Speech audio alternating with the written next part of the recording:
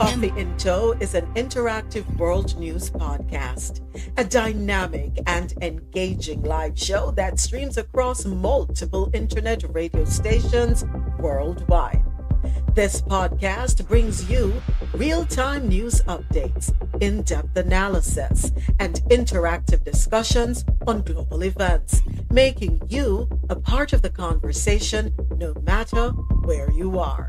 With a diverse range of expert guests and listener participation, it's your go-to source for staying informed and connected to the world. Coffee in Tow is brought to you in part by Lormel Skin Food. Log on to lormelskinfood.com. Discover the range of natural skincare solutions. Indulge in the radiance of natural and organic beauty with the best natural and organic soap bars, whipped soaps, body butters, and oils. All 100% natural products. Lormel Skin Food for a natural, beautiful you. The world's best coffee from our farms to your cup. It's Grand Coffee House.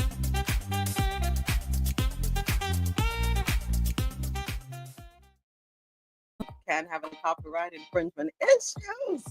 My throat is acting up this morning. Woke up sore this morning. So I didn't get to go for my walk. Didn't do any weights this morning. But later on, I'll be doing something. Yeah, I don't know if it's the Sahara dust coupled with pushing too hard, but yeah, this morning I was tapped out this morning, tapped out, but I'll be resuming later on. All right, so let's go ahead and get the intro done. It is Wednesday, June 11, 2025. Thank you for joining me for Coffee in Tow, World News on the Go. 4 hours filled with news from around the world. Always great conversation and music. Coffee in Tow streams live weekdays starting at 9 a.m. to 1 p.m. on qmzradio.com for quality music while you work or play, and madmusichouse.com for any genre, anytime. And on janoradio.com, your non-stop party vibe station. Well, they stay for the entire ride. We are live on TikTok starting at, 9:15 a.m. And we go live on YouTube at 9:35. Yeah, tapped up. Whatever, Adasoji, whatever. I don't know how you made it through university. How focused were you? But I'll soon talk to you. We'll soon talk. Coffee in Tow is brought to you in part by Grand Coffee House. Enjoy 20% off all coffee products when you shop today at www.grandcoffeehouse.com. Use the code CoffeeInTow20 at checkout. And also brought to you in part by Lormel Skin Food for a natural, beautiful you. Adesoji. Turn off the music. Adesoji. When you going to behave yourself? Huh? When? Not this lifetime, probably the next? What? When are you going to learn to behave yourself? I'm reading your comments, Adesoji. Or is it my mind? I'm reading you. I just put words and I put words out, and people are fair to interpret it any which way they want to. If that's what you said, all right, not gonna argue with you. If that's your story, how did you make it through? Tell me how you made it through university. I'm curious because I don't think you got much work done. No, I was a very studious student, you know. How many girls helped you with your homework, with your assignments? Be honest, it's long gone now. You can spill the beans. How many girls handled your assignments for you? Handled my assignments well, of course.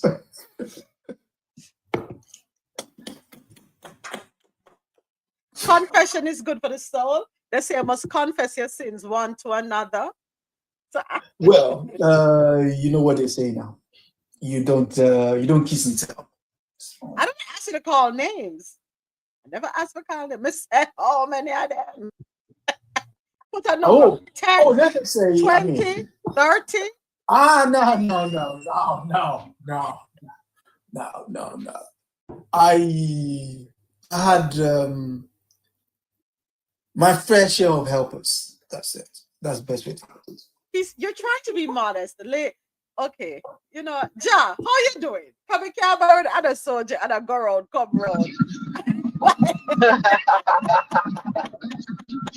I would say good morning. My voice is going to go in and out. You sound bad. I would say no, not really. I've been coughing all morning. Excuse me. I would say that fair equals about between 4 to 6 girls. That's the math I'd put on it. On him, yeah. I want to say more. Yeah. I want to say more. How long? I'll say one a year. One a year. No, one a year. I think he changed them every semester. No, so that would be doubling it up. No. I think every semester he had a different girl. That's my feeling. No. There's no. I mean, a guy who loves the song by Adina Howard. In the evening. Yes. He loved the song from Adina Howard. So I'm going to say probably, and plus he said he had the poster on the wall in his dorm when he was in university. Got a freak in the morning, a freak in the evening. It's not me. That's your song, Adesoji. Yes, ma'am. Yes, it was. That tells me everything I need to know about you. It was that. It was Escape. It was Jodeci. It was Jade. It was Oof. Damn. Man, it's coming back now. It's all coming back to me now. Who sang that song? Celine? Was it Celine? Mr. President said, I don't want to be brought up to speed. We're not going to talk about you, Mr. President. We're going to leave you for another day because you're a whole show.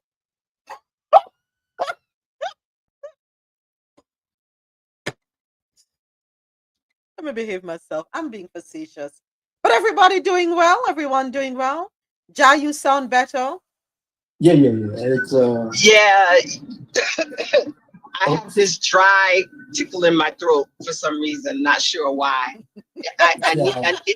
It needs lubrication.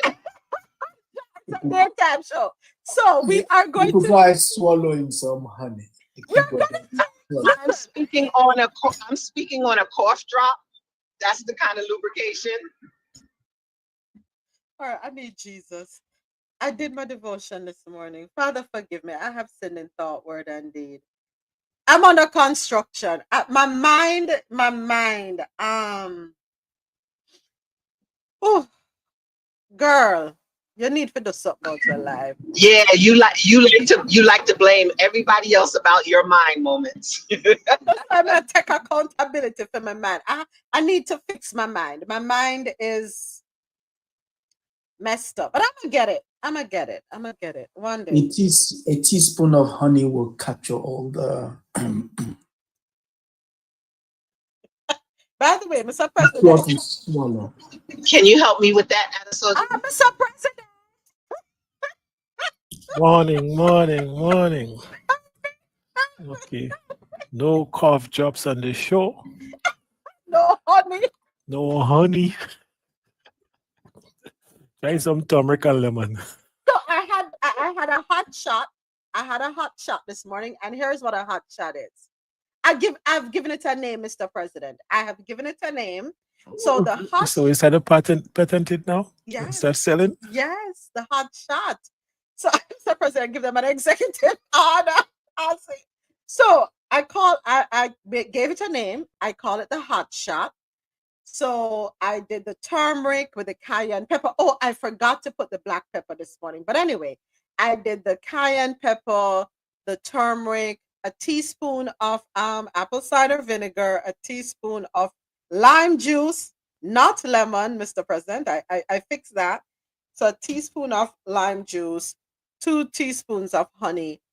And I had a real hot shot. And it helps. What? Yes, Kirk, it helps. So what I've found though is that it suppresses my appetite.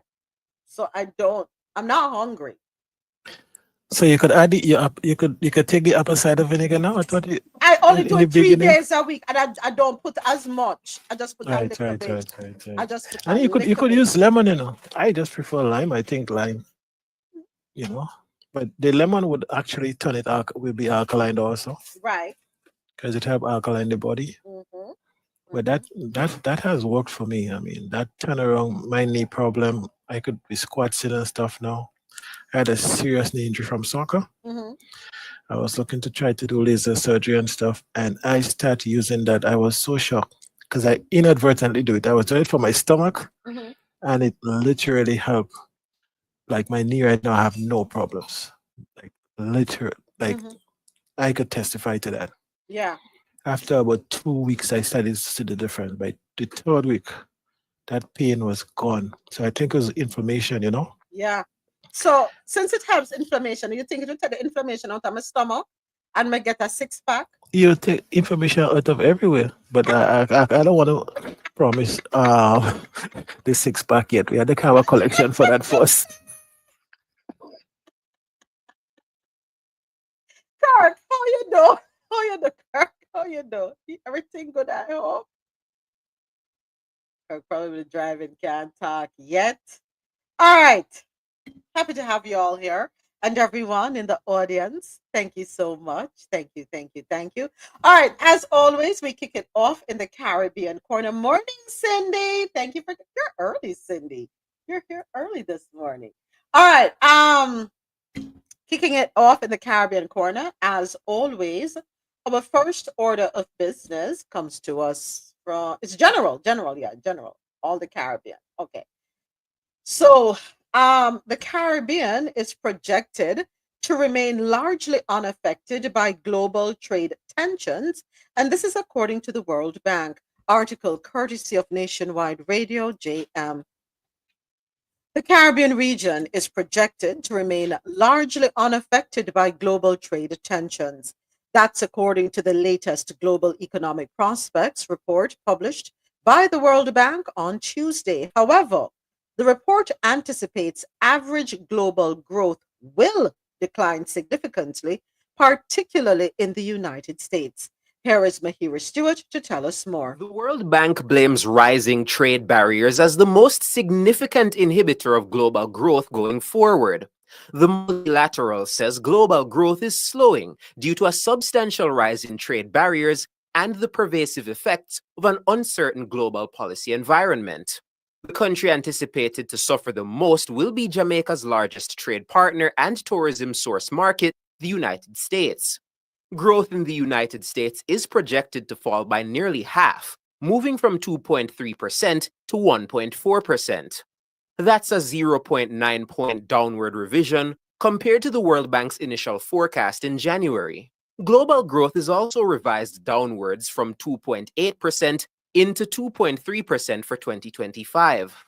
For Latin America and the Caribbean, regional growth is projected to hold steady at 2.3% this year, with most major economies outside the Caribbean showing little dynamism. The World Bank says all countries in the region face an increase in US tariffs of 10%. It says some countries, notably Brazil and Jamaica, also have tariffs on US-bound steel and aluminum exports. However, the World Bank says growth in the Caribbean economies is projected to remain solid, reflecting Guyana's continuing oil boom, with aggregate gross domestic product GDP expanding by 3.9% in 2025. Growth in the sub-region, excluding Guyana, will moderate to 3% in 2025.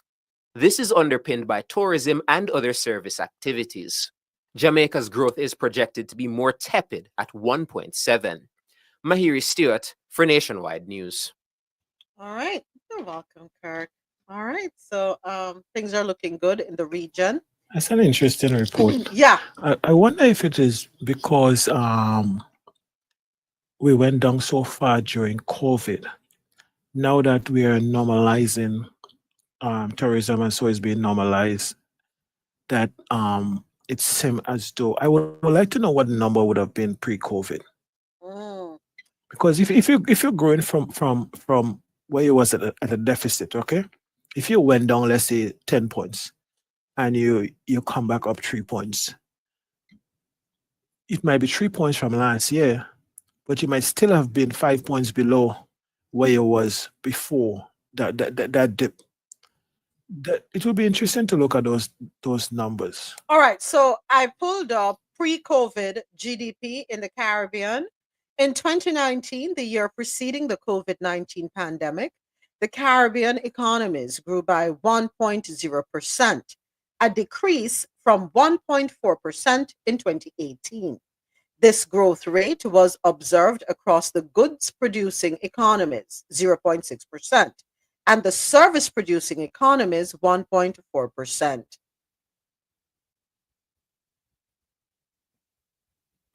Yeah, well, that decline was not significant at all. And if you're coming up, if you're estimated to do 3%, then it's real growth. But we're so tied to the U.S. economy. I'm trying to figure out how could the tariffs may not affect us because we are not net exporters.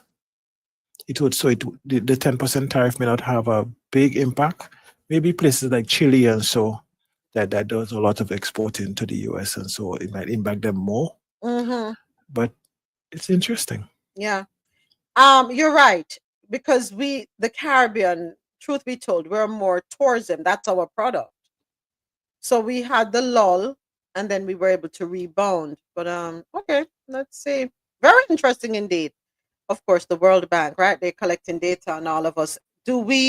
Are we able to get the data from them so that we know how to navigate? We know how to plan.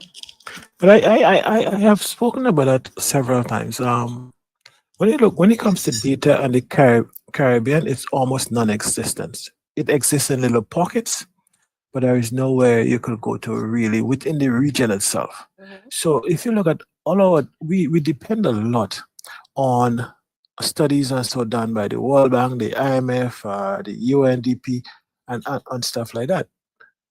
So they have all the data, so they know more about us than we know about ourselves. Mm-hmm. What you also find, for instance, is that there is no synergy. There might be a solution that works very well in Trinidad, mm-hmm. but the problem still exists in Jamaica, because in Jamaica we was not aware that this solution is implemented in Trinidad and is very effective. Mm-hmm. There are service providers that provide services, goods and services in one country that is needed in another country within CARICOM, but somehow we're not sure. When we're talking about things like access to finance, there are certain things that are developing or some solution that is being used in one territory that can be rolled out, that is not. And that is where I think we need some kind of central data. We need some kind of central command to have a strategic Caribbean initiative where, one, we control much more of our data. Mm-hmm. Two, our solution is more sweeping, that when an island or a country or somebody, an entity, a stakeholder in the region comes up with a solution, that solution should be able to tail and roll out across islands. Mm-hmm. And it doesn't, and you could still compensate the person for coming up with it. But what it do, it saves money and resources in every island instead of everybody looking for a solution that has already found. Mm-hmm. You understand? Mm-hmm. Mm-hmm. And I don't think it's in our best interest to continue to rely on the World Banks, the IMF, and those programs and so on, because the reason why is these people are seeking their interests. Mm-hmm. The more we are dependent and the more disjointed we are, the more powerful they become. Right. And the more clients they have. Once we start to solve collective problems, the need for these organizations dwindles. Mm-hmm. So it's imperative that the Caribbean leaders humble themselves, stop trying to be the head honchos, come together and realize we are greater together. Mm-hmm. Doesn't matter how you split it, we are greater together. We don't have to agree on everything, Mm-hmm. but there is a lot of synergies that can be had. There is a lot of programs that can benefit all of us, Mm-hmm. regardless where we stand politically and stuff like that. Yeah. And we ought to start to take more advantage of it. And don't get me wrong, some of it is happening, but we need it. We need to be more deliberate about that. Yeah. You. Yeah.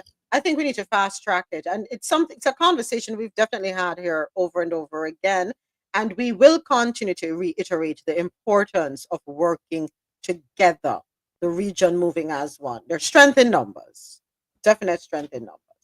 All right. Thank you for that, Mr. President. Okay. Next up, Belize government warns public no online gaming license currently issued. This article, courtesy of CaribbeanNationalWeekly.com. Can you believe? Oh, by the way, before I forget, oh, no, let me hold on to that for later.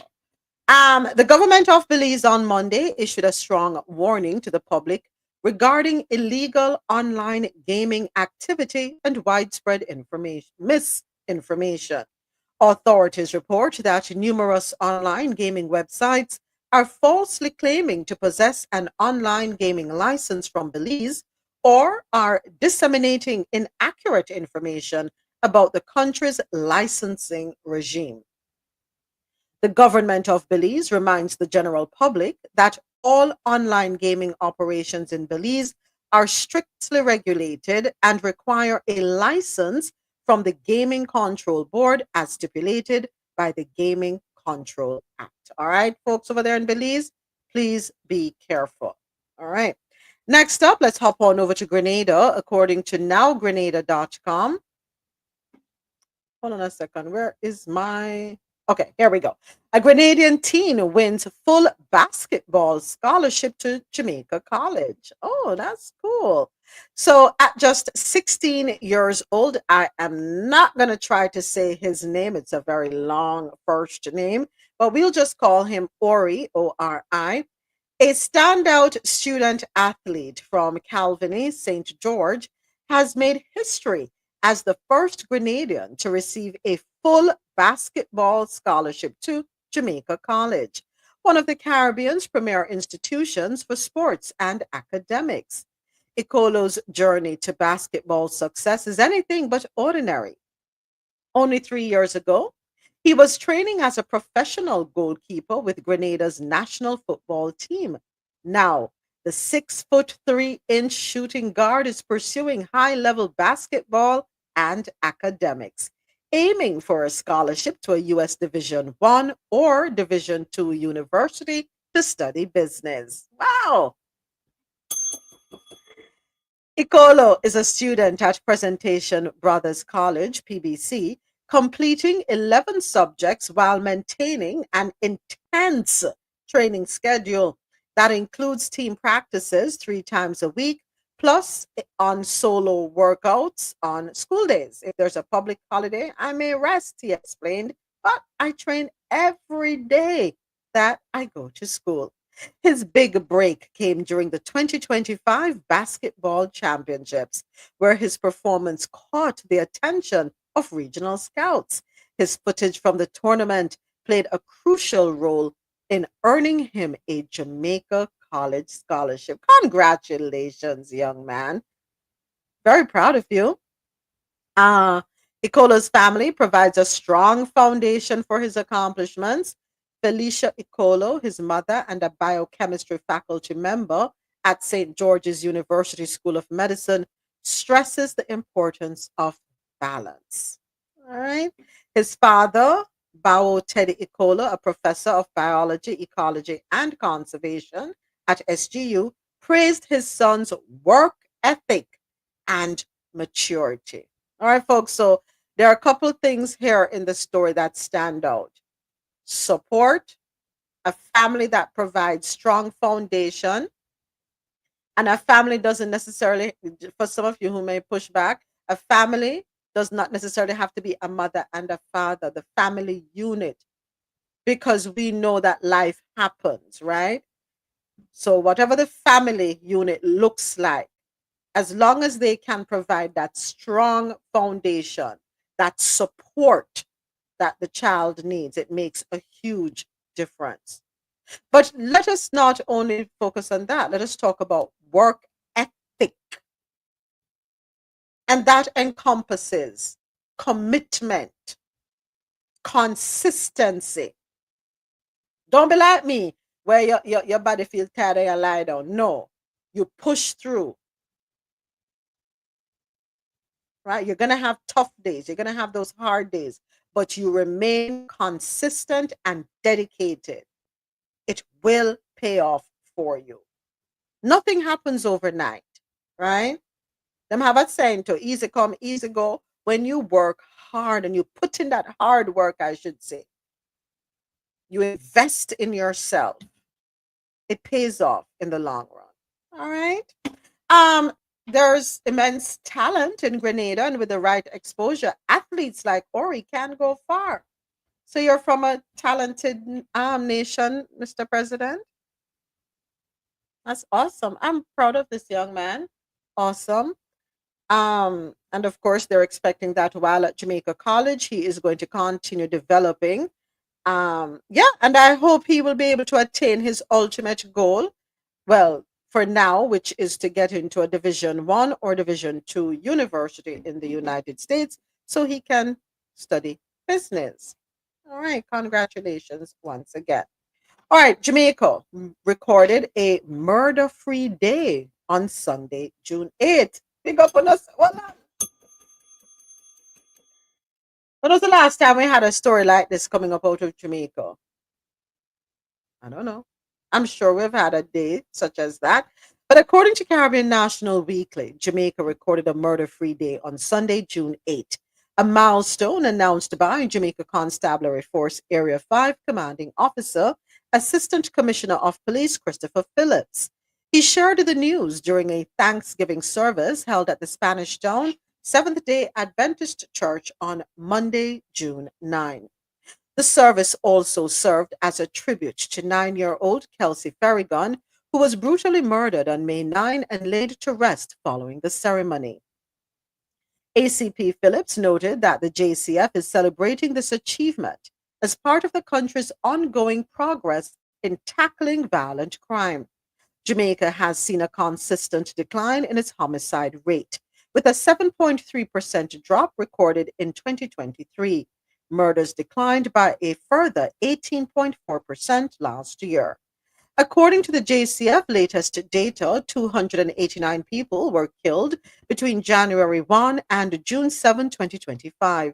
This compares to 517 homicides during the same period in 2024, representing a 44.1% decrease.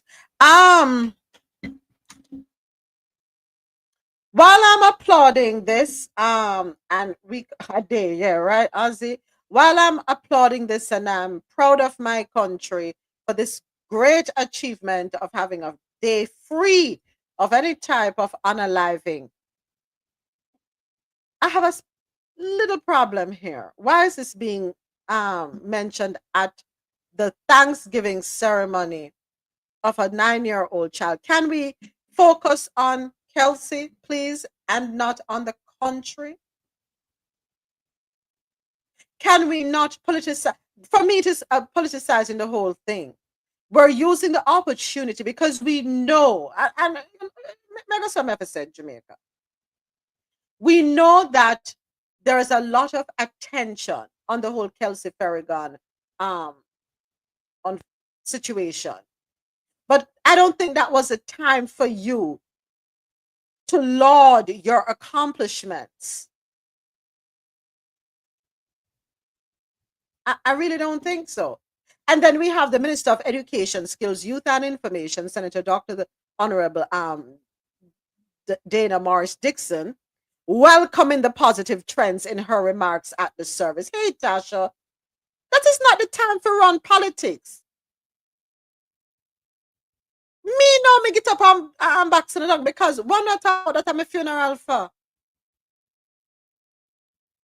Thank you, Tasha. Time and place. Take that to a separate space. Do a press conference on that. Do not talk about that at the 9-year-old's funeral.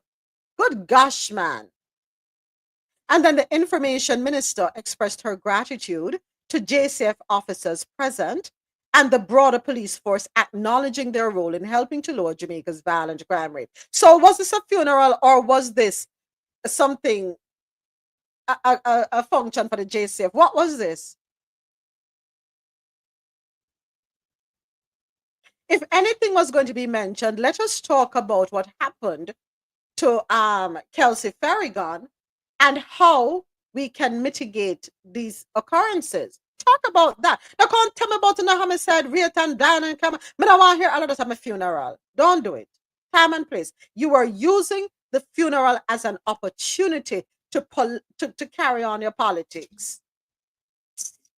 Lack of decor. I don't even know if decorum is the right word. No class. Sorry. No class. That's what I call it. A lack of tact. Absolutely at a soji. Have a press conference. I'm not going to use the little bit the funeral to come talk about progress in tackling violent crime and all of this. And then you go turn on and praise the Jamaica Constabulary Force. You know, so if I'm going to pick them out, I get up and say, excuse me, but this is not the time and place for that. That's me. If you don't know tact, I will teach you. Please don't do that again. Representatives, do not do that again. And I will be justified. Thank you, Adesoji. We're classless and we're tactless. And that is what I'm telling you now. You see, titles don't frighten me. Position don't frighten me. Money now go frighten me because someone will have these things and lack everything that you ought to have. There needs to be some training. When you get into certain positions, there needs to be a training on the do's and don'ts. What is appropriate and what is inappropriate. But in true political fashion, we like attention. No, sir. We all eyes on us.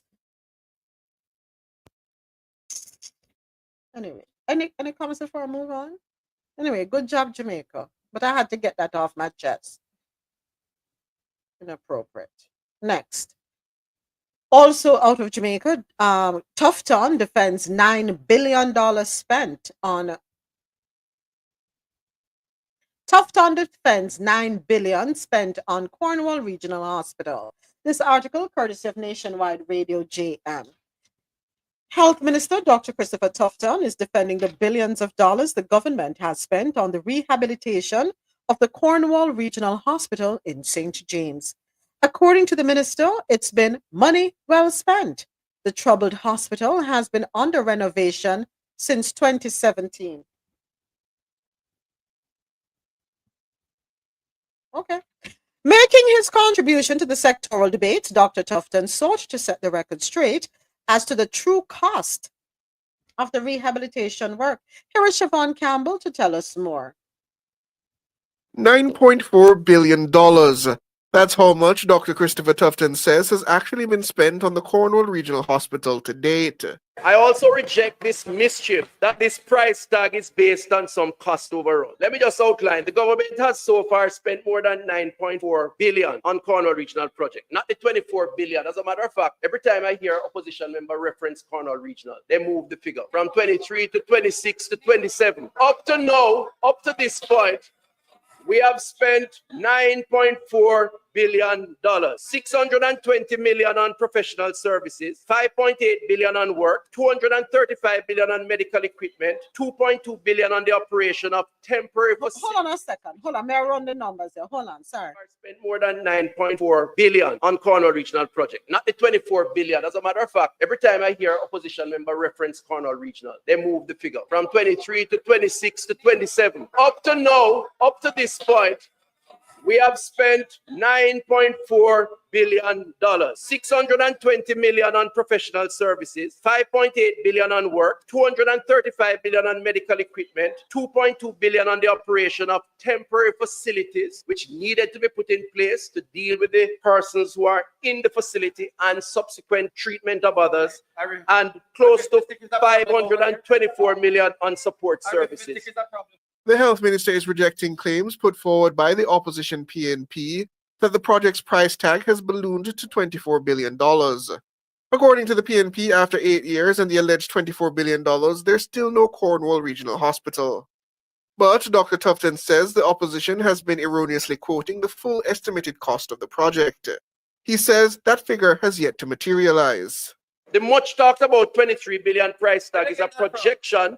Yes, it's by us, a projection, but we haven't spent it as yet. And we are not there yet.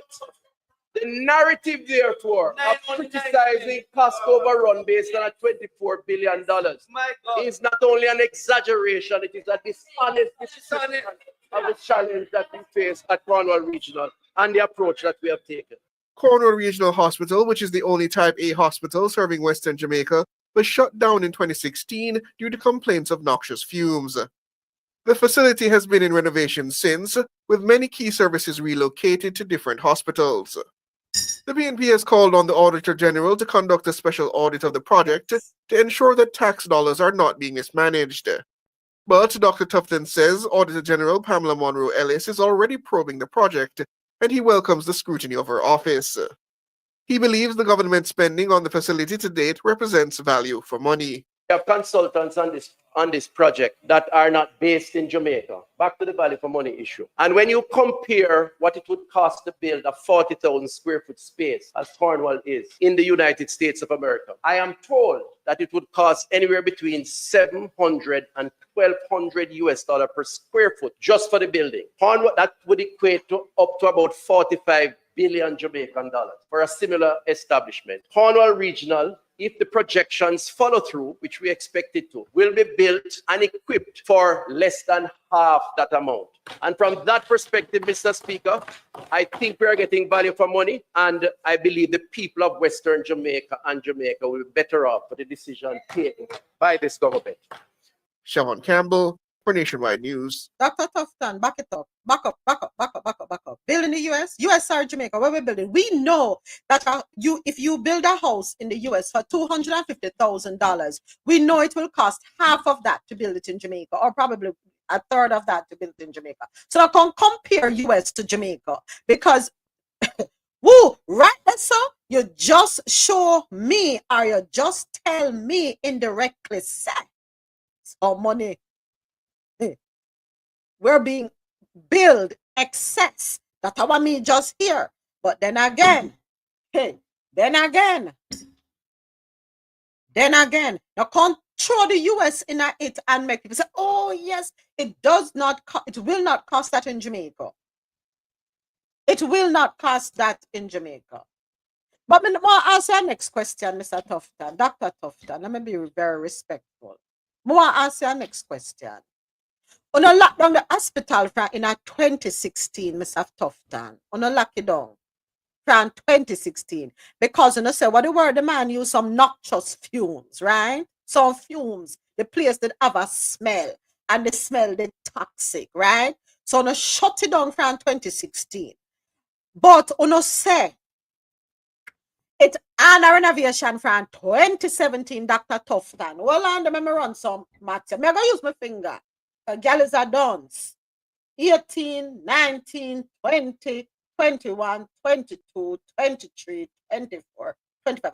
8 years that Dr. Tufton, that the same thing under renovation. Now what we are doing? We could have licked that down and build that back up and done already. 8 years, Dr. Tufton? Really? 8 years. Well, since you want to draw a comparison with the US, it would not take 8 years here. It wouldn't. $5.8 billion in work. What kind of work? And I need to, is it that what you pay out in salary? But you see now, through me dark, ignorant and fool, mega make smarters who have a little more, way more intelligence than me talk. Go ahead. Yes, morning. Come So ignorant. we had a functioning hospital that happened to be emitting some fumes. And 8 years after you shut it down for fumes and decide to renovate it, it's still under renovation. And you complaining about, so what happened to the people that was utilizing those hospitals? Where do they have service now? What happened? 8 years? Okay, even forget about the money. It takes you 8 years to renovate. So if you were building, how much years it would take? 25? By the time you build it, it's obsolete. This guy is something wrong with it. And he's speaking so bold. And you want to compare the cost of building a building in the US? If you have to build a building in New York, you know what it takes just to come out of the foundation? So you're telling me there have never been similar buildings built in Jamaica? They don't have a comparative? You have to go to the US of all markets? Why didn't you go to Barbados? Why didn't you go to Trinidad? This guy. Because the scammer them dead. Lord, Listen, forgive me. Yeah, I call it for the Auditor General. Don't a special I auditor. want the Auditor General to draw down Because- there. because Auditor General, let me may I speak come some- with you? Let me speak some Chinese here. Something wrong. Something wrong. So a hospital. Hold on, because since them love come at the US and compare themselves because a little Miami, Jamaica is little Miami, right? A hospital was recently built in Doral, and I think it's under the Jackson Hospital system. Hold on a second, I don't want to talk. Yes, see it here. The new Jackson West Medical Center, fabulous structure, right off of the highway in Doral. All right. So 24-hour hospital. Let me make more and get the dates because I remember driving by this brand new, gorgeous hospital, futuristic looking hospital, right? It didn't take 4 years to build from the ground up. Wasn't a renovation. The piece of land, clear out everything from the ground up. Brand spanking new.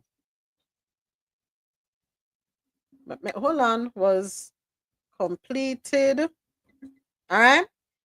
Which part me live? Not even 5 minutes from me. We have Baptist Hospital. That Baptist Hospital, brand spanking new, did not take 4 years to go up. Since we don't like talk about US, I don't love eggs up on yourself pan the US.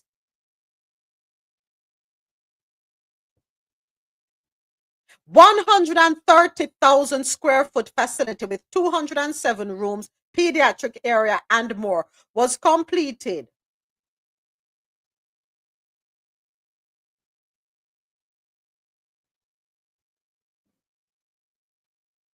It didn't take 4 years. It did not take 4 years. As a matter of fact, hold on, I'm trying to find the thing. Because I want to give when it starts. Leave me alone. No, block me. I'm not paying for the news article. No go from me, right? But me go find it. Go and talk. Go and talk. Because when I go make me dark and ignorant with taxpayer money. No think somebody grow up on tree down the Dr. Tufton. When you picked up on the numbers, could you please run that number again? There was something he said there that was very key. All right, listen. Especially when it came to $5.2 billion. 5.8. I could listen again. 5.8. $9.4 billion. That's how much Dr. Christopher Tufton says has actually been spent on the Cornwall Regional Hospital to date.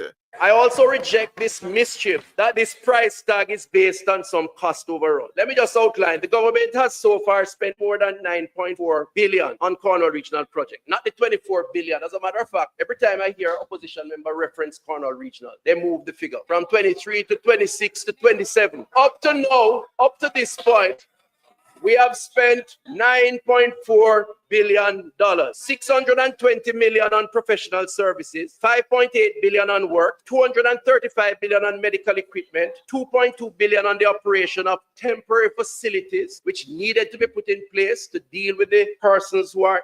Happy nice. Hold on, let me read this real quick, Adasoji.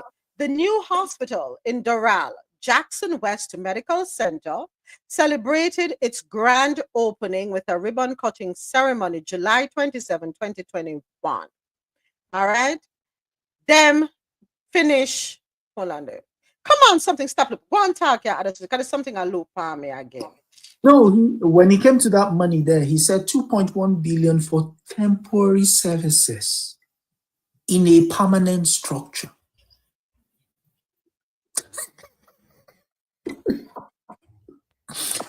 I repeat, $2.1 billion for temporary services.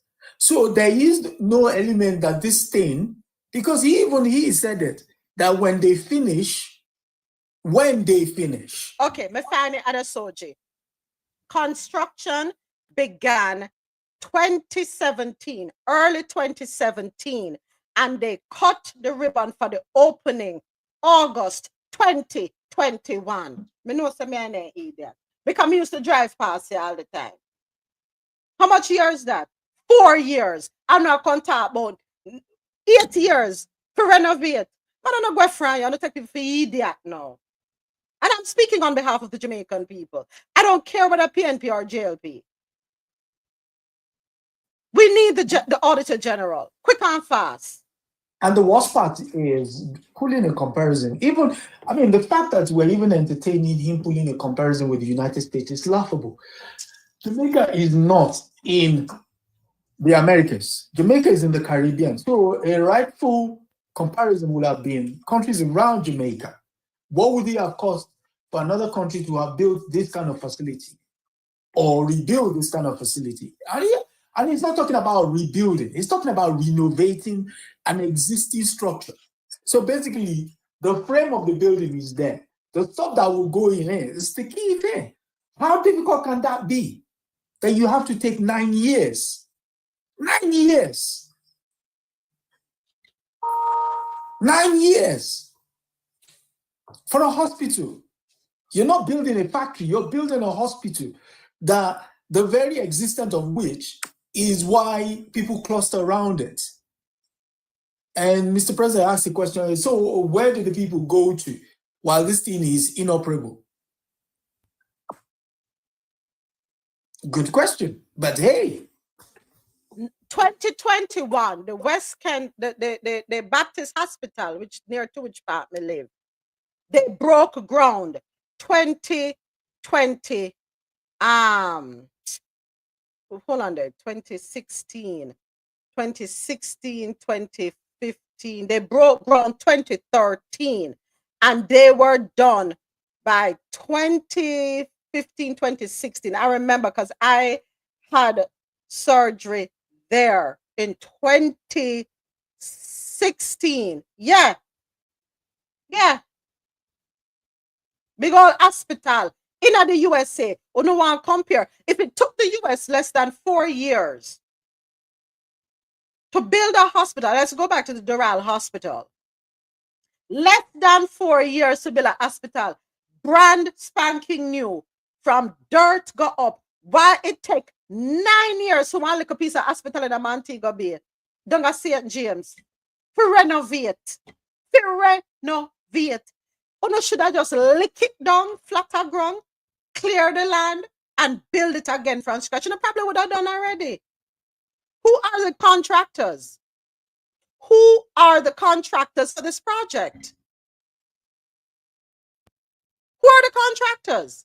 Please let me know. You sit down there trying to distract people, talking about the PNP throwing this figure, that figure. They're missing the point.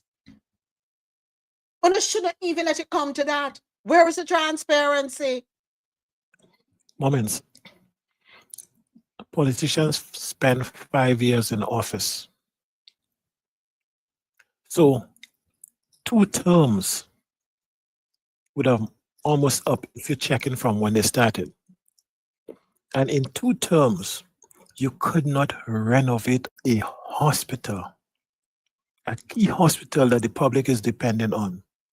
And you here talking with a full chest, regardless of even the money, you're telling me it take you 2 cycles in parliament just to renovate one hospital? I think the Jamaican people should renovate you and get you out of your position. No, this is hold on. No. Me all a stutter to rat that me can't even talk, you know. This is madness. Hold on then. $9.4 billion. That's how much Dr. Christopher Tufton says has actually been spent on the Cornwall Regional Hospital to date. I also reject this mischief that this price tag is based on some cost overrun. Let me just outline. The government has so far spent more than 9.4 billion on Cornwall Regional project, not the 24 billion. As a matter of fact, every time I hear opposition member reference Cornwall Regional, they move the figure from 23 to 26 to 27 up. How does that matter? How does that matter? They're moving the figure every minute from 23 to 24 to 27. How that matter? Why are you distracting the people with that? That is irrelevant. To know, up to this point, we have spent $9.4 billion, 620 million on professional services. What are the professional services, Dr. Tufton? I need a breakdown, a proper breakdown. You need to tell the people of Jamaica exactly what professional services mean, especially the little layman like myself. What are the professional services that cost us that? Okay, hold on. Next. 5.8 billion on work, 5.8 billion on work. What is the work that cost us $5.8 billion over 9 years, over 8 years? Excuse me. What is the work that has been done? Show me the work. Did you do show and tell in Parliament? Did you have your posters to show what has been done so we can follow along? All right, next. 135 million on medical equipment, 2.2. And medical equipment to put where? And the renovation not done yet. Where are you putting the medical equipment? Where is it going? Because the renovation not done yet. Next. 2 billion on the operation of temporary facilities, which needed to be put in place to deal with the persons who are in the facility and subsequent treatment of others, and 524 million on support services. The health minister is rejecting Arithmetic claims is a put problem. forward by the opposition PNP that the So, Cupcake, Well, what's you the answer one no? of my question. Hold on, let me, Cupcake. This is the Minister of Health in Jamaica, Dr. Christopher Tufton. Go ahead. I'm sorry, Mr. President. I'm so sorry. Go right ahead. Answer one of the questions. They spent 2.2 million on temporary services to accommodate the patients that was there, or to accommodate the public, I assume. So that answered that question, but I don't understand how you could take 2 terms in Parliament just to renovate a single hospital. It makes At no sense. that rate, when will Jamaica get a much needed new hospital? And they need it. So that being said, Mr. President, I need numbers for all the renovations at all the healthcare facilities across the island. Then we definitely need the Auditor General. I never even thought about that. Come on, Mr. Tufton. Come on now. Come on. Some of we are awake, you know. Some of we are drink with coffee. And we are up and then a catch pan matches stick. Some of us may not have had the level of education that many of you have over there in Parliament. But it don't mean you're going to take it for idiot. The maths not maths in. The 1 + 1 right now not equal to.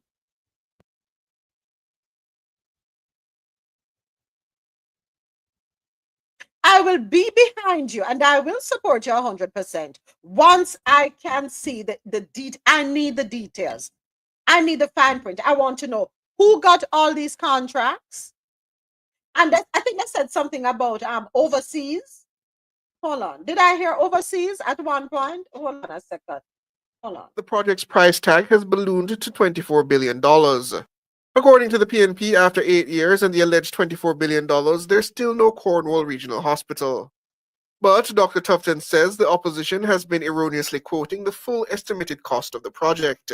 He says that figure has yet to materialize. The much talked about 23 billion price tag is a projection.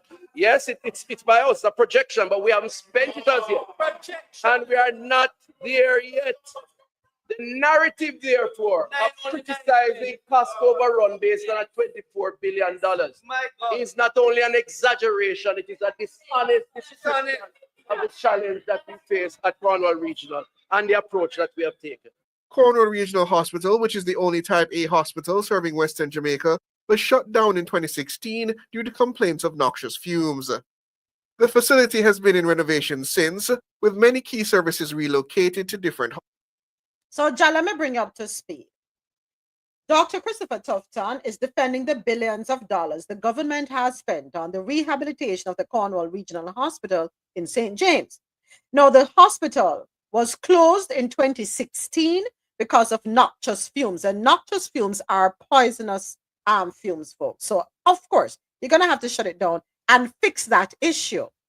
However, since 2017, the hospital has been under renovation. A renovation, folks, means that you take what you have, the existing structure, and you make changes, you make improvements. All right? From 2016, renovation has been going on. It does not take that long to renovate. It should not. In that case, lick it down and build it up back. And they made Dr. Tufton drew on a comparison with the US. But let me finish play this again. Hospitals. The BNP has called on the Auditor General to conduct a special audit of the project to ensure that tax dollars are not being mismanaged. But Dr. Tufton says Auditor General Pamela Monroe Ellis is already probing the project, and he welcomes the scrutiny of her office. He believes the government spending on the facility to date represents value for money. We have consultants on this project that are not based in Jamaica.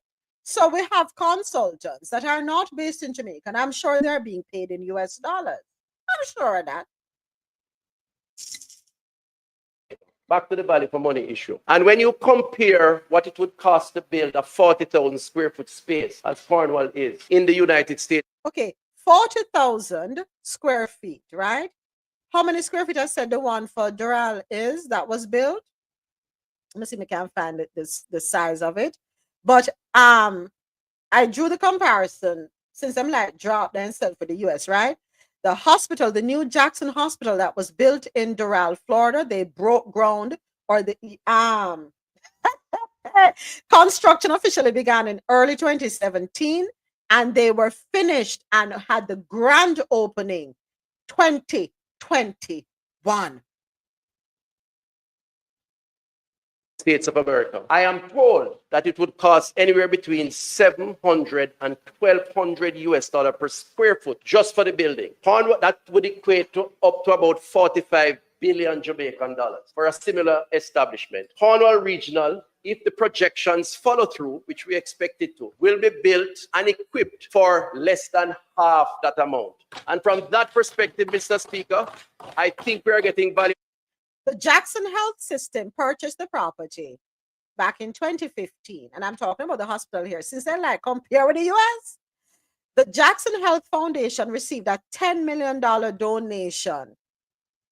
10 million US dollars. Multiply that by 158. How much is that? 1,580,000,000, am I right? We need my accountants to run the math. 10 million US dollars.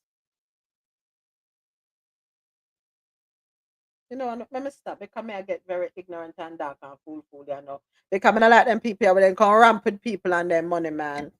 And that is a problem I have with governments.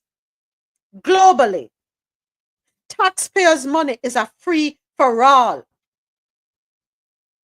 It's like you just throw it up and it just rains down on everyone. Except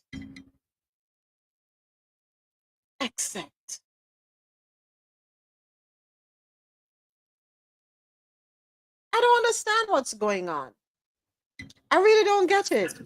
But if you build hospital or you build buildings in Jamaica, why you have to compare how much per square foot to build in the US? You don't know how much per square foot to build in Jamaica?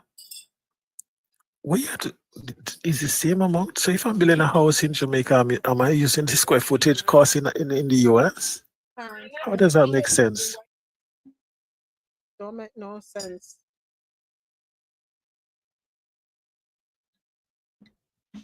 605,000 square feet.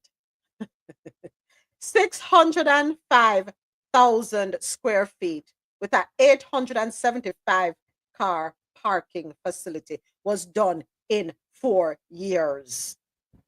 You can't complete a renovation in 9 years and the renovation are done. Hey, Julie. So it's a tough time. When you have idiot like me who love jump on Google, you have to be careful enough. When you have idiot like me who love traffic Google, 4 years, 605,000 square feet. And what was the square footage in Jamaica? These are some 40,000 square feet. Compared to 600. And it took 9 years to renovate. No, I put it out there. So anybody who are listening, you can go ask Dr. Tufta. You can look up on yourself too. It's up on Google. A hospital, 605,000 square feet with a parking facility that can facilitate 875 vehicles, was completed in Doral, Florida. It took them 4 years to build. And if you read up on it, then we tell us a part of the problem why the delay too, why it took so long was because of the pandemic. So can you imagine if we never have no pandemic?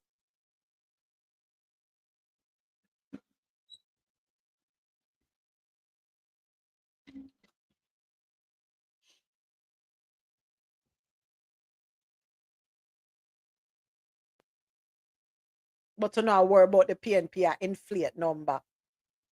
Don't get distracted. Anyway, next. Nearly $4 billion has been invested in primary healthcare upgrades. This may be some good news. Hopefully this one will make me get ignorant again. Yeah.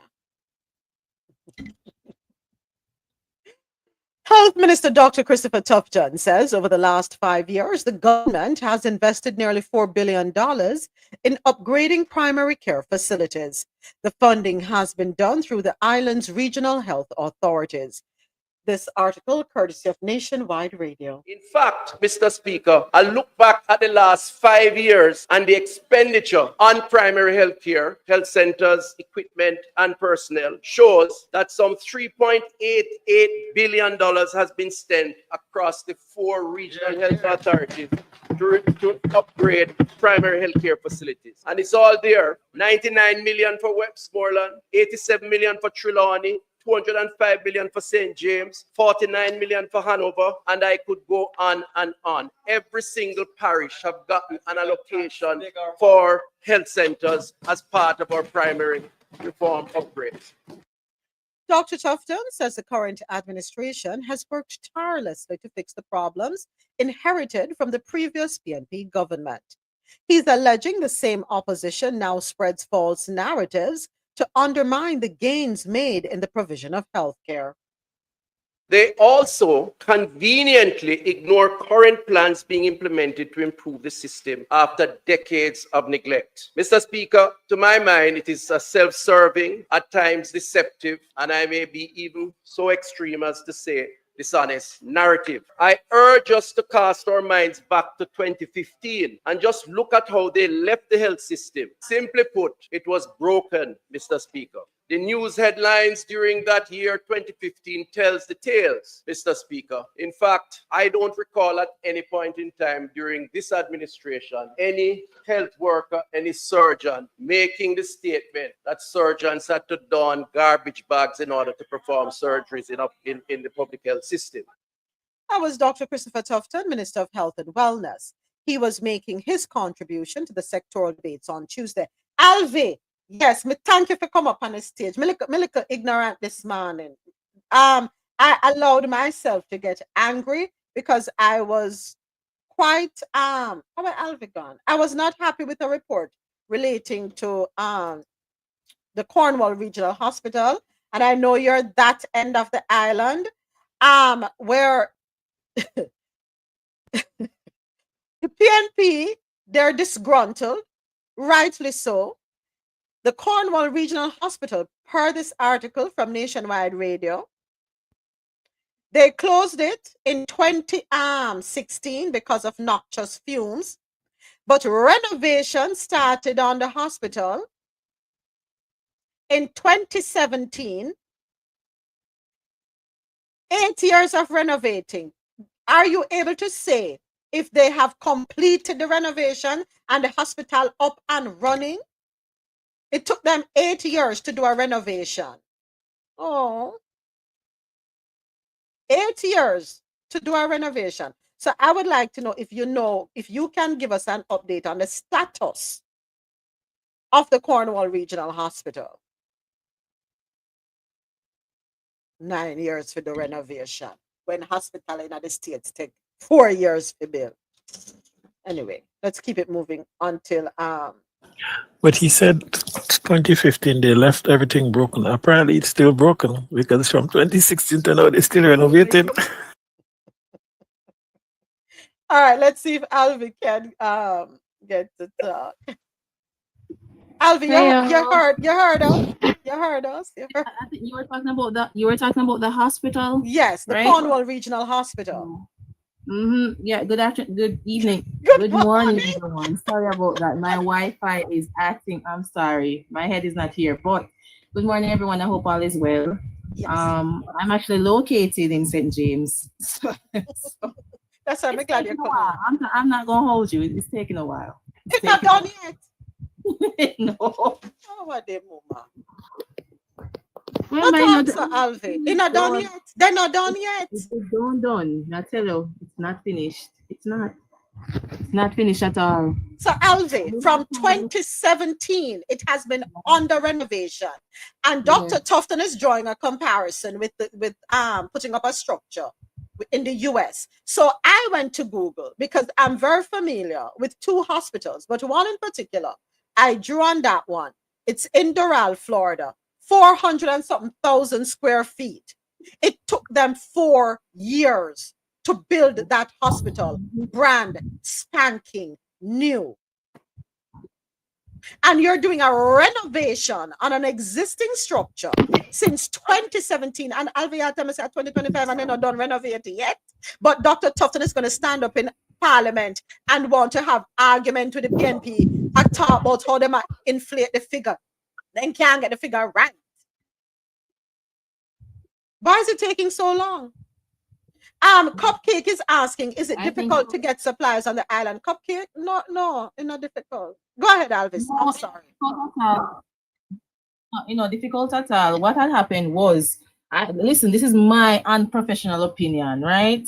Listen, I think what had happened was during the time of building, I think it came to the worst when COVID hit, right? I mean, I had a baby last year. It was the worst, right?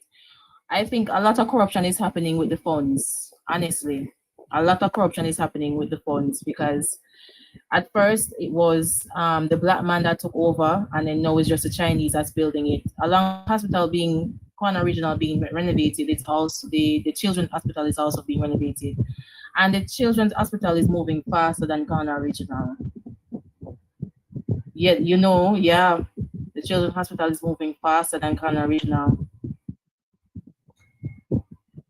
So I think it has a lot to do with the funds. They can call it misuse of funds, unaudited funds. I don't know what they want to call it, but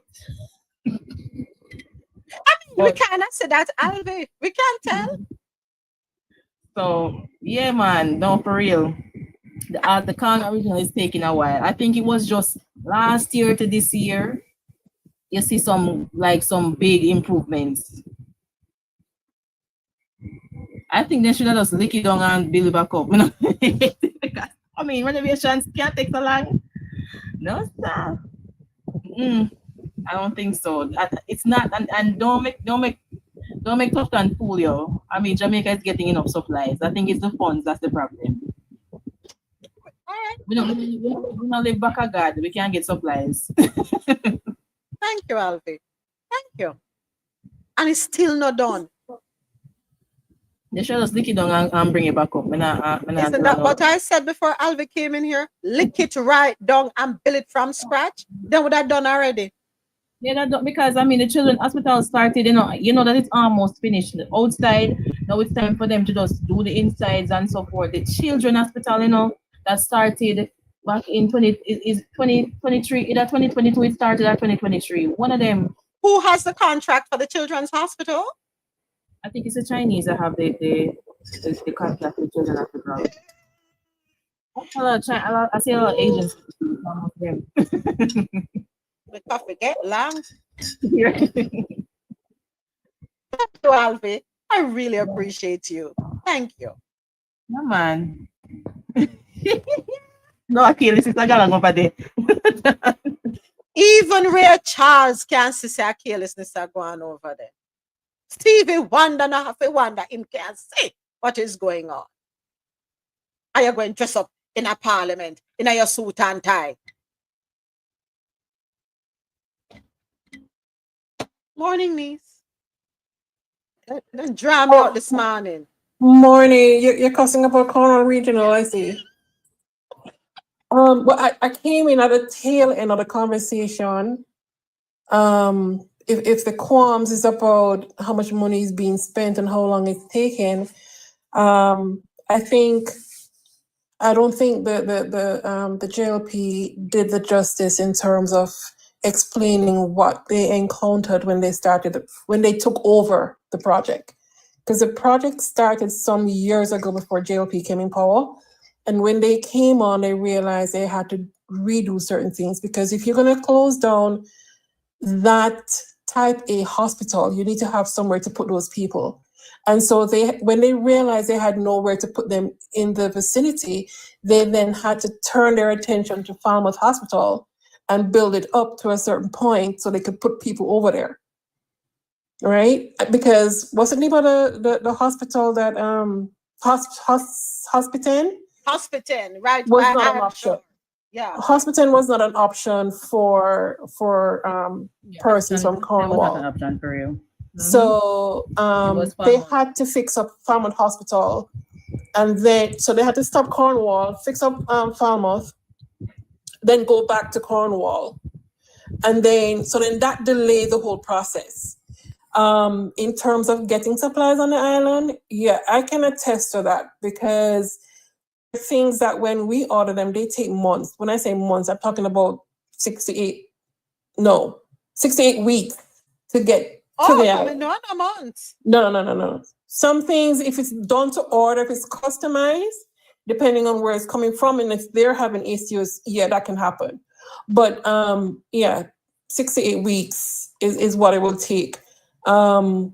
In terms of material. I mean, I don't know the full extent of why, if they knew this project was going to go on, I mean, I'm sure whatever they're ordering can come in, depending on their budget, in full containers or in, full ship or whatever it is, if it's consolidated properly.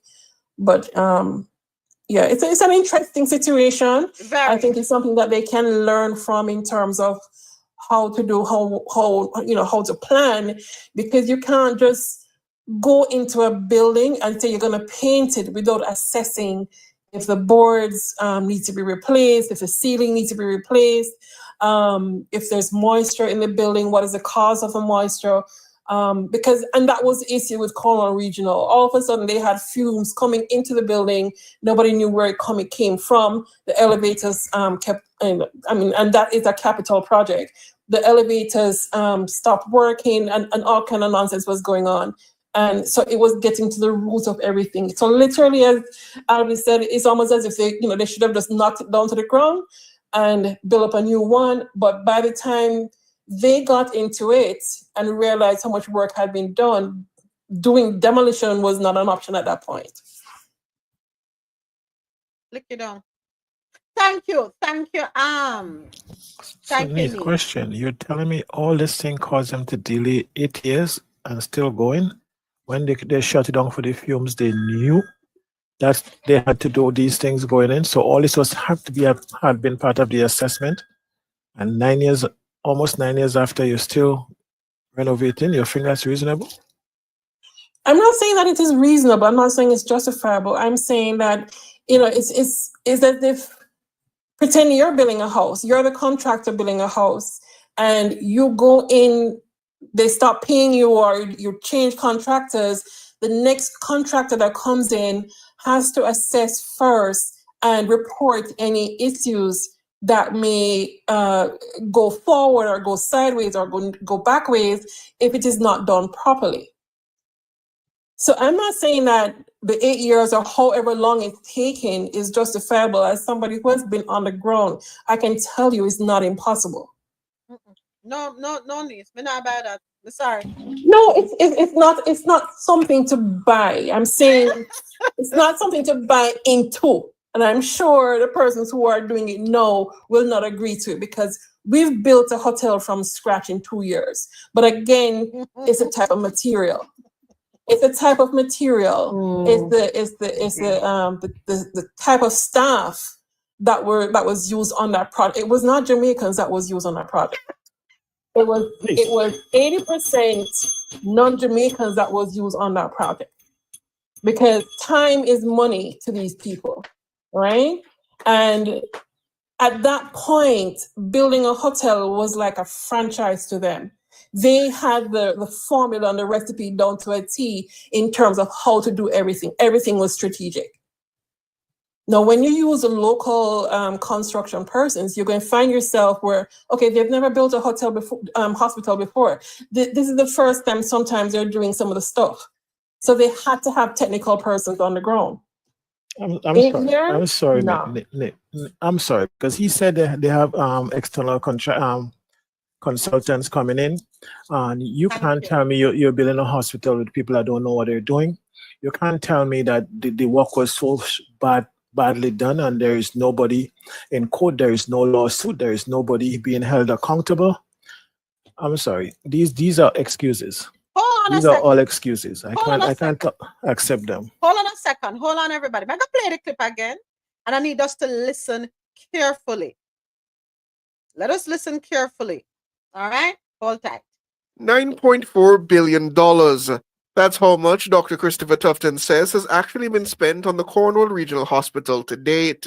I also reject this mischief that this price tag is based on some cost overrun. Let me just outline. The government has so far spent more than 9.4 billion on Cornwall Regional Project, not the 24 billion. As a matter of fact, every time I hear opposition member reference Cornwall Regional, they move the figure from 23 to 26 to 27. Up to now, up to this point, we have spent $9.4 billion, $620 million on professional services, $5.8 billion on work, $235 billion on medical equipment, $2.2 billion on the operation of temporary facilities, which needed to be put in place to deal with the persons who are in the facility and subsequent treatment of others, and close to $524 million on support services. The health minister is rejecting claims put forward by the opposition PNP that the project's price tag has ballooned to $24 billion. According to the PNP, after 8 years and the alleged $24 billion, there's still no Cornwall Regional Hospital. But Dr. Tufton says the opposition has been erroneously quoting the full estimated cost of the project. He says that figure has yet to materialize. The much talked about 23 billion price tag is a projection.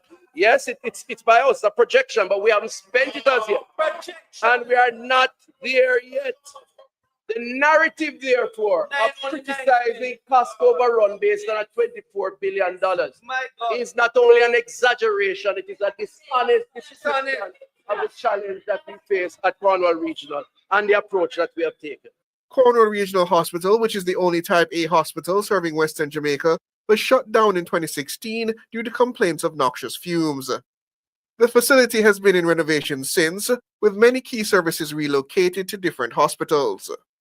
The BNP has called on the Auditor General to conduct a special audit of the project to ensure that tax dollars are not being mismanaged. But Dr. Tufton says Auditor General Pamela Monroe Ellis is already probing the project, and he welcomes the scrutiny of her office.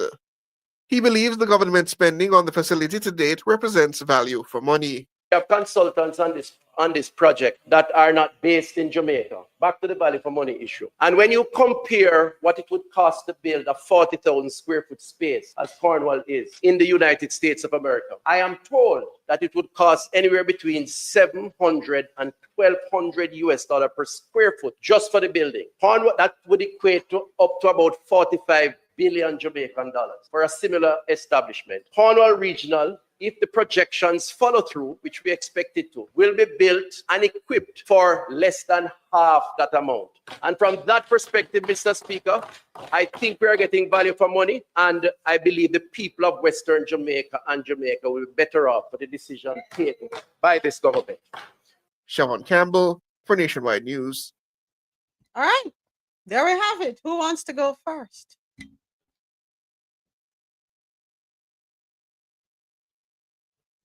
Oh, Mama, I have a question for Niece.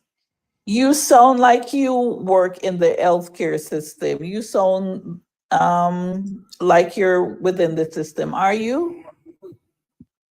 Procurement field with both hospitality and hospitality. In Jamaica, it was hospitality in both internal and operational projects. Okay.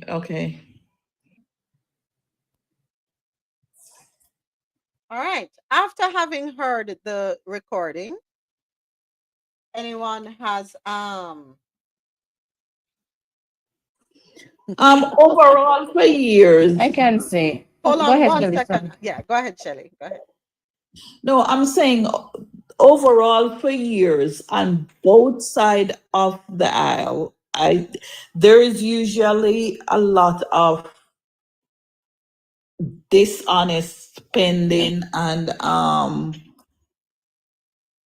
lot of dishonest spending on both sides. So I don't think the hospital should be causing all of that. And I think Nice did a very good job in explaining that obviously the assessment that was supposed to be done before was not done. And it is a long-standing fraud in Jamaica with the higher-ups that both sides will write checks for themselves for things that have not been done and run this amount of money up. It's not a labor right thing. For those of us who are not very young, we have seen it on both sides. Sherry, let me tell you, persons have called me, say, hey, I want to buy a house in Jamaica. I'm like, yeah, do not get me involved. Because if you're going to buy a house in Jamaica, buy a finished house in a gated community. I don't want to have anything to do with construction on the ground. And I'll share an example with you. There was a young man who was tasked with the responsibility of overseeing a house being built in one of the more affluent areas in Jamaica. And the lady in England kept sending her money to this project person. And the house was supposed to have been a 3-story house in a very affluent area. And the only thing that was supposed to have been left to be done to that house is the roof. You know, the roof is the same cost as building the entire house, right? So she's comfortable within herself that she has 3 floors completed with just the roof to go on. She pops up unannounced. To the location. The project manager kept sending pictures of a house that was building right beside hers. When the lady went there, the first floor was not even finished. The lady sent enough money to complete the house.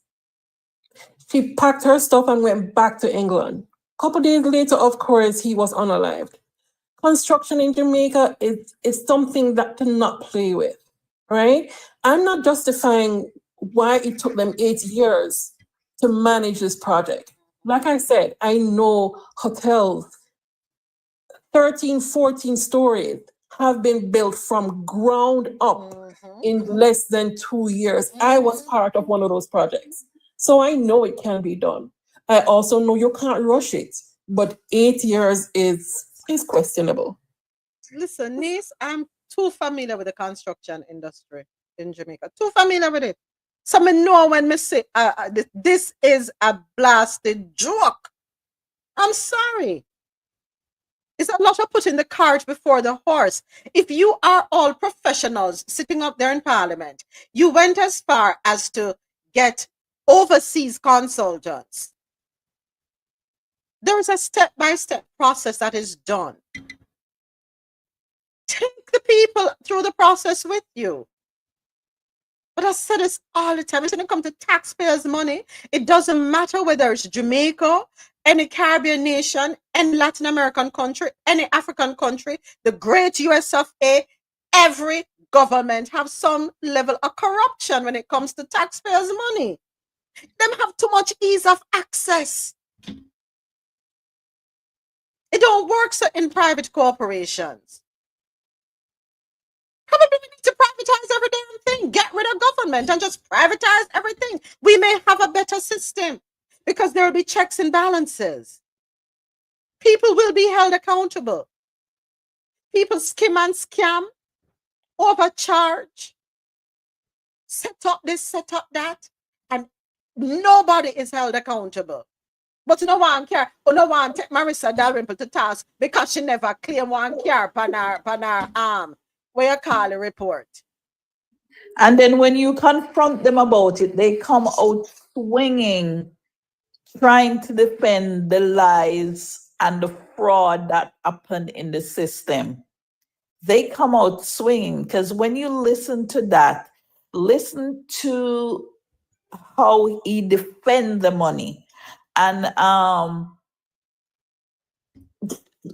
to the point where he's gaslighting the opposition for claiming that they are typing the amount, whether it's 9 million or 29 million, fraud is involved. But Shelley, here's the problem, and niece, I don't know, what is it with us? Why is it that when we as Jamaicans have a task to do, it can't get done? And you always have to give it to a foreign entity to come in and do the work. What is wrong with us? Procrastination and safety. Because like I said, I mean, which is why I say, okay, fine. The expats maybe they have more experience than us. Maybe they have more formal education in construction than our people, right? If you have to use them, fine, but have it done in such a way that 50% expats, 50% locals, and then that way will help develop and build up our local construction team.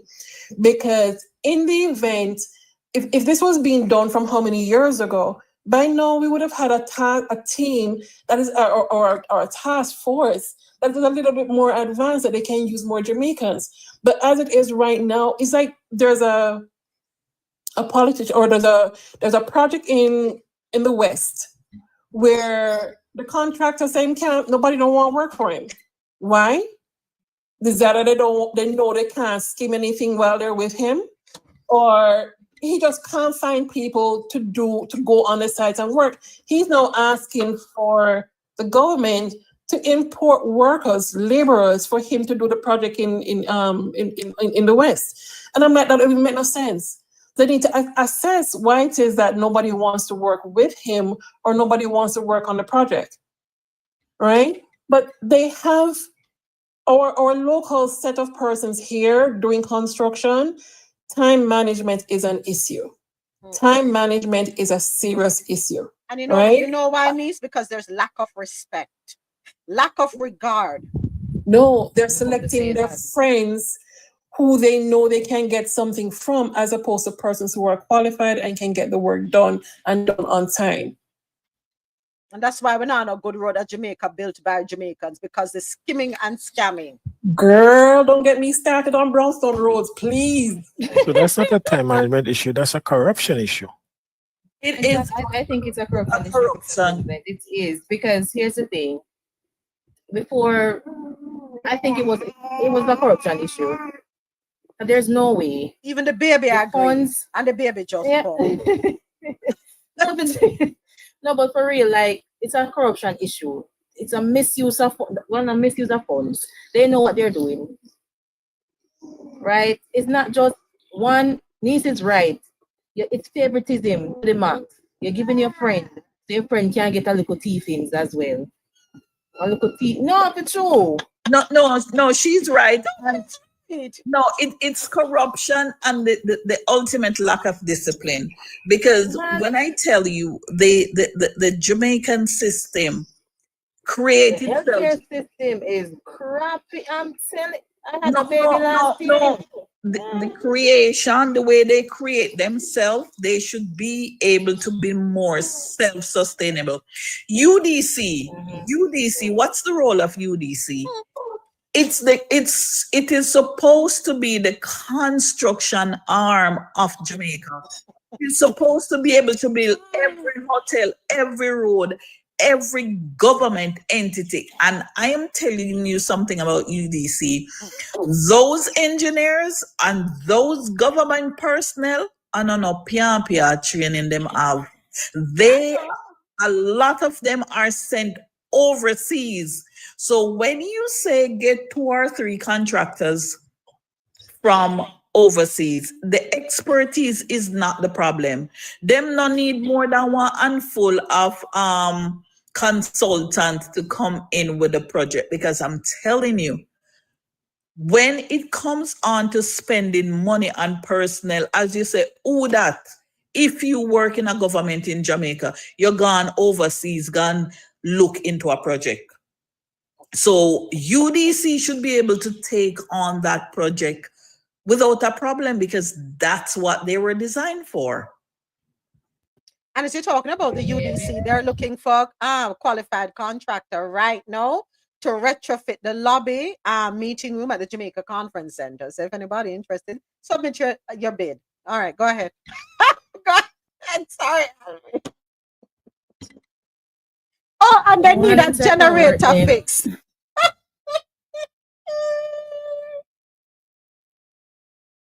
I pick up and go back to Jamaica quick and fast now. Me have a plan, but me need to fast track that plan because me waste time in a foreign. No money in there foreign. At Jamaica. No, me I go back to Only if Jamaica you too. know somebody, Coffee. Only if you know somebody. If you don't know nobody, you're broke. No, me I go back to Jamaica too, cause me I go back to Jamaica go do what my father used to do for Somebody me. I come back to Jamaica, me want to live here. We're not honest. Listen, you better stay with part of the Alvica in a suite abroad. No. Honestly, let us be serious for a second though. Uh-huh. We need to do better, Jamaica. We It's need true. to do better. We are wasting a lot of time. We have talent there. We have personnel there. We have the human resources. Was it you, niece, who said that, or which one of you ladies said we need to strike a balance, right? If you're going to bring in foreign technical personnel, have them train local people. And by doing that, if you have them working side by side, eventually what is going to happen is you're no longer, or you can reduce the number of foreign personnel. Now you, instead of having 50-50, you gradually take it down to 60-40, where you have 60% local. Eventually you get it to 70 and 80. We should be able to equip who we have there. We need proper auditing done. So here's what I'm going to suggest. When a project is slated to be done, let us have all the numbers crunched. Let us put in a timeline. And I do understand when we talk about projections, we have to talk about inflation. We make provision for that as well. But we have to learn to work within time slots. A project slated to be completed in 2 years, get it done in 2 years. We cannot have something that can be accomplished in 4 years dragged out to 9 years with no accountability. But you know, I find it very interesting because as a project manager, at the end of each month or each quarter, depending on what goals are set up or milestones are set up. I'm curious to know what meetings were held with all the stakeholders and why it is nobody got involved in escalating or de-escalating whatever the issues were, that it would drag on for so many years. I don't know if anybody had commented how long the project should have lasted, but then why did it take them so long to realize, okay, fine, there's an issue and then this needs to be resolved. So it's a lot of information that is probably not out there that needs to be looked at to prevent this from happening again. Because, and even when the Prime Minister said he's going to get persons from somewhere in Europe to do the bridges, I'm like, yeah, because I'm scared to drive over the bridges as they are now, let alone knowing that a Jamaican who has never built a bridge before is tasked with that responsibility.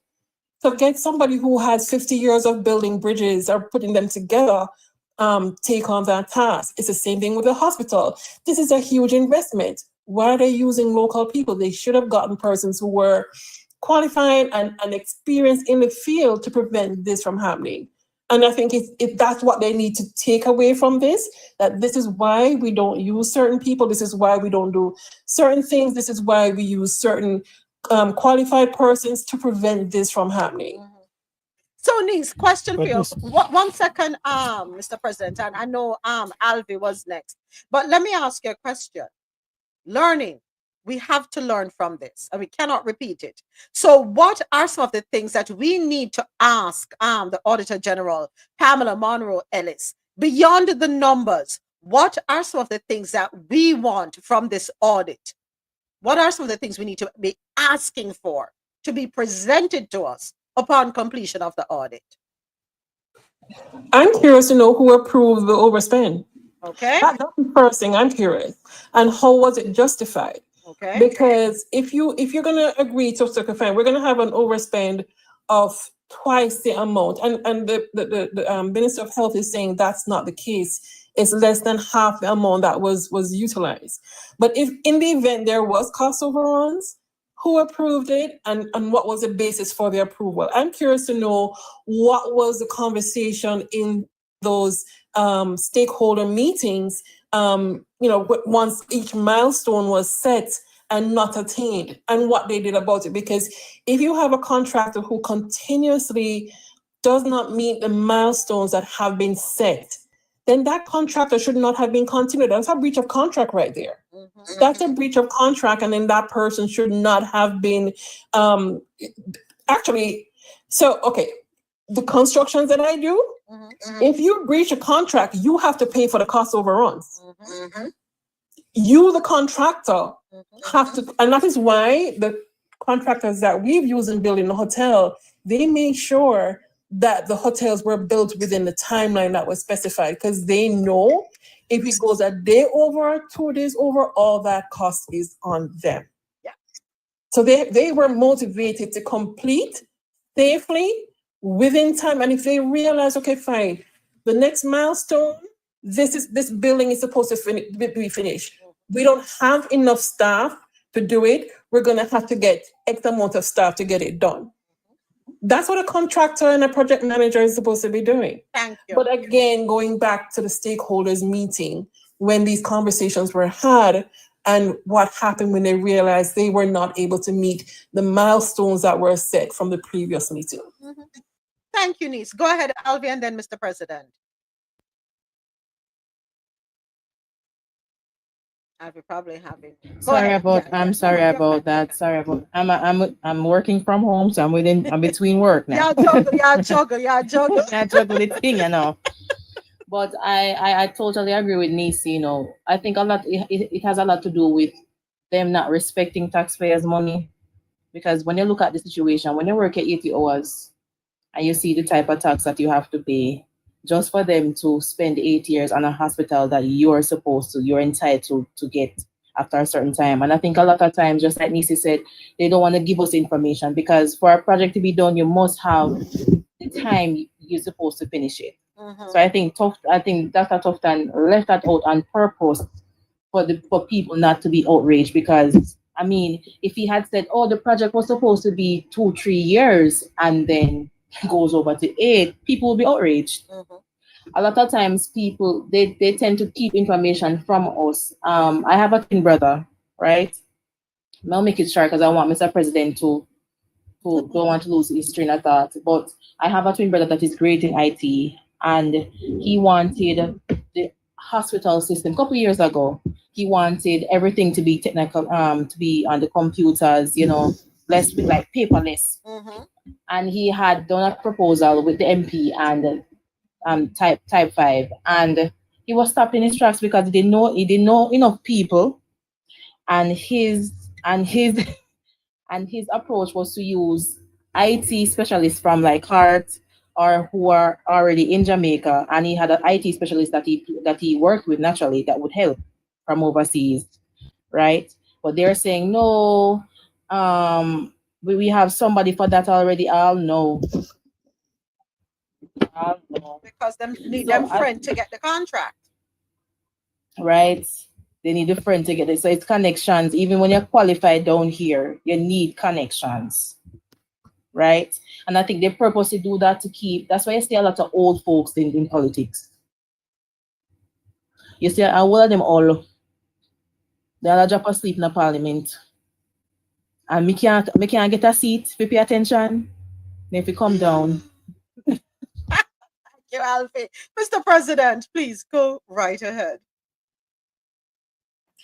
No, I wanted to see, for instance, it's not a lack of skill sets, because guess what? Niece was managing the same projects when she was in Jamaica. Niece is Jamaican, right? Yeah.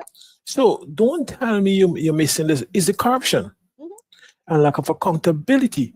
Because if you're doing a project and you're going through the steps, a lot of which she outlined, how can you not highlight these things?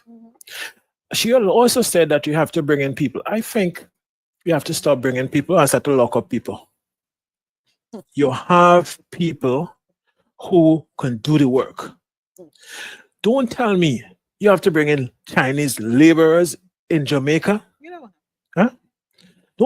I could understand you're bringing, like for the hospitals and stuff, there is always technical expertise that you have to bring in. But you should be able to fill a large, besides the technical expertise, most of the other labor is supposed to become local, to be able to come locally. And when you have, for instance, as she alluded to, the project was issued under one government. They realized it was out of scope. There were some problems, whatever. Now you have to put more money into it. What happened to the people that was paid before? You mean you're paying people twice and three times? Do like what Margot Foley did in Tanzania. Do what we did in what Singapore did, okay? When you're in charge and there is corruption on the project, don't worry about the laborer that's stealing whatever it is. Lock up the project manager.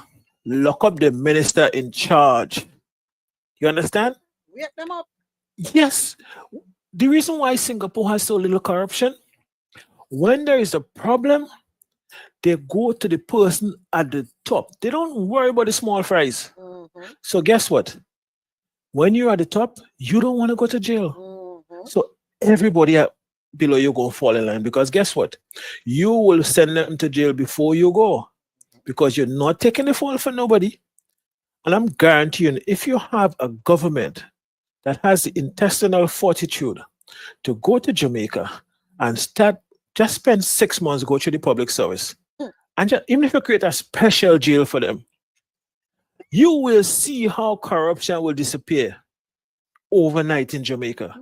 And all this can get people to work and stuff like that, nonsense. You would see everything would work fine. All hospitals will be fine, everything. But you keep paying millions and millions year after year after year, and say, oh, you have to bring in. And guess what? The work that's going on in Jamaica now, the Chinese. You can't even get a Jamaican mechanic to work on your car properly now. You have to go to the Chinese. I mean, what is Jamaica coming to? What will Jamaican do if you have to bring in foreign workers? What will Jamaicans do? Where do you draw the line? And then you complain that the country is sold out? Imagine a professional have to say, if I'm doing a project in Jamaica, I don't want Jamaicans work for me. Are you on drugs?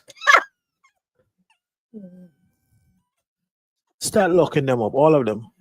No, we need the fire hydrant. We need the hose hook up to a hydrant and we just spray out everybody and start fresh. And the corruption is not a JLP or a PNP thing, it's a government thing, regardless of who is there. It's like you just step in and everybody put on All the of them cap. in it together. Because they're just so start with the old. first They've one. been in there for a long period of time. Let some young people come in now. Jeez. They're all old. They've been in there from then they're college. They've been groomed to become politicians. It's the same I thing bet here. you if you take some of them and let them spend their retirement in a prison cell, those that come after them. Reed got away with it. You should have given me some of that money there before you go. We never want to talk about that one, Alvin. We're never going to go down that avenue. The level of corruption in Jamaica seems so easy. It's normalized. It has been normalized. No one. It seems so easy.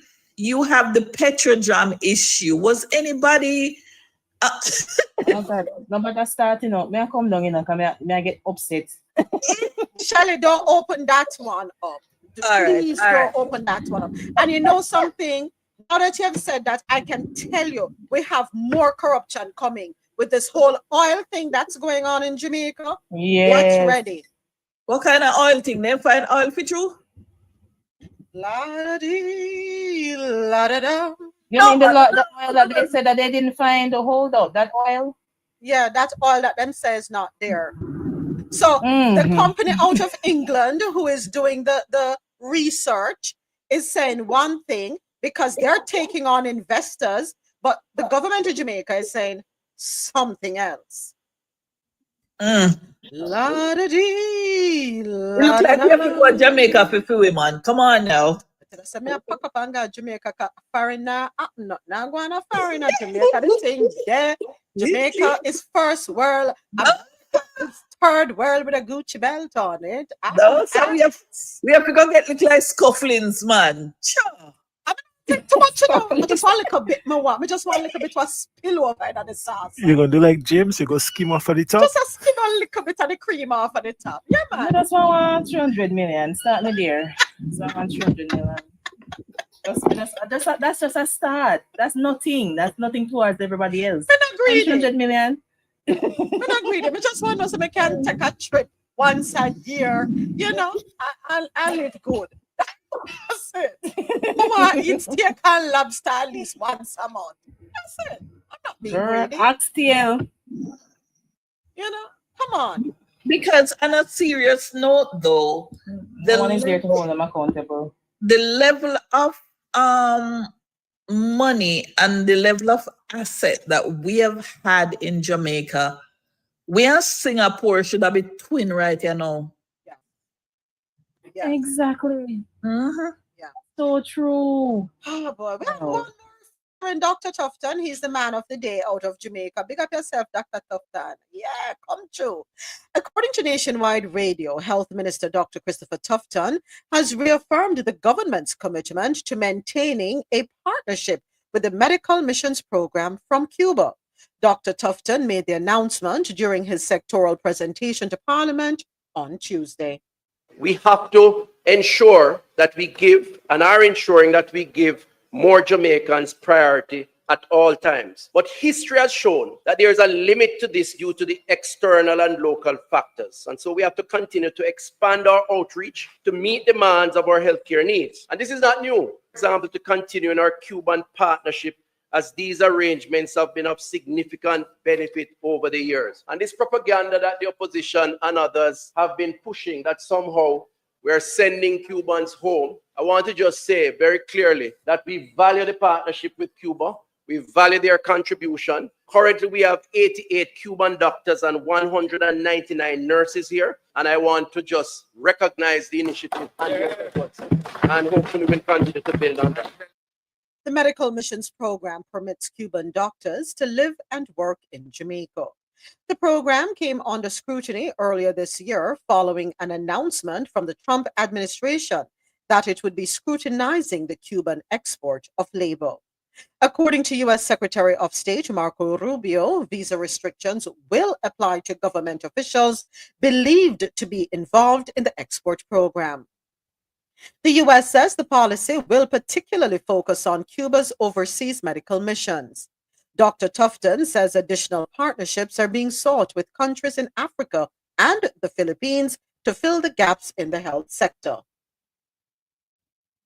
The future of HR in health will require more collaboration, however, using technology and friendships to fill the gaps that have been and are being created from a highly mobile labor force. We have started through exploring long-term relationships in training and clinical exchanges with India, the Philippines, and Nigeria. Earlier this year, you would have heard that I visited both the Philippines and India. We had excellent discussions, and there's a follow-on in terms of trying to materialize or actualize these relationships for the benefit of training. Where training is not sufficient and we have gaps and our patients or Jamaicans need help, and we can establish a clinical exchange where doctors come here, nurses come here to fill some of the gaps.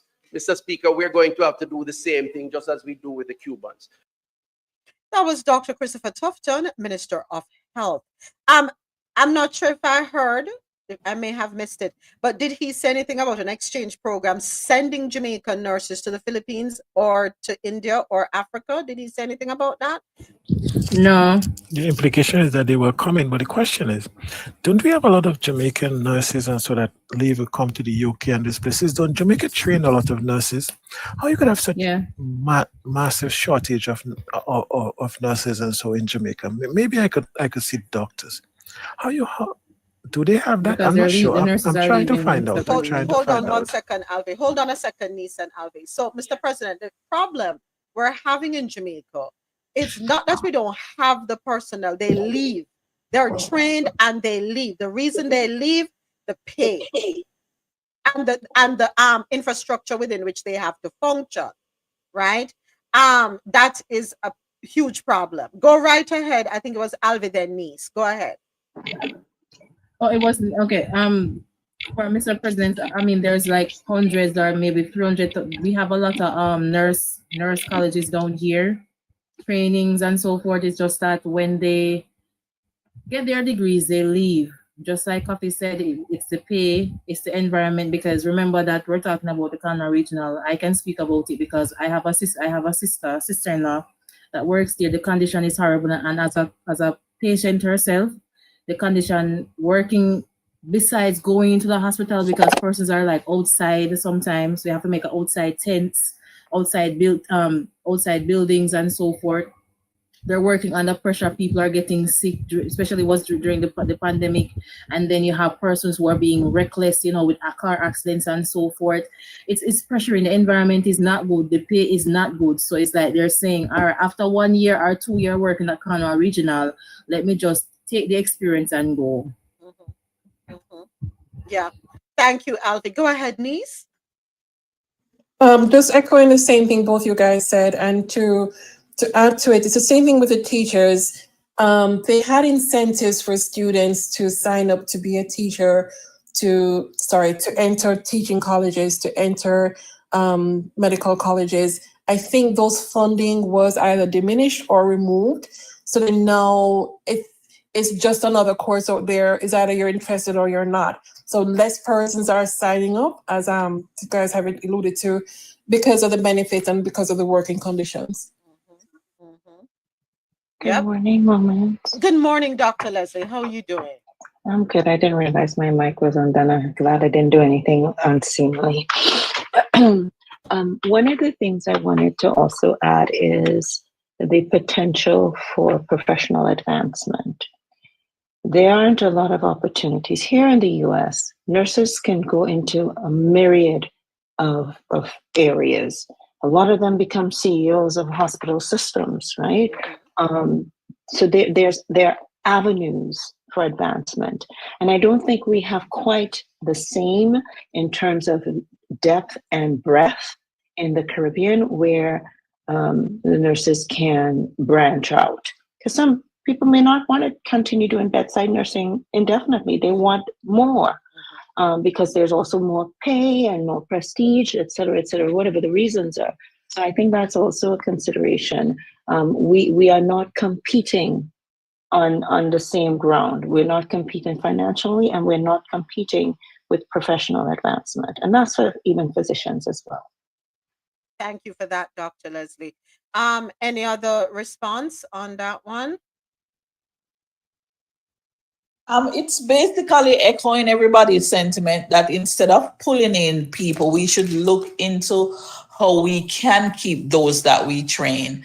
Because I personally know 3 doctors who were trained at UA, and those young people are now here trying to get jobs in the US. My niece just came up the other day to sit the American board, nursing board. She just graduated less than 2 years ago. They are getting contracts at graduation in Jamaica. And these are people that I know personally. My family, people I went to church with, when I would call them, they would say, oh yeah, he got a contract at his graduation. So the government needs to think about how they can keep the nurses and the professionals that they train in Jamaica. And just before I leave, one more. I went to my church about 2-3 years ago, and I decided to stay at the potluck. And there were so many teachers just came up for new contracts from Jamaica to work in America. So I think the biggest problem they're having is how do they try to keep these professionals that have been trained? You know, Shirley, it's not a hard fix. They refuse to fix it. Pay the people. If you can pay parliamentarians for non-performance, you double their salary. Was it last year or the year before? The salary was doubled, and then the expectation is that now your salary is doubled. You will start to perform. You will deliver. But yet we still have a problem where they are not showing up in Parliament. They're not showing up. They're not even making themselves present. They're not representing their communities. And them get double pay. They refuse to pay teachers. Teachers have long suffered. Who wants to go to school? Deal with people picnic 5 days a week. Differing personalities coming from different backgrounds, being disrespected. And you struggle to pay the people then? Teachers are always put on the back burner. They're always disrespected, always discredited, always discounted, always disregarded. Me know because my mother was a teacher. They're always ignored, and they must always wait. And if you don't start to pay them, compensate them, guess what? We're going to continue to have the brain drain. It's a two-way street. You scratch my back, I will scratch yours. You depend on me to raise the future generations, to pour into these children. You rely on me to mold them, to help them tap in, to become the best versions of themselves. But you're going to discredit and discount me and disrespect me? There's only so much I'm willing to put up with. You know, they're now going down to UWI to take the social workers too. I thought it was just the nurse and the teachers until I hear that, yeah, man, them going down there and contract and getting the social workers too. Shirley, what you say? Listen, give me a link. I mean, we're laughing, but it's a serious problem. If we don't start to take care of our people, we will have no one. And what is interesting is that we will find the money to pay foreigners to come in and do the very work, but we don't have it to pay our local people. They don't disrespect your own people, right? That's so. I know someone else had opened their mic. Please go right ahead. No, I was just going to say that there are some things, there are some professions that are sexy and teachers aren't, you know, and in terms of the appeal and prestige and so forth. And we have the money. We have the money. It's just that our governments in general have been poor managers and stewards over the resources. That the Caribbean basin is rich, you know. The Caribbean basin is wealthy. It's wealthy in community. It's wealthy in resources. It's wealthy. It's well-rounded and wealthy. Each island has such unique qualities that enriches the basin in and of itself. But we don't see our own value because the other nations outside of the basin has done a wonderful job of bamboozling and hoodwinking us to think that our product is subservient and our product is inferior. And so they're marketing their mess, and we have people now leaving the richness of the basin, running to grab what they have out there. Yeah? To our own detriment, because we're short-sighted. Thank you, Dr. Leslie. Go ahead, Dr. Sharon.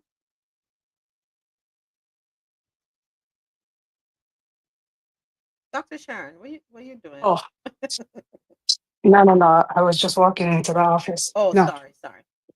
no, you're fine. So no, very similar to what Dr. Leslie is saying about not paying people, but look for outside individuals to fill that gap that they will pay 2-3 times the amount. So that is a problem. And I see it even in my line of work right here in the United States and doing, locums and basically travel medicine. They're paying me 2, 3, 4 times what they're paying their own, physicians. And I just think that's wrong. Why can't we take care of the people we have in front of us first? Treat them fairly. And then guess what? They want to stay. They'll bring more people. They'll be happier. They take better care of people. I mean, why do we have this cycle? So it's not just Jamaica per se. I see it here too.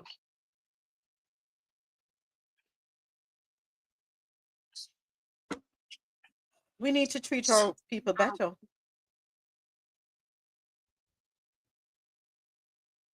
We need to do better.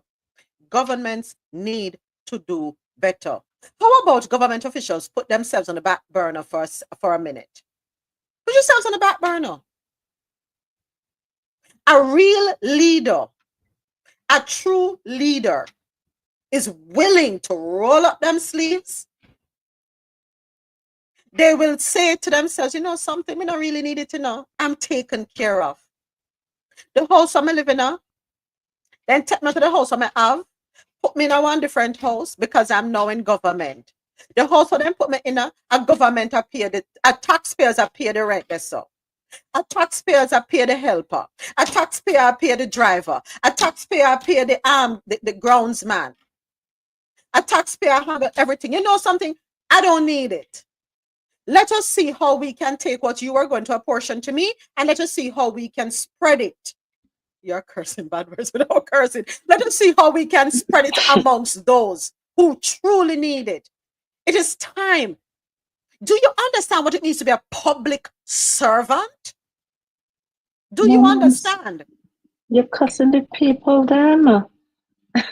That is too much common sense and too benevolent a thought. That is, people, they're clutching their pearls now, these government workers, these public servants. I tell you. All right, my bad. Comments. So me not going to make it in a politics then. Me not going to make it. I never understood. No, you're too honest. You're too honest, Cafe. Like Damian Crawford, he started being honest until he had to, go into a shadow. So honesty is not going to get you in. sorry about I that. always wonder why we hesitate to pay teachers and nurses, especially. I don't get it. We like to speak so much of the Singapore model, and I like to go back to it. One of the reasons why Singapore model succeed, they started to compensate their professionals adequately. They started to target Singaporeans who were qualified in the diaspora all over the world.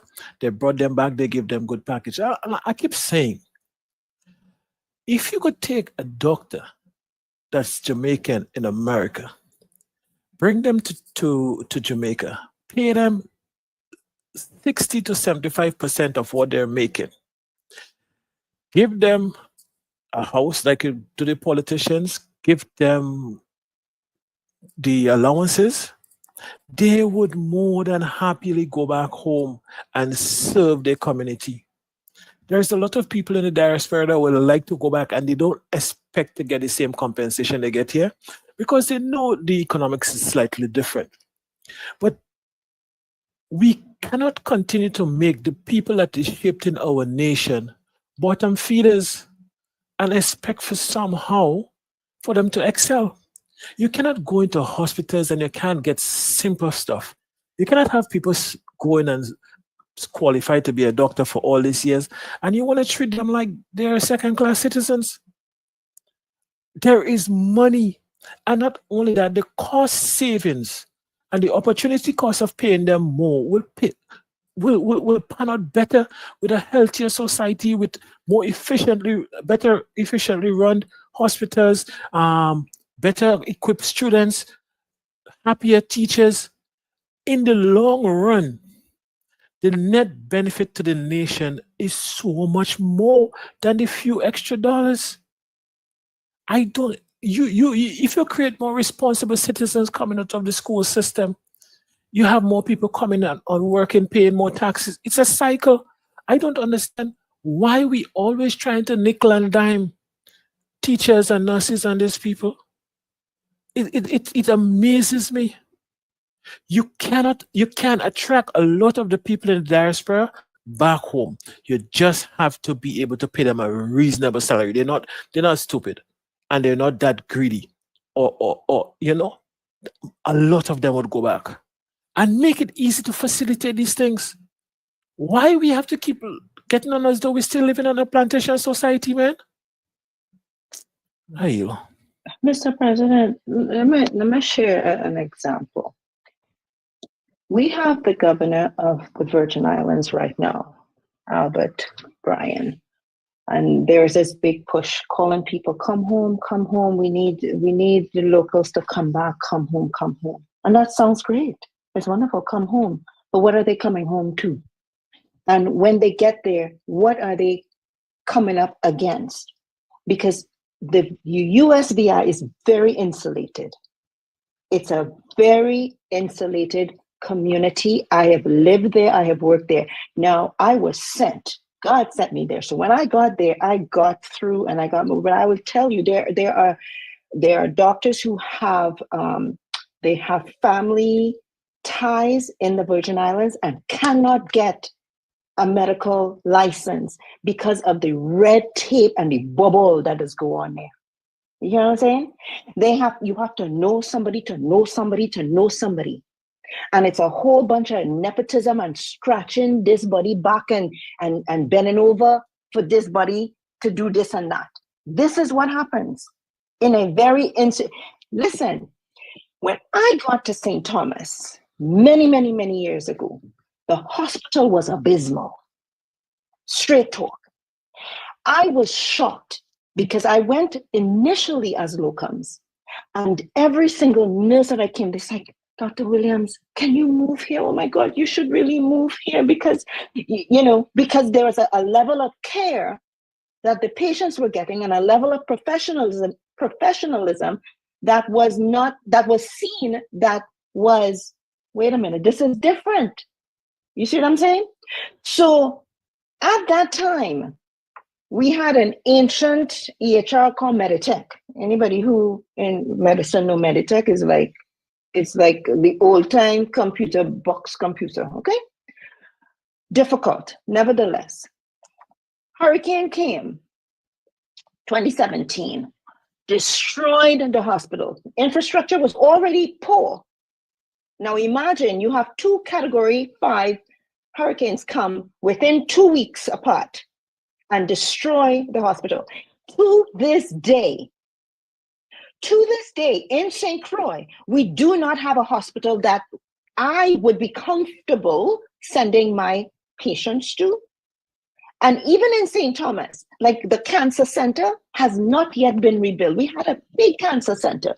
It is still left under. The hospital is a mess, and that is an understatement. And so what you have is a lot of doctors not willing to risk their license to take care of patients in these substandard conditions. And so what they do now is they pull in locums. So locums are coming, and I would tell you one of the first times that I encountered a locums, she did not care. She did not do her notes. She was done and she left without writing her notes. And I was like, whoa.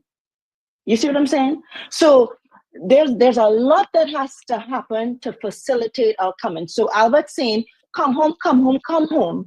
What are people coming home to? Are you facilitating? Are you getting rid of the bubble and the red tape that people have to jump hoops, that people not getting their tax returns? Some people get it. No, mind you, I got all my tax returns because I was in their face. But 2022 ain't get their tax return. It's 2025, and this is a short span because normally is years and years and years people don't get their tax return. The inefficiency of the management, the governance of the United States Virgin Islands is shameful. The governance is shameful. Why would a local want to go back there, knowing that their back is going to be against the wall and all of their good effort will be caught with a fight? Because now you have some of the locals will say, but you ain't from here, you from here? Small-minded mentality. All right, I'll stop there for now. Thank you. Thank you. Oy. Thank you, Dr. Nestor. Go ahead, Ozzy. All right, hopefully there's not too much noise. I'm Go on outside. through, man. Go on through. So yeah, Dr. Leslie said a lot. So that is just a fraction of what's going on in the Virgin Islands right now.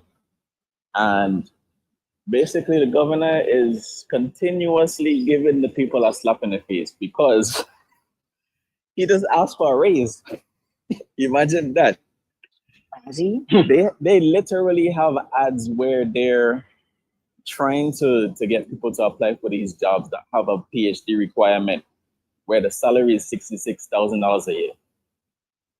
Think about that. Literally, like, we have a terrible power situation, right? Where the power isn't reliable. Sometimes it might just be off for a day, 2 days, as often as Which country? U.S. Virgin Islands. United States Virgin Islands. And I have third world problems. Okay, one, got you. What? I'm sorry, but my blood boiling. My electricity, I could depend on getting power in Trinidad and Tobago every day for the decade plus that I live in the U.S. Virgin Islands. I can guarantee power going every single day, whopper. And so they thieving you, and so they charging you ridiculous amounts for electricity. If I did not have a generator, crap will smoke my pipe. Sorry, Jill said it drizzle, the power gone. Go ahead, Ozzy. I'm so sorry, Ozzy. No. It's ridiculous. Like, some people are literally paying like $300 plus a month for power that's not consistent. Now, when you put these things into context, and you know the conditions in the hospitals, some of these schools don't have plans on how they're going to rebuild them after the hurricanes damage them. They're still in modular buildings, trailers. Like I told you earlier, and then the governor is trying to get a raise through all of this.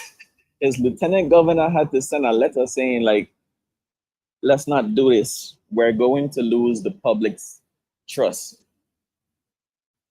And then they just had to rescind them. He just did a press conference the other day where he basically dodged and weaved the issue, sounding like Trump, had no solutions, and just blamed other people and other countries. again, and this goes into the issues with the shortages of teachers as well. When people see these issues, right? If I am a student in grade school and I'm seeing all these things going on, they're not being fixed. There's little to no opportunities. The salaries and the pay are subpar. What messages are you sending to me? You know, they have imported teachers from the Philippines as well, from other places. The Virgin Islands is a melting pot. We have people from all over the Caribbean, Haiti, Jamaica, Grenada, Dominica, St. Lucia, all over. And to hear that these problems are persistent throughout the Caribbean is an even bigger issue, because you, like Dr. Leslie was saying, some of these people that you have coming in, they don't care. And they don't have incentive to care because some of them aren't from there or don't have any connections to the place. And then you have a lack of cultural competency in these different sectors as well. So how do you relate to the people? How do you relate to the children? You have less incentive for a teacher to say, you know, maybe I should head this after school program. Or, you know, maybe, you know, we'll support these local businesses and give back to the economy. Maybe I'll stay here for X amount of years. So it's this ongoing thing. Like the leadership doesn't want to take responsibility for anything and has no plans of fixing the issues that are integral to the same returning that they want the people to do. But again, when you don't have consistent power, you don't have consistent internet. So remote jobs are completely off the table. You know, think about that aspect. Oh, jeez, I'm tired. It's draining just listening and to realize that it's all across the region. So when do the people of the region get up and say we have had enough of the subpar? And the part that me I talk about. When do we get up? We are complacent. I think it's about time that we form group, and I'm not talking about demonstration, because on this platform right here, so appear intelligent people may hear. Me not think we want intelligent and calm and then look at something there. So I think it's about time, because when I look on Jamaica, when I tell you that the resources are there, and for somebody who worked in Jamaica with the government before I came to America, I know that the resources are there. I don't know which government put them in, but when you look at the clinics, the local clinics, the fact that some of these hospitals are able or should have been able to put up some amount of little studio apartments to facilitate the young doctors coming out. And even now that we want some back, because I have heard nurses who left Jamaica who would have loved to go back if they were given a proper system in the government, like provide them housing at the clinic or the hospital. So the part that hurts so much is like the framework is there, Coffee. The framework is there if they ever decide one day to get up and do right by Jamaica people. And that's a big if. So Tasha made a comment in the chat. They don't care because their children study abroad and go to the doctors abroad. And we said this, I think it was just this week already. They need to do what happened in Tanzania. And thank you for reminding me that it was Tanzania, Mr. President. They need to do what happened in Tanzania. No government official can send them, take themselves, their family member, them picking on. Use what is in the country. Leave that to the public. The public, other people want to travel abroad, but then travel abroad. But you have to stay here. You have to use what is here. And then and only then. And as a matter of fact, you know, go to a private hospital, galang down a KPH, go deliver your baby down a Victoria Jubilee, go on up a UE. Use the public facilities. You know what? Let me see this. There's so much. There's so much to see. I don't even know. I don't even really know where to start. And because someone said something about this I think it was Ozzy. I said something about this You're going in and out, Dr. Leslie. Sorry, can you hear me Yeah, better we now? can hear you better. Okay. Go ahead. So, someone told, I think it was Ozzy who mentioned something about the subpar people who end up coming. And I remember when I first got there, there are people on island who know the physicians who come in who are not local, who cannot practice nowhere else. But somehow they're practicing in the Virgin Islands. Somehow they're practicing in the Virgin Islands and doing things to patients that in the United States mainland, they would lose their license. Now, when I get there, you know my mouth. I wasn't quiet. I remember confronting a doctor because I want to know why you have my patients sitting for hours on end up into the wee hours of the morning waiting to be seen to do unnecessary tests.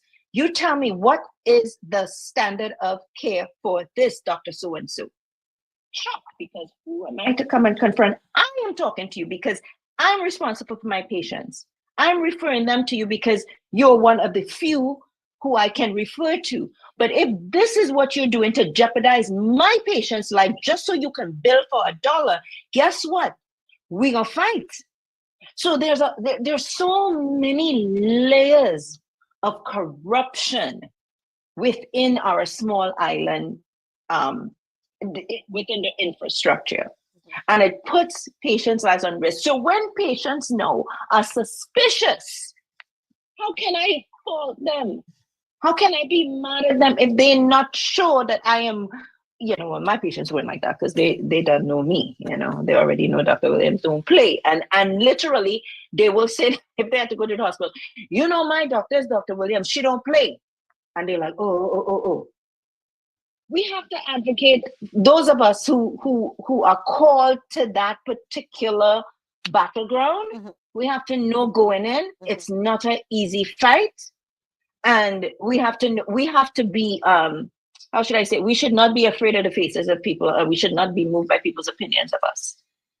And I'm thankful that the connections that we were able to develop and the ways I was able to educate the patient, so the next time they go to someone else, they can ask the right questions and they are empowered to say, well, my doctor said such and such and such. And they were like, oh, okay. You know what I'm saying? Man. So when they have meetings at CARICOM, what are the things they talk about?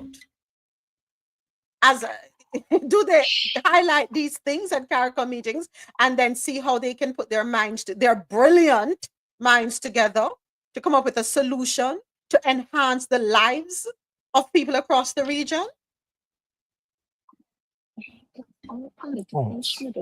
CARICOM do not lack educated people. CARICOM do not lack qualified people. A lot of our leaders are not so-called dumps. There was not the back of the class. What we lack is the intestinal fortitude to do what needs to be done and integrity. Too much of our politicians are compromised. It's not that they don't know what they're doing. They know what they're doing, but they're compromised. And that is the problem. They are self-seeking.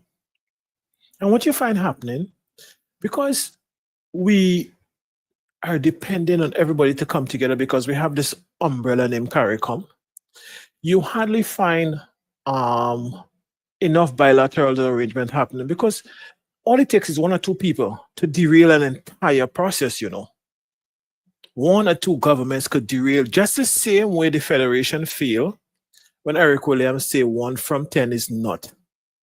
It's the same things we do. Okay, look, for instance, in Trump's first year, about 5 countries met with him behind CARICOM back, including Jamaica, right? Andrew Holness was there. And on the Cuba issue, yes, we had people speaking out, but we couldn't have a firm CARICOM response to the US to say, this is what Cuba has been doing to the region over the years. We have been adhering to practices. We do not discriminate when it comes to the Cuban doctors compared to any other doctor that are coming in, and take a firm stand. But you hear Mr. Tufton raising his voice loud and clear now. A couple of weeks ago, months ago, he was silent. You couldn't hear a word from them, right? From Jamaica relating to the Cuban issue. They were very quiet. And that is what happened. So we cannot have collective agreements. And what I suggest, I strongly suggest right now, if CARICOM is not going to do it, start partnering with your people. Like, for instance, Grenada, Barbados have a good relationship with Mia and Deacon. You do that. You're bringing Antigua with you, whatever. You work with who? Within the OECS.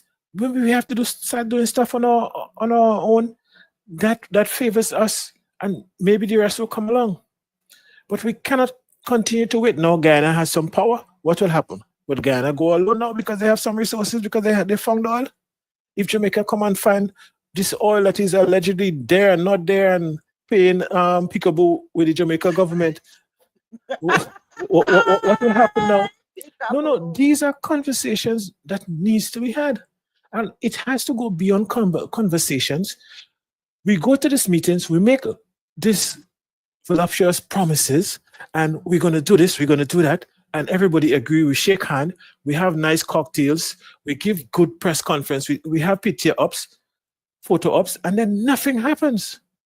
We have to now go to this meeting and say, forget about all the grandiose ideas. What are we going to accomplish for this meeting? This is 5 points. When are we going to accomplish it? Who is responsible to accomplish it? If it's not accomplished, who is going to take the fall? You always have to have a fall guy. And we have to know who the fall guy is before, so he know he's falling. And we will start to see some difference. We would start to see some difference because there would be accountability.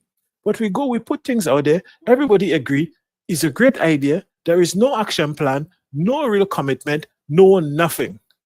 We come back to the next meeting and we recycle the same agenda for 30 years. Mm-hmm.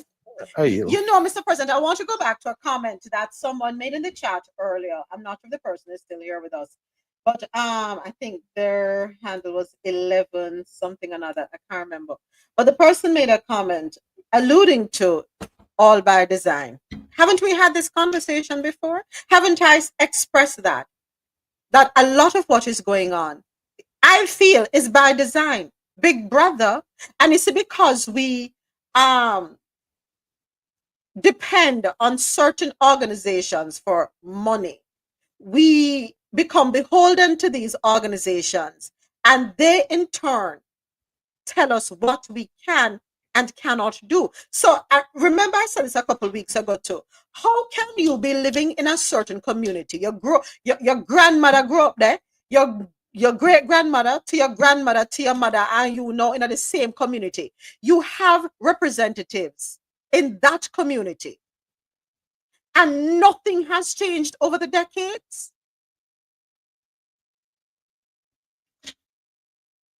It has to be by design too. There has to be a greater power that is telling you, you must not improve these areas. You must see to it. They control your purse strings. They want you to do good, but not good enough. They want you to get ahead, but not too much, because they need to keep you behind a certain line, because they need you to keep coming back to them. And that is why you have the Traores across Africa rising up, because they recognize and they are sick and tired. Enough is enough. When are the people in the region going to say, we have had enough? When are the people across the region going to say, we are not going to vote for you? Not come here with your money, not come here with your box food, not come here with your buckle drinks, not come here come hang out with you in the bar, not come knock on my gate. I have had enough of you, because all you're coming to do is promise me more of the same. We no want no more talk, we want action. Go ahead. And I'm not really sure it's by design. I don't disagree or agree with that. But one of the things I really believe is that There's no accountability, meaning the people who have failed, are not getting them, are not causing them to be accountable. Similar to what Nice was explaining, if you have private investors and private stakeholders, there are things that you cannot do because you're going to be accountable. Now, you mentioned the people who are in the community who have lived there for years, for generations, and have seen nothing. And it's time Jamaicans and the rest of the Caribbean stop saying the PNP them and the JLP them and say, hey, come here. This is what this community requires this season. And if it is not given by such, we're not going to vote for you in the next 2 years. So I think if it's by design, it could be, but have we tested it? Have we called the representative and say, I don't know what you think we need because you come from Kingston, but I don't hear some live. And this is what we're going to need for the next year that you're in power. So I think that's one of the moves that we as the community, unfortunately, I'm not there right now, need to do is to demand what we need, Yeah. It's like government from the bottom up, right? Because the people on the front lines usually know how to solve the issues. I think sometimes there may be a mismatch of skills. Being smart and brilliant and having ideas does not mean that you're the one to now execute those ideas. And too often people put in position because maybe of how loud they speak and presence, rather than what they actually can get accomplished. Because the people who really could do the work, they're not really trying to, to hobschnob and all of that kind of stuff. They're about to work. They're about to put in their head down to the work and getting it done. And that's just not politics as we see it in the day. Politics is like somebody say a bag of mouth. Everybody talk, but ain't no work doing. And the people, classic example is in the VI, right, Ozzy? We have people in positions who are so not qualified for it. They look good, they talk good, some of them, but they're not qualified to complete the work. So why do we keep appointing people to positions that they're ill-equipped to? It's like David putting on Saul armor, not going to work and hasn't worked. Absolutely. Spirited conversation indeed. And of course, if you're just tapping in with us, we were talking about the issue in Jamaica as it relates to, a couple of issues, I should say, a couple of stories we had out of Jamaica.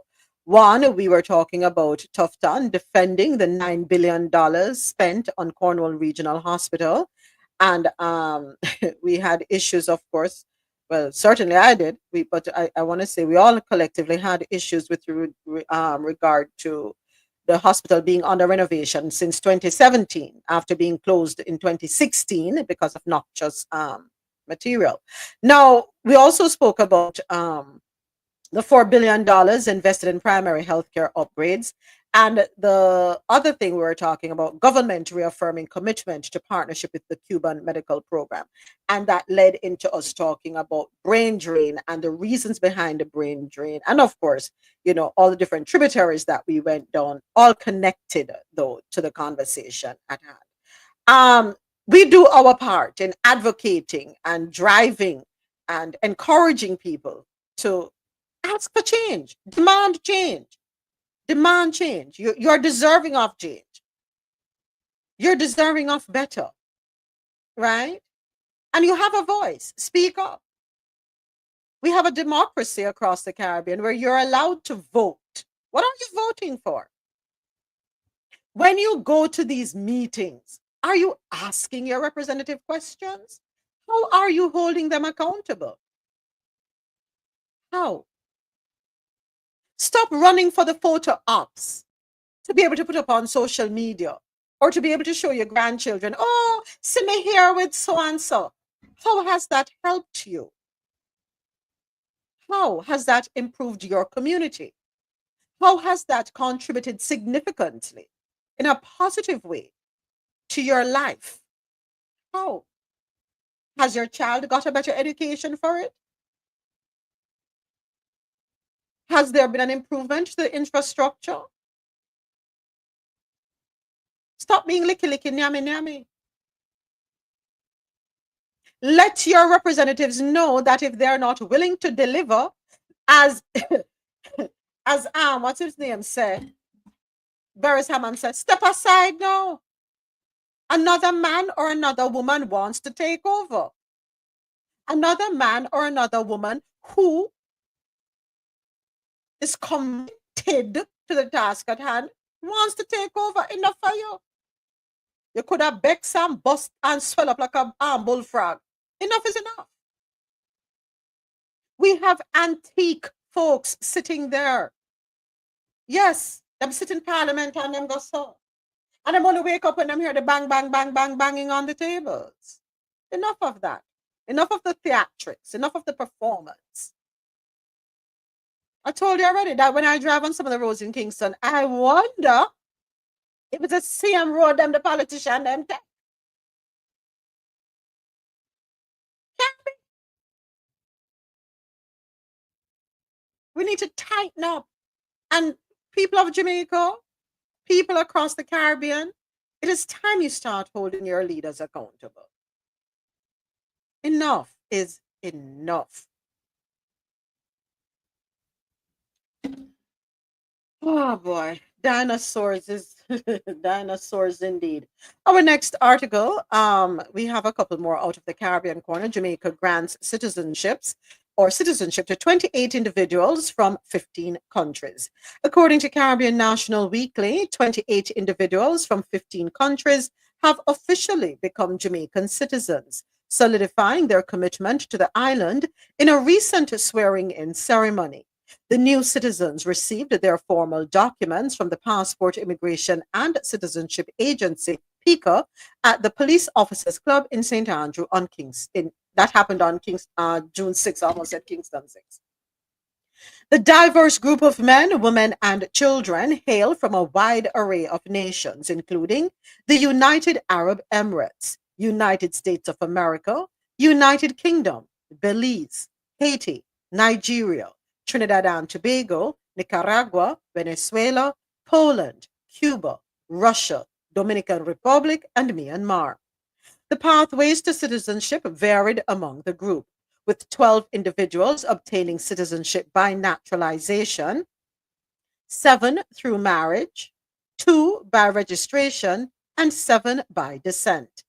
In a welcoming address, Deputy Prime Minister and Minister of National Security, Honorable Dr. Horace Chang, encouraged the new Jamaicans to continue contributing to the nation's growth and development. Choosing to become a citizen of a country is more than just your legal status. It demonstrates not only your willingness to adhere to the rule of law and to respect the values, responsibilities, and legacy of our country, but to see our country as a place to live, work, and raise your families, and to be part of this great Jamaican family. He emphasized that despite their diverse origins, they now share a common heritage. As a new citizen, you now share in the rights and privileges of citizenship, the right to vote, the right to participate in shaping our society, and the right to stand up for justice and equality. But with these rights come responsibilities to respect the laws, to contribute to your communities, and to uphold the values of democracy, freedom, and respect for others. Wow, I didn't know. Okay, so in the past 3 years, PICA has received nearly 18,000 citizenship applications. Okay, interesting.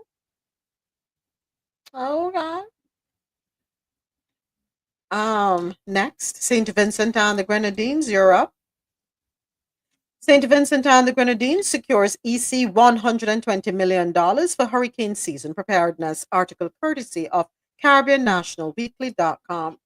As the hurricane season officially commences, St. Vincent and the Grenadines has proactively set aside EC $120 million. This is to bolster its response capabilities in the event of a tropical cyclone. The announcement was made by Prime Minister Dr. Ralph Gonsalves. Speaking on the state-owned NBC radio, Dr. Gonsalves emphasized the government's consistent effort to prepare for such eventualities. The Prime Minister detailed the funding mechanisms, noting the contingency fund, which receives 1 percentage point of the 16% value added tax and is governed by special laws for its expenditure. Caribbean honeymoon resorts worth falling in love with. It is time for our travel, feature, and lifestyle segment in the Caribbean Corner. According to the Caribbean National Weekly, if you're heading to the Caribbean for your honeymoon, you've already made a smart decision. Now comes the fun part, choosing the right resort to match your vibe. Whether you're dreaming of a 5-course dinner under the stars, private plunge pools, or waking up to rainforest views, these hand-picked resorts deliver unforgettable romance with standout details. And yes, a couple of Sandals properties made the list for good reason. First up, Sandals Grand St. Lucian, and that is over there in St. Lucia. This sprawling resort sits on a slender peninsula in Gross Islet, flanked by Rodney Bay's calm turquoise waters and the dramatic Atlantic coastline. Sandals Grand St. Lucian is known for its overwater bungalows, each with a glass floor panel, soaking tub for two, and a private butler on call. Dining is a serious business here, with 12 restaurants offering everything from upscale Indian to a beachside British pub. For something unique, hop on the included shuttle boat to Pigeon Island National Park and hike to a scenic lookout, then return to your private Infinity Edge pool plunge for a sunset soak. And we're still in St. Lucia for Jade Mountain. This one is for couples who want to feel like they're floating in a dream. Perched high above Ansi Chastanet Beach, I hope I said that right. Don't beat me up, St. Lucia. Jade Mountain's open concept sanctuaries have only 3 walls. Your fourth is the sweeping Piton Mountains and the sea. Each suite comes with a private infinity pool, custom woodwork, and no TV or Wi-Fi distractions. I like that. The architecture is bold, almost otherworldly, with suspended bridges connecting rooms to the main lodge. The on-site restaurant, helmed by James Baird award-winning chef Alan Cesare, focuses on tropical flavors with a gourmet twist. You can even enjoy a private dinner on your rooftop or schedule a couple's massage overlooking the jungle. Time to hop on over to Jamaica, the South Coast, Sandals. Set on a 500-acre nature preserve along Jamaica's wild south coast, this adults-only all-beachfront resort blends seclusion with signature Sandals luxury. The showstopper here? A cluster of overwater bungalows arranged in the shape of a heart. Yes, literally. It's the ultimate honeymoon photo op, but also a symbol of the kind of romance this place is built around. Each bungalow comes with a soaking tub, glass floor panels, a private deck with a hammock for two, and butler service. The resort also boasts the Caribbean's longest river pool, an overwater bar with fire pits, and an open-air chapel perched above the sea for couples who might be thinking of renewing vows or whispering new ones. Dominica, Secret Bay. Tucked into a lush clifftop forest, Secret Bay is a collection of just 10 ultra-private villas with names like Zubuco and Liang Liang, each one with its own plunge pool, gourmet kitchen, and expansive deck with sweeping views of the Caribbean Sea. There's no formal restaurant. Instead, a dedicated concierge arranges customized meals prepared by a private chef and delivered to your villa, or served at the open air Zing Zing restaurant. Love a good adventure? The resort can coordinate canoeing, snorkeling in the Champagne Reef, or a trip to Dominica's famous boiling lake. It's a luxury for couples who crave a deep connection with nature and with each other. Antigua, Hermitage Bay. This serene, all inclusive resort is located in Antigua's west coast, fronting a calm, secluded bay lined with powdery white sand. The 30 suites are spread across the beach and hillside. Opt for a hillside pool suite for panoramic ocean views, outdoor rain showers, and wraparound decks. Hermitage Bay leans heavily into wellness, offering daily yoga, meditation, and a spa menu inspired by ancient healing practices. The restaurant changes its gourmet menu daily, incorporating ingredients from its organic garden. Come evening, live steel band music or a solo guitarist sets the mood for barefoot dancing on the beach. Number six, certainly not least, Anguilla, Cap, and I hope I'm saying this one right, Cap Juluca, a Belmont hotel. Cap Juluca sits on the stunning Mondes Bay with its blindingly white sands and impossibly clear water. The resort's design channels a whitewashed Greco Moroccan aesthetic.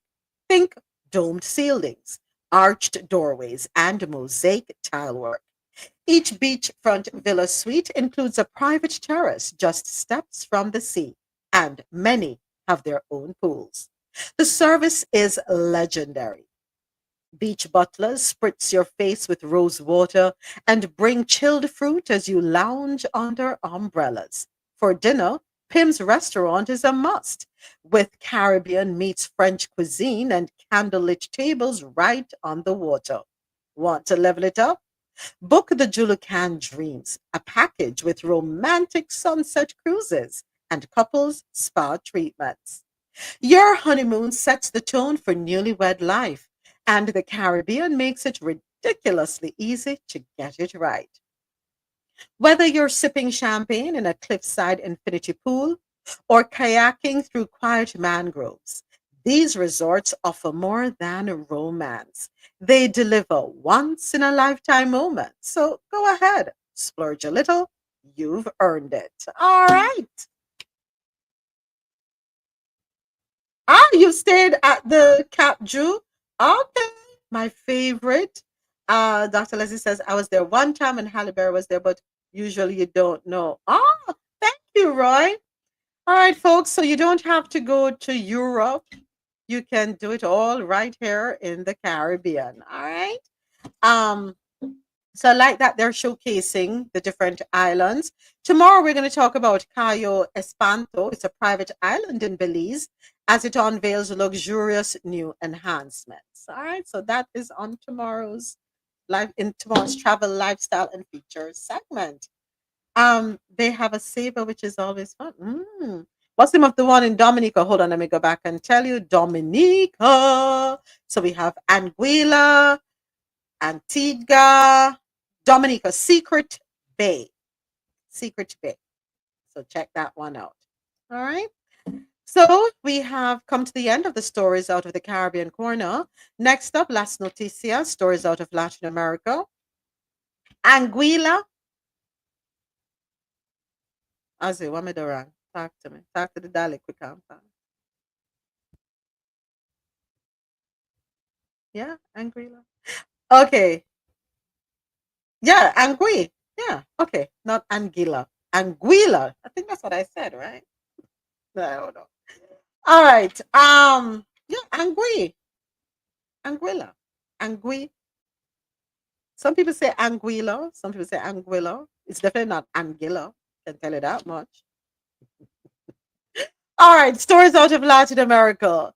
U.S. Coast Guard seizes over $138 million in illicit substances during Caribbean operations. This article comes to us courtesy of loopnews.com, if I'm not mistaken. Yeah, this one is Loop News. So, CMC, the United States Coast Guard on Friday said it intercepted more than US $138 million worth of illicit substances during multiple operations in the Caribbean Sea. The crew of the cutter Valiant offloaded 17,450 pounds of the sea and 2,585 pounds of Mary Jane, valued at US $132 million.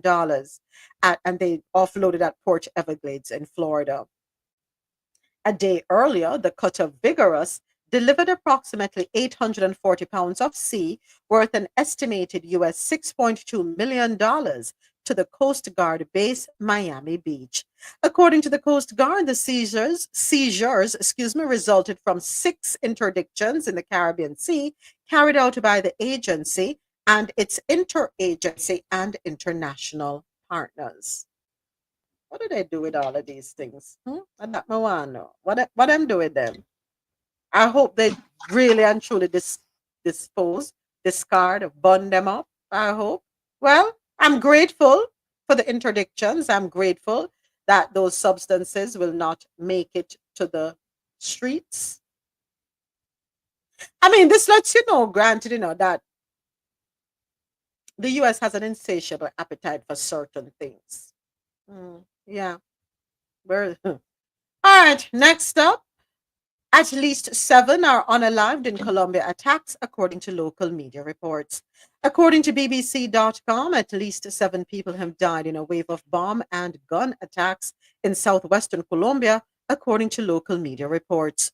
2 police officers were said to be among those killed in the attacks, which targeted Cali, the country's 3rd largest city, and several nearby towns. Wow. Car bombs, motorcycle bombs, rifle fire, and a suspected drone were reportedly used in the attacks. The Colombian Ministry of Defense said 19 attacks had taken place. Next up on the international scene, school shooting leaves Austria's 2nd city in shock and grief. And I think we have a soundbite for this one, courtesy of BBC, if I'm not mistaken. Hold on 1 second, folks. International news. Yeah, we do have a soundbite for this one. Let's go ahead and take a listen. Homes.com's comprehensive search layers cover an array of environmental. For the people that had to finish running out. So I'll start reading in the meantime. I don't know why the ad is 1 minute long. There is shock, sadness, and disbelief in Graz after the worst shooting in modern Austrian history left 11 people dead, including the gunman. Whew. All right. Well, the police have opened the street in front of the school now to the public, and people have come here laying flowers for those who lost their lives and for the injured. Their candles, and all of the people I've spoken to around here say they simply can't believe that something like this could have happened in this place. Graz is Austria's 2nd largest city, and this school is just about 15 minutes walk from the main railway station in Graz. It's in quite a leafy suburb. One woman I spoke to who lives here said it's really hard to understand something like this happening here.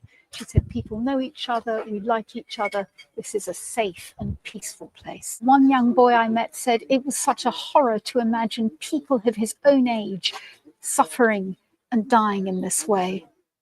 There's been a steady stream of people here now coming to lay more flowers and light candles for the dead. Austria is having 3 days of national mourning. The flags are at half-mast. So unfortunate.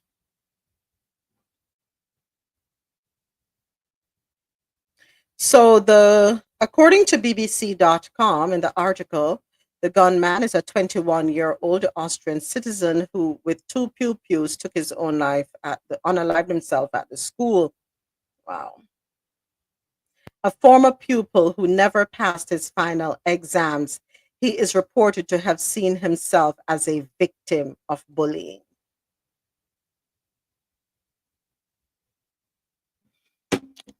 How do we reach out to children who feel as though they're victims of bullying so that they don't resort to unaliving others and then unaliving themselves.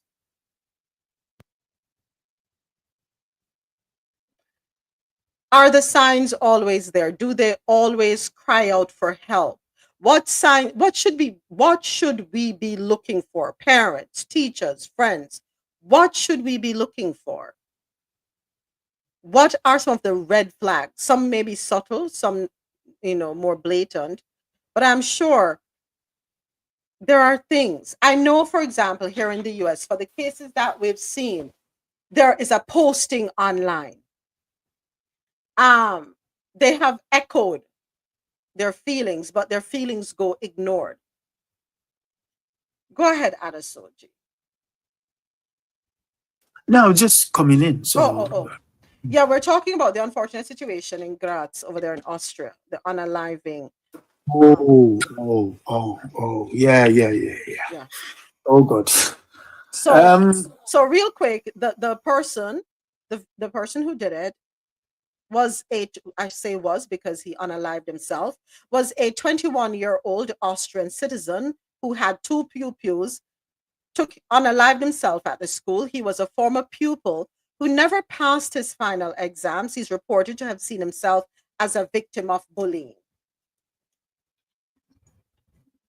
Well, the fact that he went after who he went after, and his testimonial that he left for the school, it suggests it was a long-standing thing, and the school never really acted upon his words. But that should not be a way of what's the word? Exercising judgment. But again, when you leave all those kids in days of social media and cyber and virtual, physical bullying, you leave them with no other recourse. And unfortunately, things like this do happen. But hopefully the authorities find a way of not just taking care of this, but also then focusing on those who might be experiencing similar type situations. So, Adasoji, my question was rather, and I think you came in at that point. What are some of the things that we need to be paying attention to? What be them subtle or be these things being blatant? So, let me jump to the chat here. As he said, you have to create safe spaces for them to tell you about it first. Cupcake said, now with social media, bullying continues 24/7, not just at school and on the bus.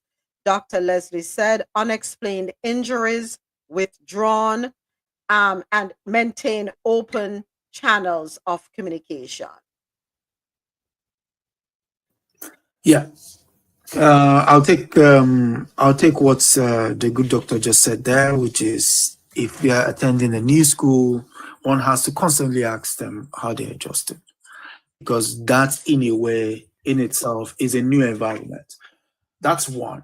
Two is if your child is a very socially active person, very boisterous, and all of a sudden they're very quiet and withdrawn, that's a sign that things are not going as well as one would hope. And then what you can do is don't sit them in the house and say, come and tell me. Go out for a walk. Like you just go out for a walk, that kind of thing. And then bring up the subject. Because again, the home sometimes might seem like an escape hatch, but also can be a limiting avenue for them to open up. So go out for a walk, you're in the park, you stand. Oh, by the way, so how's the school going? You see, you notice certain things, and then you can tell me. I'm your friend, that kind of thing. I'll take, I'll listen, that kind of thing. And once they open up, that's it. And then you act accordingly. Take the school up, take the teacher up. And in fact, if they're going into a new school, one of the first questions you should ask when they get to school is not so much as the educational achievement of said school. ask them the question, what is their tolerance with regards to bullying? The way they answer that question will tell you a lot about that school. If it's dismissed, then you have to double down and to say you hope that you don't have to ask this question a second time. Then they will take you seriously. Because half of the time we're all preoccupied with how educationally adjusted the kids are at school, but forgetting that if their mind is not at ease, education is the last thing that will come across their purview. I yield. All right, thank you, Adesoji. Go ahead, Ozzy. Yeah, I think one of the big things that need to change are some of the policies in these schools. For me, for example, my school had a zero tolerance policy when it comes to fighting, right? But in a lot of situations, principals and teachers would be notified that students were being bullied or, the H word. Mm-hmm. Not sure if I could say it, but no, we just use that H. Yeah. Yeah, but if faculty and staff are aware of these things and nothing is being done, and the student ends up in a situation again, what do you want them to do? So if they defend themselves, then the two of them end up suspended and in trouble. I think those things need to change, because obviously if you're not doing anything about it, is that child not supposed to defend themselves? And then if they're backed into a corner consistently because of that, do you not expect things to escalate? And again, you have to have those safe spaces available, because if the students or a child in general doesn't feel comfortable disclosing any of that stuff to you in the first place, then you're not going to know.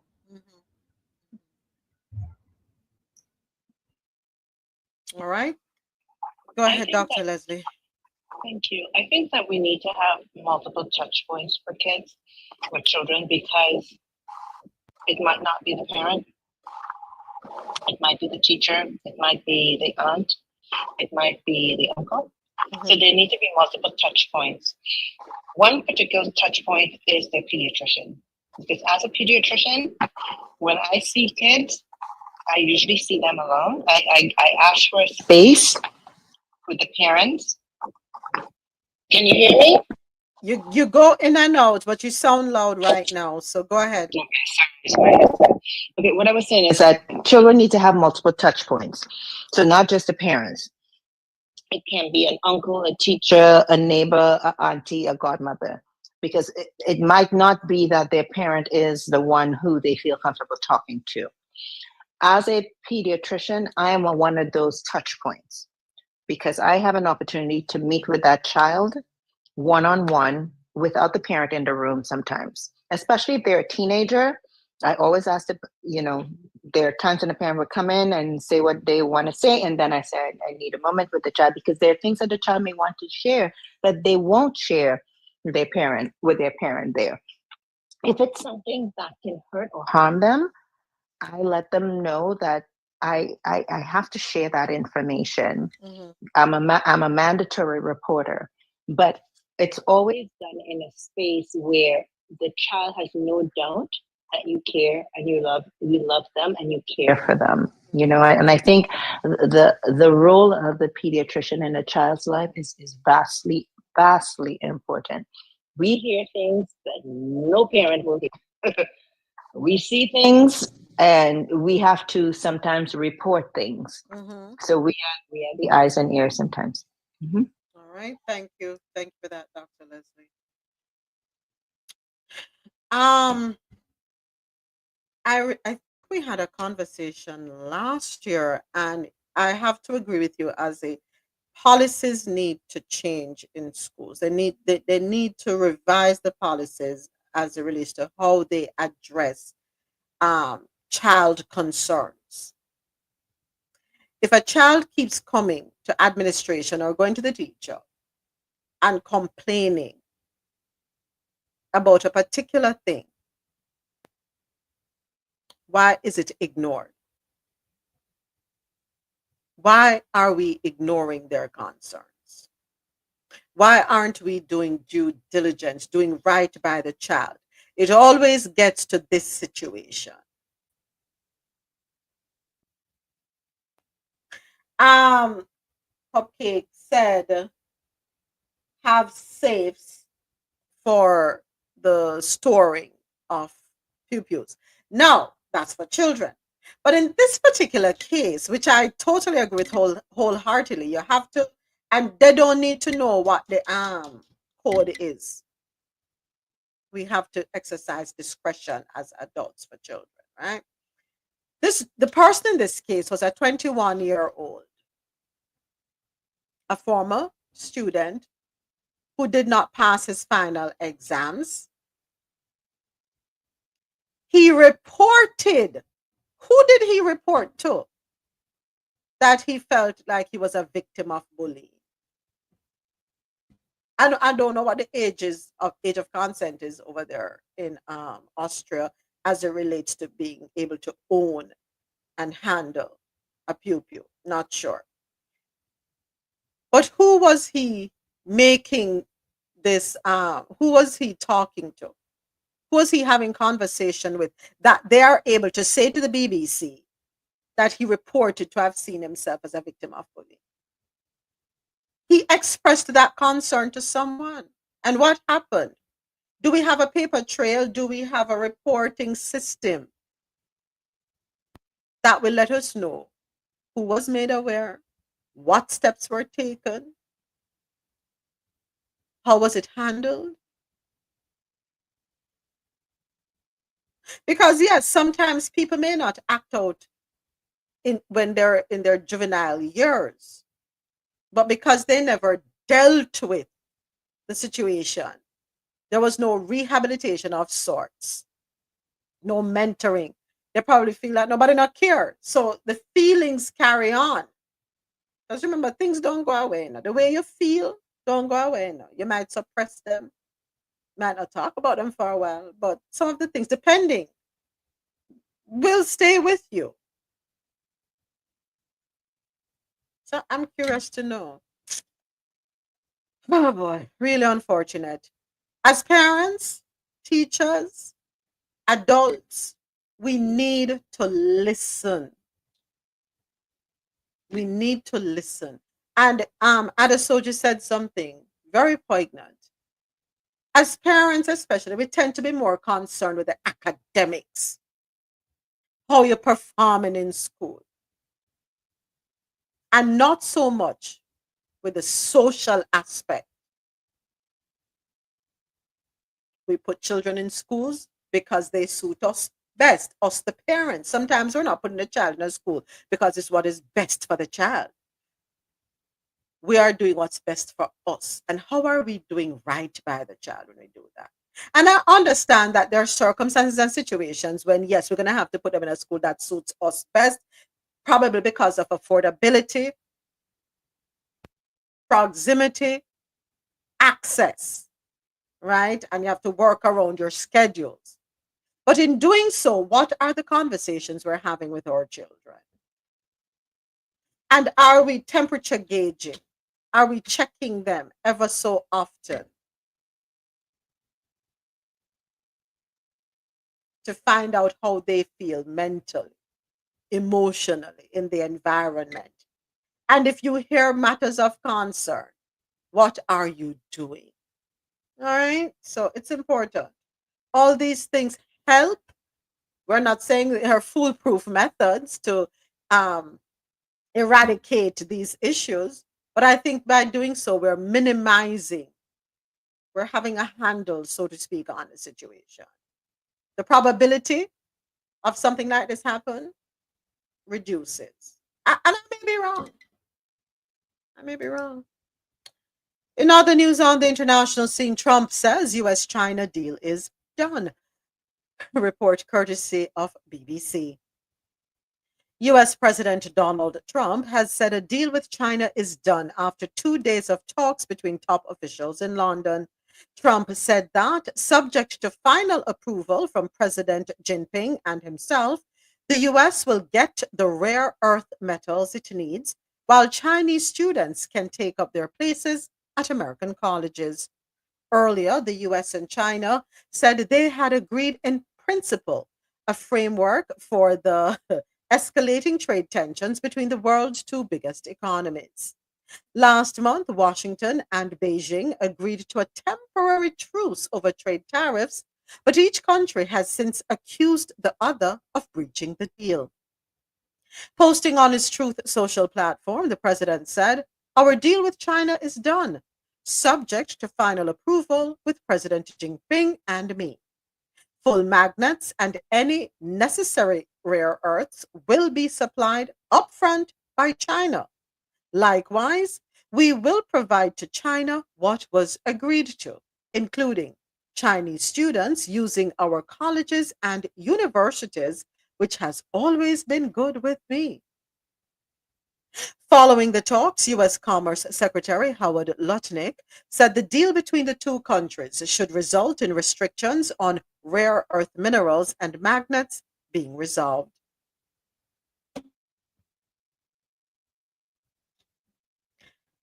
Adasoji, I'm trying to keep a straight face here.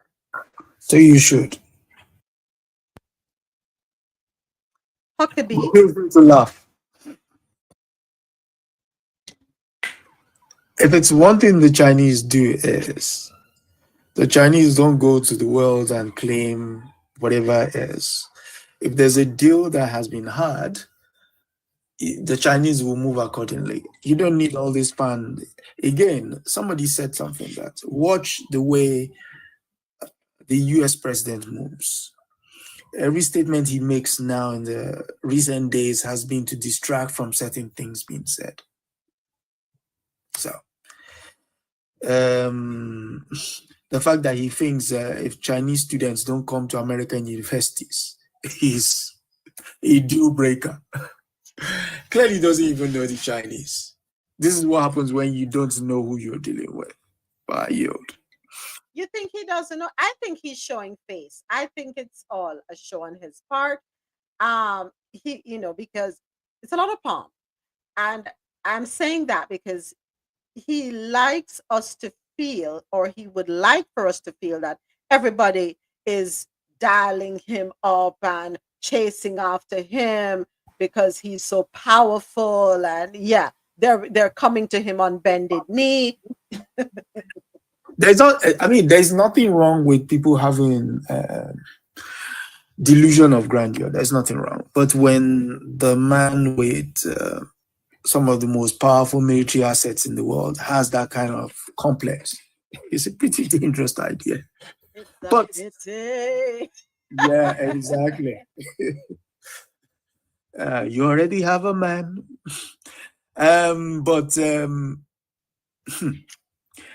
Well, he's going to have his parade, so he would.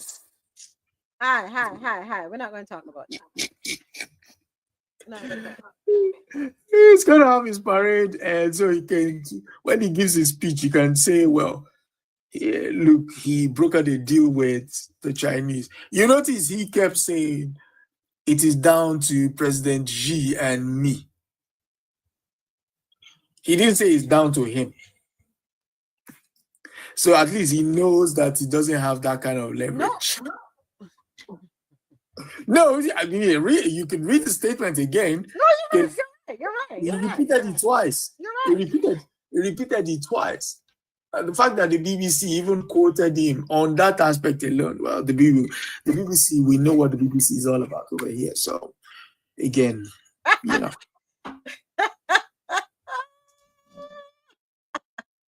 All right, so Huckabee suggests Muslim countries should give up land for Palestinian state. This one courtesy of BBC. Let's take a listen. As far as the two-state solution is concerned, it's an aspirational goal. I know that many American administrations and other European countries have pushed for it. But the question is, where should that be? Should it be in a land that Israel still believes that it has a biblical and long-standing right going all the way back in modern times to the Balfour Agreement in 1917, or to the League of Nations Agreement in 1922, or to its War of Independence in 1948, are to its victories in 1956, 1967, or 1973, or 1982 for that matter? At what point does it have to be in the same piece of real estate that Israel occupies, a tiny little piece of real estate? Muslim countries have 644 times the amount of land that are controlled by Israel. So maybe if there is such a desire for the Palestinian state, there would be someone who would say, we'd like to host it. We'd like to create it.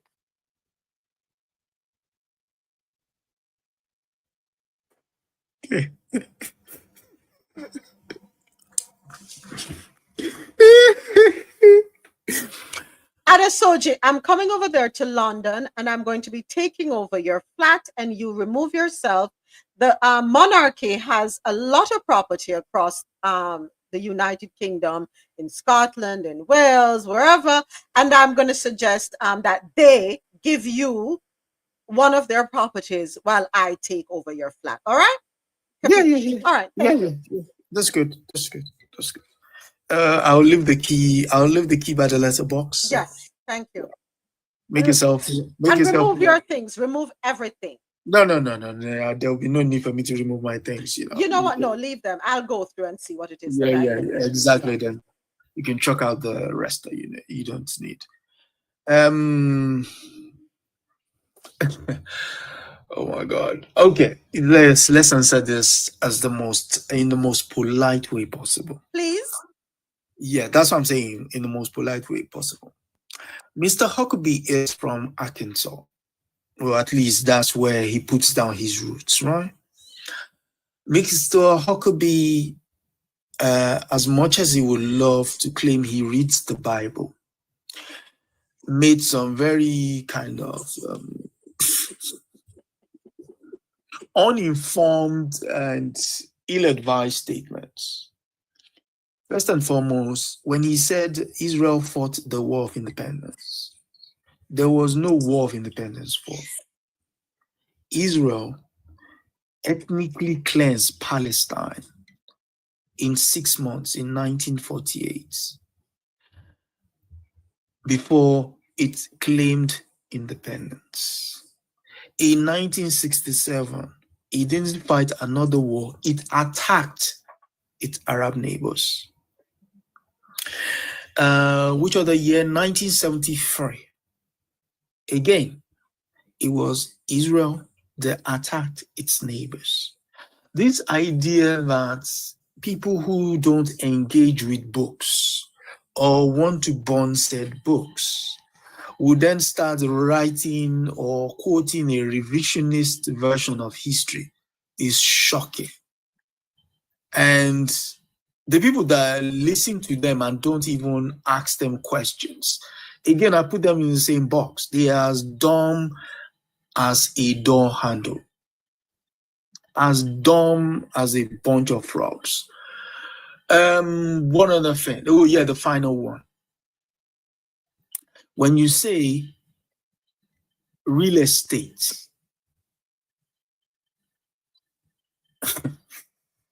okay, let me take it that you're bringing American Palace into nationality. Israel is basically, at this point, Israel is basically an outpost. It's a military outpost in the middle of Asia. That's not Europe. Majority of the people who claim the nationality of the place at the moment are from Eastern Europe. And even you said it there, the Balfour Declaration. Read the Balfour Declaration. It's only 63 words. That the British government will have no aversion to the idea of a Jewish homeland being established in Palestine. 63 words. Again, the history is there. If you want to read it, you read it. It's clear. So establishing a homeland in somebody else's backyard is the very definition of settler colonialism, which the United States is. And so he understands that. And simply being made the ambassador of a place to another place doesn't mean you already become an expert of said place. Oh boy. All right. Next up. Thank you, Adesoji. Go ahead, James. Yeah, morning, afternoon. Good afternoon. Yeah, but if we're going to go back to Bible, everybody know that the Palestinian Palestine was always there, right? Israel was never a place. Israel is a person, Jacob, right? From in the Bible. And with the children of Israel, of the Israelites, said that God promised them a land and they went and took over people's land. Isn't that how it started? So why, after thousands of years, why don't they move and leave the people to their land? They colonize all over the world. Why couldn't they go somewhere else and leave? Because this is like a religious place. It's not just like any place. Like you can just expect people to get up and move. They are doing what the people did in South Africa. Like that's been way before South Africa was a thing. That's what they did to the Palestinian people, and the audacity to come in and to take over their place and to say, why can't they get somewhere else? Why can't the Israelites, why can't they go somewhere else? Aren't they in favor with America or whatever? Can they buy a piece of America? You guys don't have any place where you can hold like, what's the population of Israel? They can buy a piece of land in America and relocate and leave the Palestinians to their place. So it is crazy. Thank you, James. Go ahead, Adesoji. Okay, so, and again, to buttress what James just said, all the basis of their said arguments falters the moment you question it. You say something and the moment I question it, your answer alone, pick holes in whatever it is you say. The place was promised to you. By whom? By whom? So what happens if I don't believe in the entity that you believe in? What does that mean? That's one. Two, we've been here before. Okay. There is a scientific method of establishing that. Let's do a DNA test. There you go. There you go. That's two. Number three. What happened here over the course of time? You basically, the same thing you've experienced in Eastern Europe, the same thing you've experienced in Europe over the course of centuries, right? It's the same thing you're meeting out to other people who are in their natural abode. The worst part is this. It's not just an erasure. Sometimes it's just basic selling. It's just basically thieving. The New York Times, their bureau office, the office, like you have bureau offices around the world, right? Their bureau office is the home of a Palestinian doctor who now lives in Greece. And this woman showed the picture of that house. The only thing that was different from when she used to be there, when her family used to be there, to now, is the fact that they put a story building on top. They put a story building on top and put some flower pots on it. That's one. There's a guy, what's his name? Thomas Friedland. He writes for the New York Times. He bought a house that belongs to a Palestinian family. And oh God, all of this thing. And in the West, all of this stuff has been normalized as given.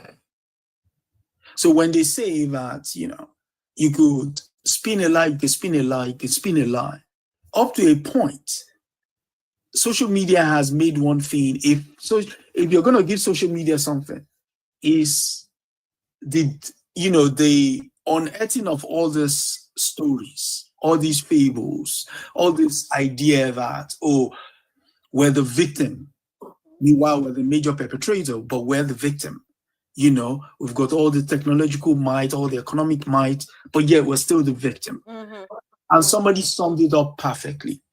He said, the reason they can never be satisfied with the status quo is this. You just need to ask a question. That question, because their conscience is constantly being pricked, it delegitimizes every claim, and that's it. And that is what they can't live with. So the silence that they impose on people is to assuage that conscience. The idea that you can ask that question, or anyone asks that question, you're pushed back upon, that is the only means of control. But now that dam has already burst. There is no going back on that. There is no, now if you say anything, it's like, you know what, we're this. Because we've crossed over that mountain. Right now, we're just in the valley now, just looking at everybody and laughing. Look at this cloud. Oh, what a web we have woven. Thank you, Adesoji. Thank you, James. All right. It is the top of the hour, and I know our internet radio stream has ended for qmzradio.com and madmusichouse.com. We're still live on Jano Radio News and Talk, still live on YouTube, and we're, of course, live here on TikTok. All right. Wow. So we have a couple more stories before we have to wrap up for today. One more on the international scene. Trump administration to cut all USAID overseas roles in dramatic restructuring. Hold on, is it that one? Yep, that one indeed. According to theguardian.com, the Trump administration will eliminate all USAID, United States Agency for International Development, overseas positions worldwide by September 30 in a dramatic restructuring of remaining U.S. foreign aid operations. In a Tuesday State Department cable obtained by The Guardian, Secretary of State Marco Rubio ordered the abolishment of the agency's entire international workforce, transferring control of foreign assistance programs directly to the State Department. The directive affects hundreds of USAID staff globally, including foreign service officers, contractors, and locally employed personnel across more than 100 countries. Chiefs of mission at U.S. embassies have been told to prepare for the sweeping changes to occur within 4 months. The Department of State is streamlining procedures under National Security Decision Directive 38 to abolish all USAID overseas positions.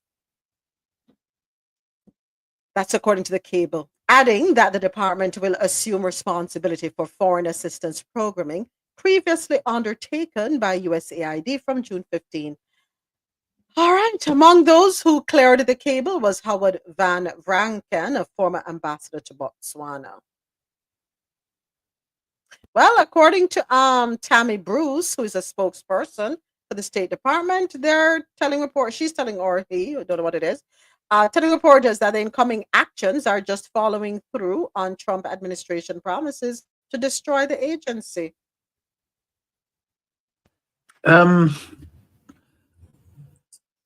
Okay. The thing about empires is this. It's either somebody pushes against the wall and it crumbles, right? Or someone from within forgets the drawbridge and people invade and it gets destroyed. But in this case, someone within the empire decided, you know what, I'm going to set up gunpowder kegs on the corners of the empire, and I'm basically just going to press the plunger. the USAID, for all its faults, serves a purpose, serves certain purposes in terms of, relief in economic disaster zones and stuff like that. But there is one key aspect of the USAID that I think Mr. Rubio and his boss they've overlooked. Is the fact that majority of the budget of said USAID actually goes to American citizens. You sure want to say that out loud? Majority of the USAID budget goes to American citizens. First, the farmers. The farmers produce whatever it is they produce. It is bought from them at market rate. Yeah? And so it's stacked, put in bags with the USAID logo on it, and they go and distribute these things anywhere else. Now, first and foremost, you cut off that tap. Not only have you cut off that tap, you're also now deporting the people that help those farmers on their farm. That's why I said these people don't even know what they're doing. You're deporting the people who help those farmers on their farms. You're making those farmers destitute. But here's the thing. The people outside will find a way. They will survive. They will survive. Yes, it's in Project 2025 that the USAID will take a hit, even to the point of them doing what they're now doing. It's already written. My thing is, one would have thought they would have done it over phases, but they didn't do that. They've decided to pull the plug and that's it. Pull the plug, end the music, no more dancing, let's go home, the party's over. That's what they've done. It's not like, it's not like, 2 hours more, 1 hour, 30 minutes more, 30 minutes more. It's like just pull the plug, chim, chim, even blow a fuse in the course of doing that so that you can't even, So the problem is this. With the world basically laughing at the United States in the last couple of months, and the fact that you're going to have, first and foremost, you're going to have midterm elections next year. If you do, the general is going to have his parade. We must not forget that. I mean, the irony of all this is a man who dodged the draft multiple times is going to take the salute. Okay. That's a generational thing, because didn't the grandfather dodge the draft over there in Germany too? Yeah. And so And didn't the father dodge the draft too? Yes, he did. And then you're going to do this on your birthday. Wow. So he shares birthday with Lady Javette. They're of the same month. Sorry. I just noticed that. Javette gonna cuss you out. So in a way, if I were Lady Javette, I'll turn up at that parade and we're gonna clap up one of the guys, Anyway, so to cut a long story short, Mr. Rubio is. I don't know. I'm not bringing Javette up right now because I got done you. But go ahead. I don't know whether Mr. Rubio has decided. You know what? I'm going to tarnish my legacy, whatever legacy I have, on the altar of this guy, because man, this guy cannot come back from that. I'm sorry, he cannot. Yeah. The fact that this guy basically told his people to self-deport after they gave him one of the most brilliant soundtracks. I was listening to it yesterday morning. I was like, oh my God, what a hit. What a hit. Yeah. So it just goes to show that this both Germany have personal issues. Okay. But whatever it is, somebody needs to give them a hug. I yield. All right. Thank you, Adesoji. Time for stories out of North America. Go ahead, John. They don't want the hug. They want to control when they want it.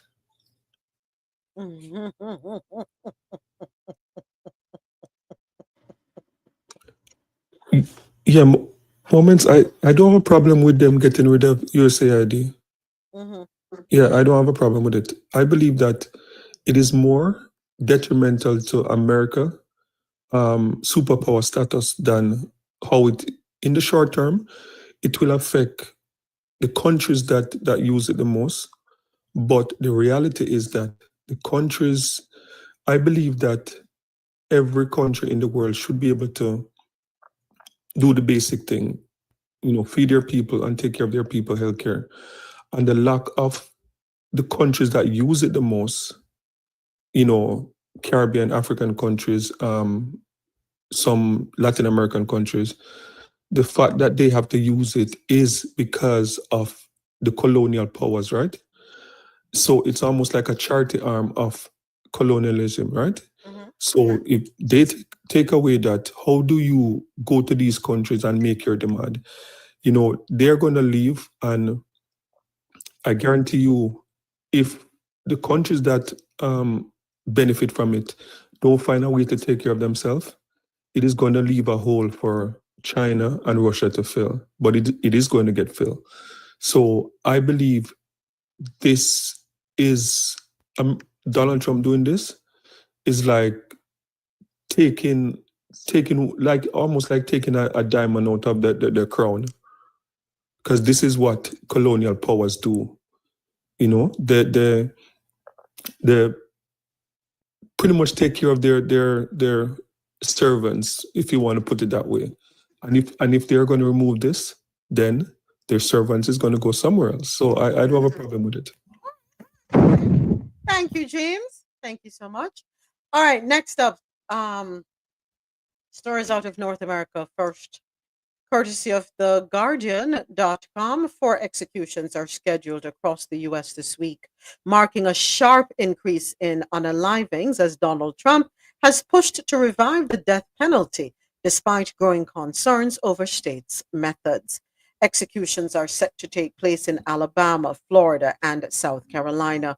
A 4th is scheduled in Oklahoma, but has been temporarily blocked by a judge. The state's attorney general is challenging the ruling.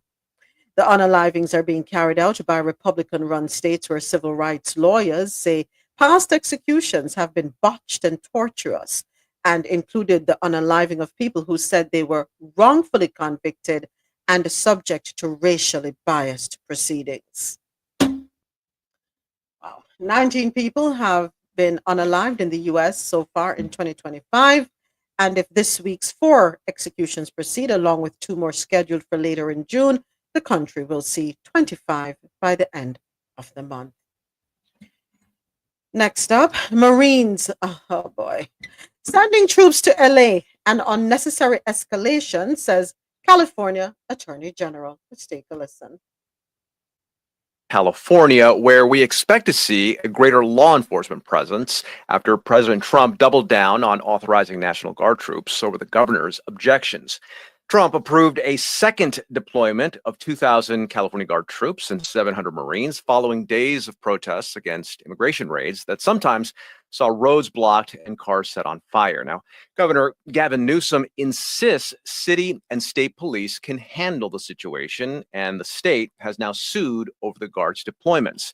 I asked California's Attorney General Rob Bonta about both the Guard and the Marines being mobilized for LA in what federal officials called supporting roles. I view it as an unnecessary escalation. The local law enforcement on the ground, along with potentially mutual aid of allied agencies, have the situation in control, and they're able to meet the moment using the resources they have available to them.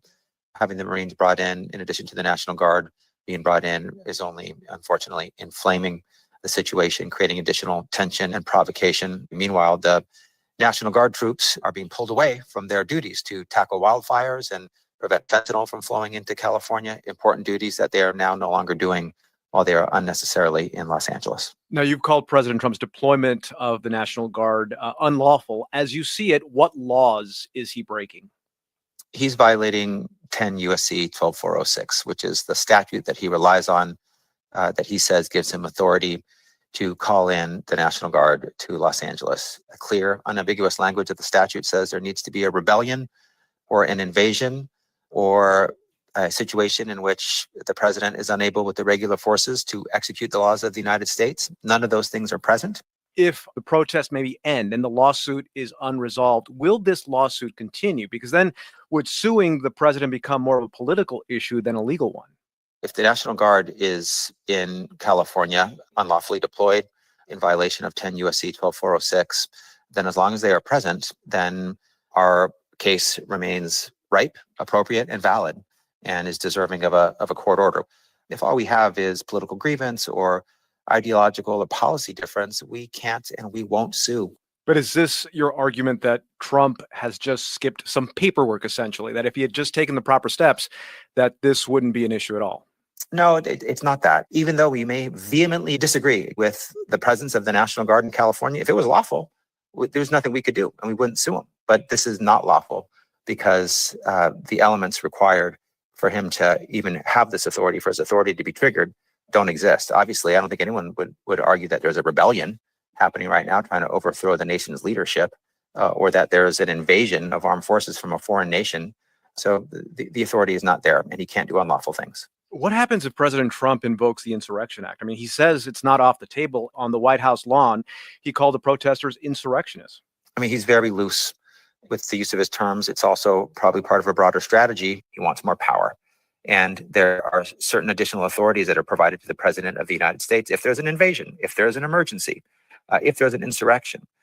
He can try to invoke things, but the facts will always be the ultimate determiner of whether he can actually exercise the authority he seeks to exercise. There's no insurrection here. He's being very fast and loose with these terms, and he doesn't have the authority he thinks he has. This lawsuit against President Trump is on behalf of the people of California, the state of California. Among those people, Attorney General, are Trump voters. So why should they and other supporters of the president across the nation care about what this lawsuit is pushing back on? So whether people support Trump, voted for him or not, they deserve to have a president that follows the rule of law, that complies with the Constitution. That's our North Star, and we will be resolute, immovable, and unapologetic in holding the president accountable to follow the law and comply with the law every time he seeks to violate it. One last thing, Attorney General. President Trump has endorsed the idea of possibly arresting Gavin Newsom, California's governor. What's your response to that? I think, as we all know, you can only be arrested for violating the law. When asked what law Governor Newsom violated, he said running for governor, which is completely lawful. So he might want to seek vindication and punish his political enemies.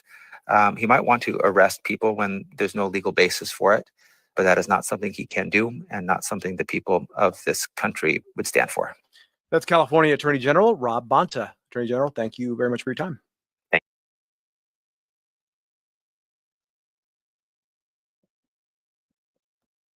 So what you're saying is our dear leader cannot arrest a common governor.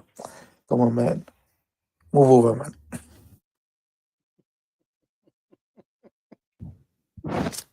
Moments, but this whole California thing, isn't this madness though? No, because what is this doing? In my opinion, this is playing into Trump's hand, right? This is playing into Republican hands. Two things that this does, in my opinion, this guarantee that Gavin Newsom will not be successful running for president. If you can't control your own state, you can't run for president. This is going to guarantee that. Hold on a second. Hold on. Say that again. If he can't control his own state. Yes. Okay, go on. Carry on. Because California is one of the places that bar ICE from coming in to deport people. So California is one of the most protected places for illegal immigrants, right? So how Can we is call it them that undocumented? are undocumented? Okay, California is one of the places that standing up and protecting them more than any other place in America right now. So how does it look for people with Mexican flag, people with Guatemalan flag in a state that is protecting them, protesting in the street while people using it as an opportunity to burn cars, to loot buildings and stuff like that. If I'm a business owner and I spend $500,000 to put up my business and I mortgage my house and everything like that in that state, and you are coming in to break the glass, take out clothes, take out shoes, even restaurants they are running into. How does that help Gavin Newsom? So that is just my opinion. I believe that this is just playing into the Republicans' hands because they are burning down their own city, the city that is protecting them. Like it's not like they're in a Republican, they're going across to a Republican state and doing this. They're doing this in a Democratic state that is protecting them. Let me ask you a And that question, don't make any James. sense to me. Where are you getting your news from, James? Simple. Huh? Where you get your news from, your updates from? Where do you get your updates? For real. No, I'm seeing the place burning down. Okay, where I'm are seeing you? people And do I'm it on asking you, TV. hold on, where are you seeing it? What channels? All over. I'm seeing it on CNN. I'm seeing Okay. it on our news, the Canadian news. Beautiful. Beautiful. All right. And there's a reason for that. So Hold on a second, Ja. There's a reason for that, James. There are narratives being pushed out, right? Now you have paid actors. You will have actors who will come in and make it appear as though it's the people waving the flags, right, that are doing it. I get it. I get why they do it. It's a market. It's strategic to make us believe, to double down on the narrative that these people, we don't want them here. How do we know for certain that they're the ones breaking in? Do you know that there are images?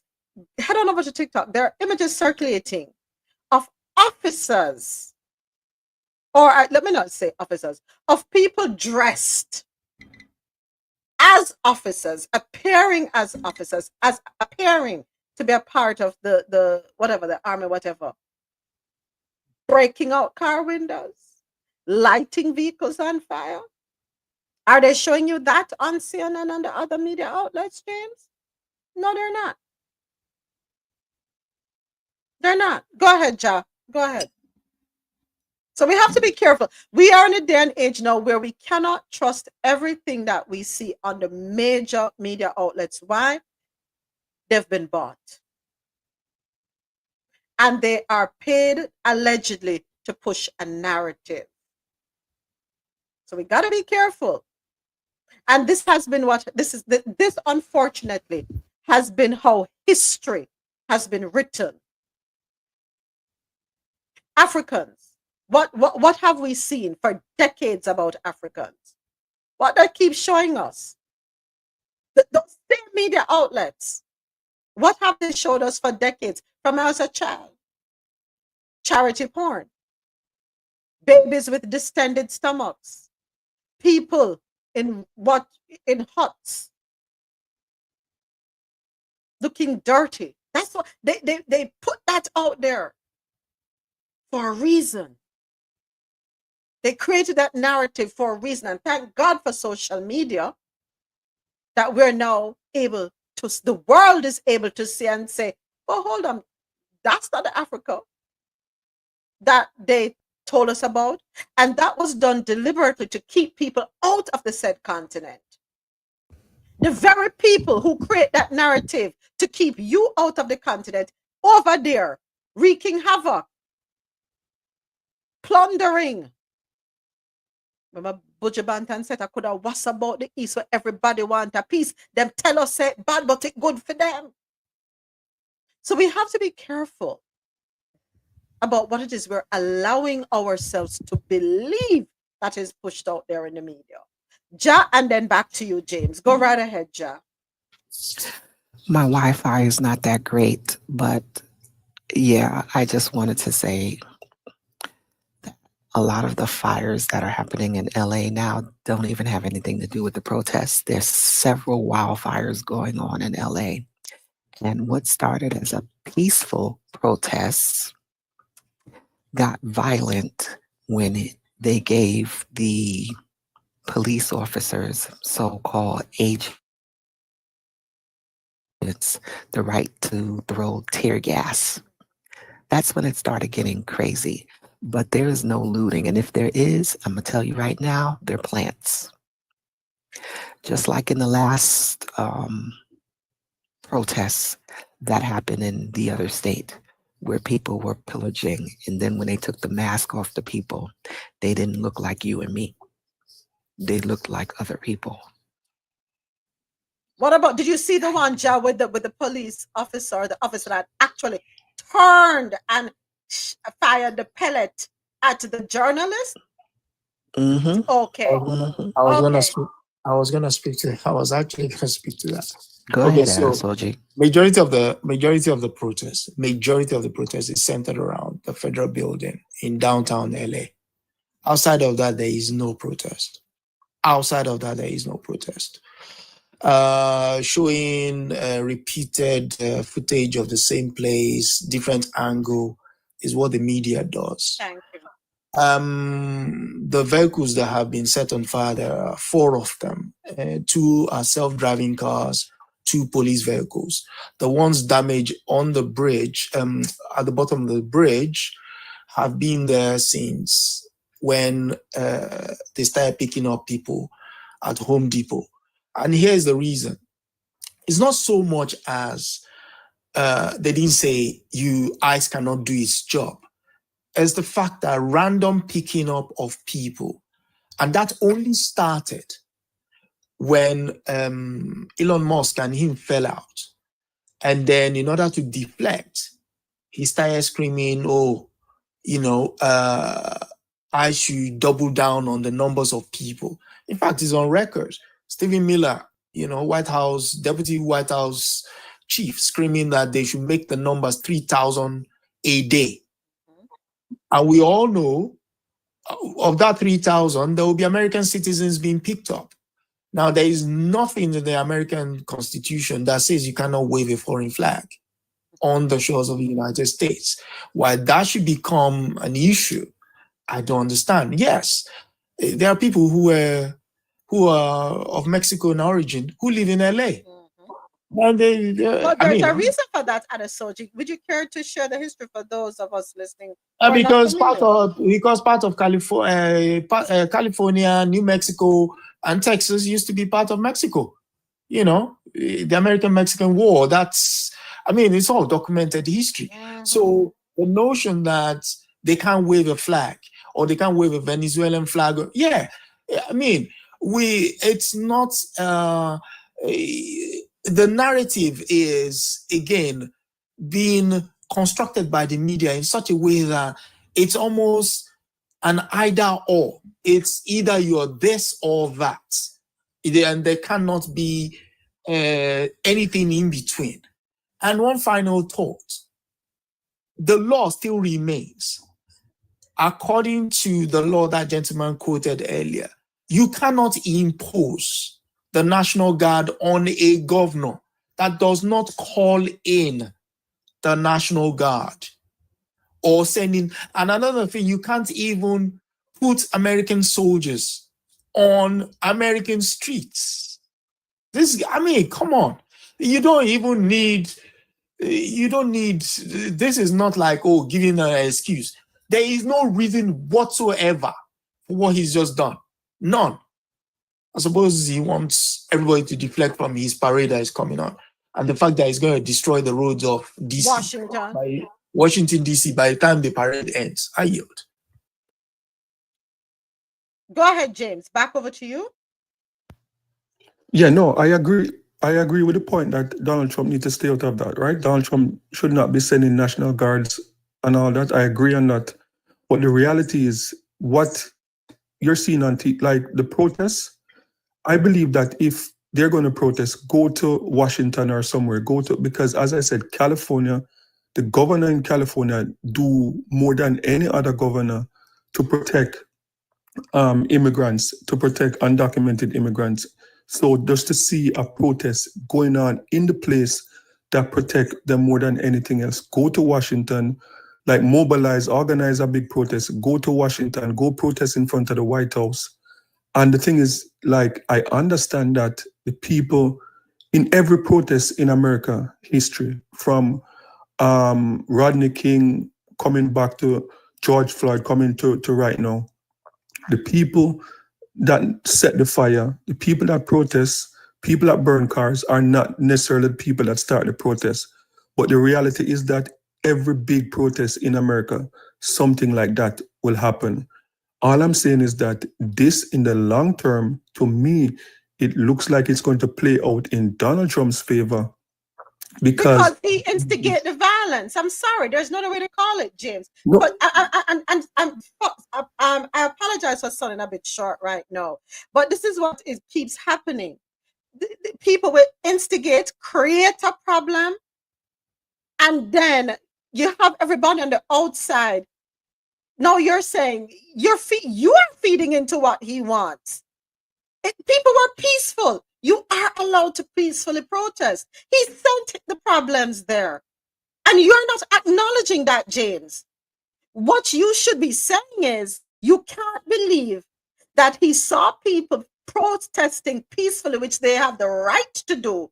And he went there and poured fuel on the situation and struck that match. Instead, you're saying you're pretty much blaming Gavin Newsom. You can't do that. Come on now. I will stand with the Americans on this one. I will stand with Gavin on this one. You can't, that's not fair, James. Honestly, enough fear. Enough fear. I'm sorry. You are allowed. You're going to take away their right to peacefully protest. They were fine until. But I don't know. What do I know? I'm sorry.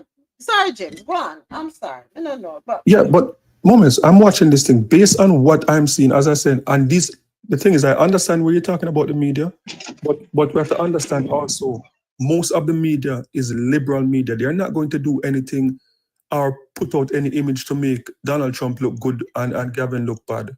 Because a lot of, it's not like I'm not watching Fox. I'm watching right across the media. And there, I also saw images of people who are protesting, and people are out there and they're saying to people that are breaking into stores and like an Apple store, they're trying to stop people from looting. So all of those images are out there. So I understand that point. All I'm saying, the fact that it's all of this image that this, when you look at these images of burning building and whatever, it is going to play in Donald Trump's favor. That's all I'm saying. I'm not saying, I said he doesn't have the right to send National Guard in.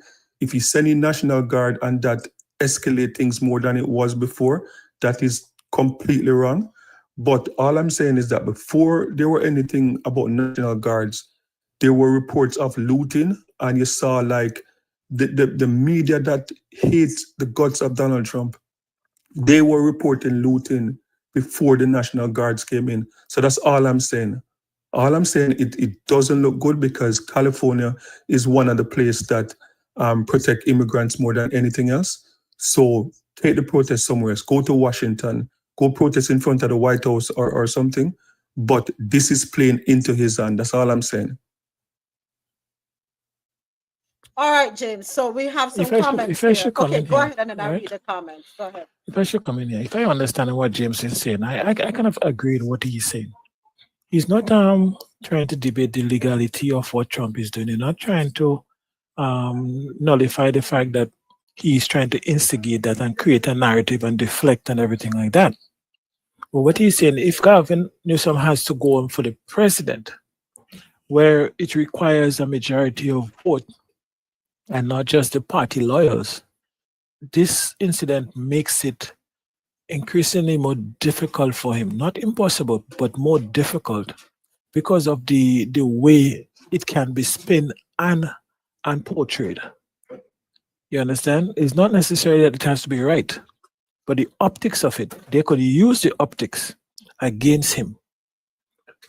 And when you're looking at conservative states and places where he has to get Republican votes and so on, these kind of things, these things that comes up in campaign rhetoric and campaign advertising and so on. So not that he's wrong, but the optics will tend to, in my opinion, can be used against him in an election. But coming outside of a Trump presidency, who knows if that would even matter? Who knows if something like that will even matter? Maybe that might even give him some more some grounds to run with, because Democrats are fed up of electing people who is trying to reach across the aisle. And if Gavin Newsom comes in as a man that is standing his ground and will do what the people is electing him to do, that might even be fuel for him and not against him. But it's something that is cause for that should be considered. So question. But I think he's standing up is very good. So question, who is manufacturing what we're seeing right now? Who manufactured the escalation to create the optics that is being presented globally? We know who that is. Everybody knows Donald Trump. That's not a question, you know. It's how it will go over to the average person in a red state. Who you think is manufacturing it? That's what I'm saying is, if Gavin Newsom is taking that line, he has to go gung-ho, because guess what? The Democrats have had people who the Democratic base thinks is too soft when it comes to implementing what he was elected to do. And if he's holding his ground, he has to stand firm and live and die on that on our life on that hill, right? That way, if the people decide to go with him, they know what they are voting for. Because as it is right now, Democratic voters do not know what they are voting for, because they vote for elected officials who go into the office, instead of carrying out the mandates that they vote for them to do, they go and spend their whole tenure trying to reach across the aisle and find compromise. I think the Democratic base has lost its patience with this compromise thing. And they're saying if when the Republicans are in office, they could go and do as they feel, as they please, as the people vote for them to do. It's about time the Democrats do the same. When you're going with a Democratic majority, do what the Democratic people want. And that might be in his favor. But if he intends to reach across the aisle, I can see James' point being very valid. There you go. That's the part I can agree with. That part I agree with. I want to read some comments here because I don't want to ignore the comments at all. On YouTube, Eddie said, I don't believe that was a real cop that shot. No, it was a cop, because he was it was a line of them and he turned and shot. Next, I understand the protest, but to protest under the flag of another country is inviting trouble. Now you're making it easy to be called a rebellion, which gives the president more rights. Also, here we have on TikTok. Hold on. Woo. All right, going way back. Exactly. Remember the Alamo. So I know you say you have one more point. Just said the governor allowed them to protest peaceful. It was messed up by we know who. As the people are going to protest in the place they live, as many don't have the means to go north, right? Also, everybody can forward to DC, especially if you're undocumented. Mr. President, I agree with James' point. Dre says the police force could handle whatever misbehaving protesters. There was no need for the National Guard. As the people have been way more destructive after sports games, and National Guard never came out. Dre says over sensationalized. Ja agrees with that.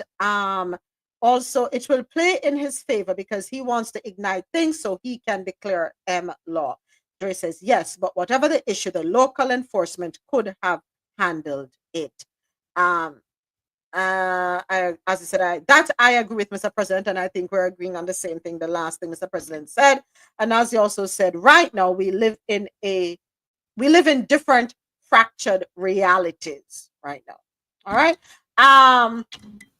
At the hold on, James. I think Ada Soldier, because in the chat way back you said you wanted to make a point, and then over to you, James. Go right ahead. Okay, yeah. The quick point I want to make, in terms of political ambition and what have you, that is looking way too far into the future. Does anybody remember how Gavin Newsom's name came into the conversation? Does anybody remember? Remind us. His name only came into the conversation when the Homeland Security guy said he was going to arrest him. That was the only reason his name came into the conversation. He said, and I quote, "If Gavin Newsom gets in the way, I would arrest him." You're going to arrest a sitting governor who didn't say anything. He didn't say, even with regards to the protest, he didn't even say a word. But you said you're going to arrest a sitting governor. And this is the same Republican Party that screams about state rights, state rights, state rights. And we're expected to believe Gavin Newsom is a threat to them or is a facilitator of, come on, guys. Come on, I yield. James, go ahead. Thank you, Adesoji. Go ahead, James. Yeah. So, Mr. President, explain it better than I was trying to explain it. What I'm saying, I'm not blaming Gavin Newsom. That's not what I'm doing. All I'm saying is that the optics, okay, Gavin Newsom is the front runner. Like for right now, we don't see anybody else in the Republican Party. Michelle Obama says she's not into politics. You mean the Democratic Party? The Democratic. Gavin Newsom is a front runner. When the Republicans have a chance to weaken his candidacy as the front runner, they'll take every opportunity to do it. During the wildfire months ago, Gavin Newsom got beat. Why you calling him Newsom? His name Newsom. That's how it's my Jamaican accent. Newsom, not Parliament. Gavin Newsom got beaten left, right, and center for not being proactive for the wildfire, for allowing insurance companies to cut off people home insurance right before the wildfire. He got beaten. He got beaten a few months ago because California is recorded as one of the places where more people are leaving California to go to other places because it's expensive because of what is happening with the insurance and stuff like that. So anything that happened while he's the governor there, whether he's directly involved or indirectly, he's going to get a beating. And if they can focus on beating the front runner, weakening the front runner for the next election, they're going to take the opportunity. So that's all I'm saying. I'm not saying it have anything to do with him. He could be in his bed sleeping, but the fact that his place, the images coming from his place under fire, that is what going to weaken his candidacy for presidency. So that's all I'm saying. But James, on the flip side, it doesn't necessarily weaken his candidacy, because when they said the guy said he would arrest him, he said, "Bring it on, come arrest me." He takes on Trump head on, and he speaks clearly. He go after them. So what may seem like a weaker candidacy based on the traditional Democratic leaders we have been having recently can strengthen his candidacy with the Democratic or even the people in the middle. Because they're saying this foolishness that's going on, especially the rational, even the rational right, we say, listen, what's going on here is nonsense. All this rule breaking, all this instigation that is a clear violation of the laws cannot continue. And if he keeps standing up and challenging it, whether or not he is interested in running for the presidency, it might actually helps him to catapult forward. If he wants to come and run as a middle of the lane candidate to bring people across the aisle, it definitely would weaken him. But I see it on two fronts. He has to, I think he has chosen his path. And if he continue, so like when they threaten to arrest him, and he will call a press conference and say, yes, I'm here, come arrest me. Because they can't do it legally. And if they illegally arrest him, or even more feather in his cap. So I think there is two spin to it, James. Tom Homan, the border czar, said to me yesterday, he did not rule out literally arresting you, nor Mayor Bass, if you interfere in his work. You hadn't yet. He's a tough guy. Why doesn't he do that? He knows where to find me. But you know what? Lay your hands off 4-year-old girls. They're trying to get educated. Lay your hands off these poor people. They're just trying to live their lives, man. Trying to live their lives, paying their taxes, been here 10 years. The fear The horror. The hell is this guy? Come after me, arrest me. Let's just get it over with. Tough guy. You know, I don't give a damn. But I care about my community. I care about this community. The hell are they doing? These guys need to grow up. They need to stop. And we need to push back. And I'm sorry to be so clear, but that kind of bloviating is exhausting. So Tom, arrest me. Let's go. Tom Home and the Borders. All right, so I want to welcome Kabang and Blue Vibes to the stage. Thank you so much for coming to Coffee and Chill. Just to let you know, we are live on internet radio, live on YouTube, as well as here.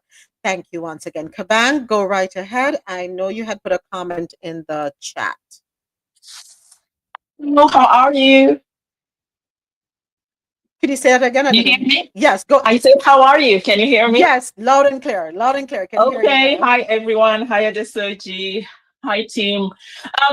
So the truth is, really, Newsom needs to stand up, and he needs to show us the leader that he's not afraid with what the government is trying to do. He needs to put his life right there in that position. It's important because it shows that he's putting a boundary. And he is challenging the president to a very difficult position.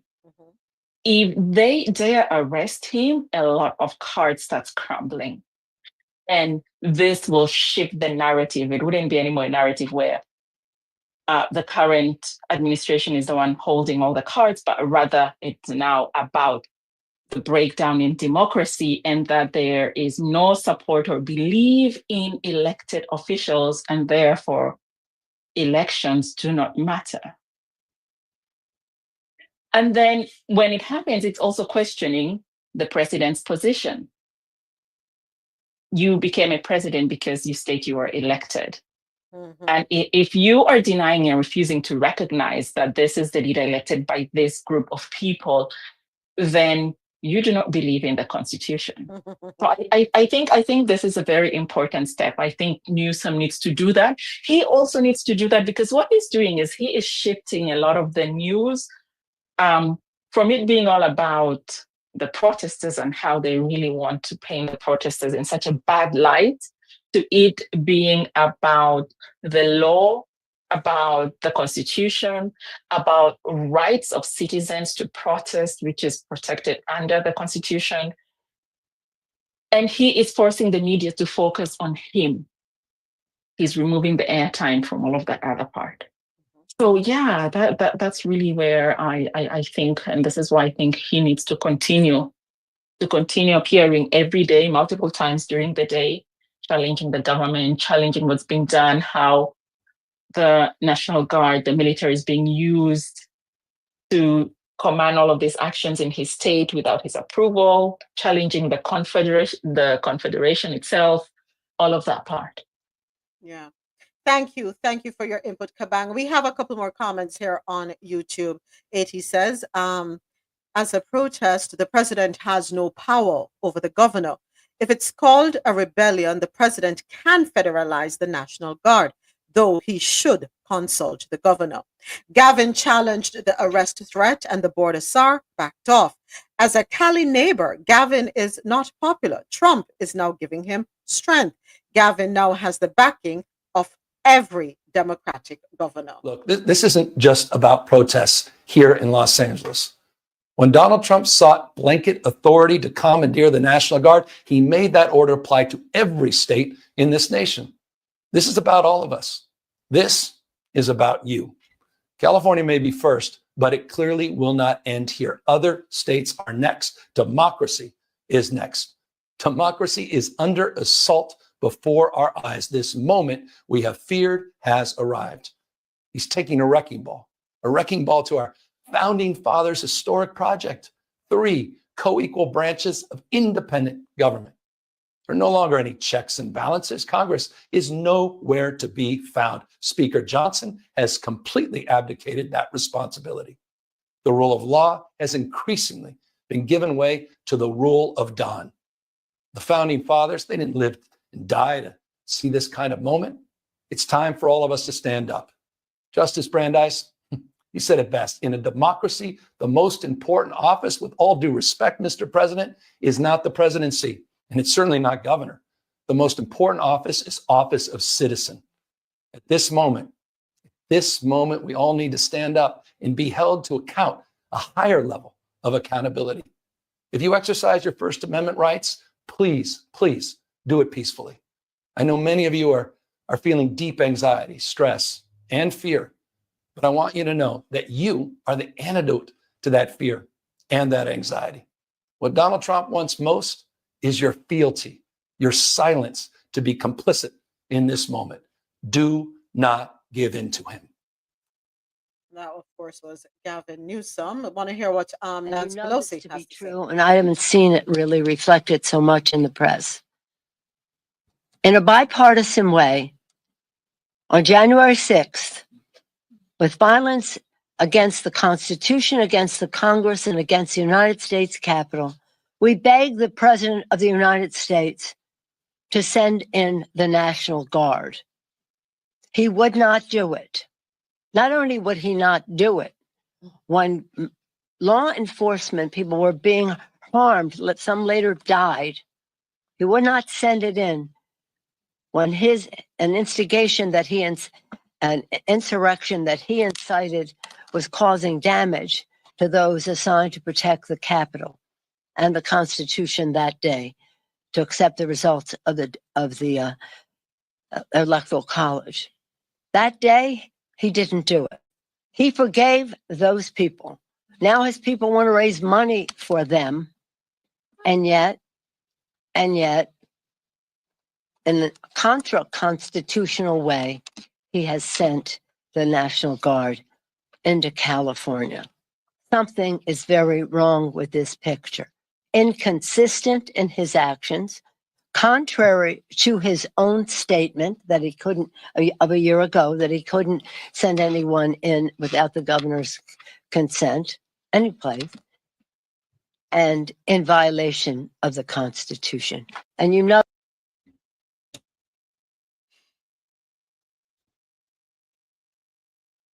Interestingly enough, Mike Johnson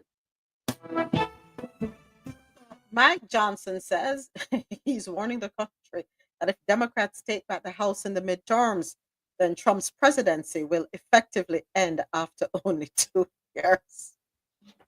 Yeah, and that's a fact. That's a fact. That's a fact. Because he knows they're just basically running he's the one running the show. You're disavowing what the Supreme Court says. You're not following the legal route in anything. There are South Americans. So, I repeat, there are South Americans sat on a tarmac in Djibouti on their way to South Sudan.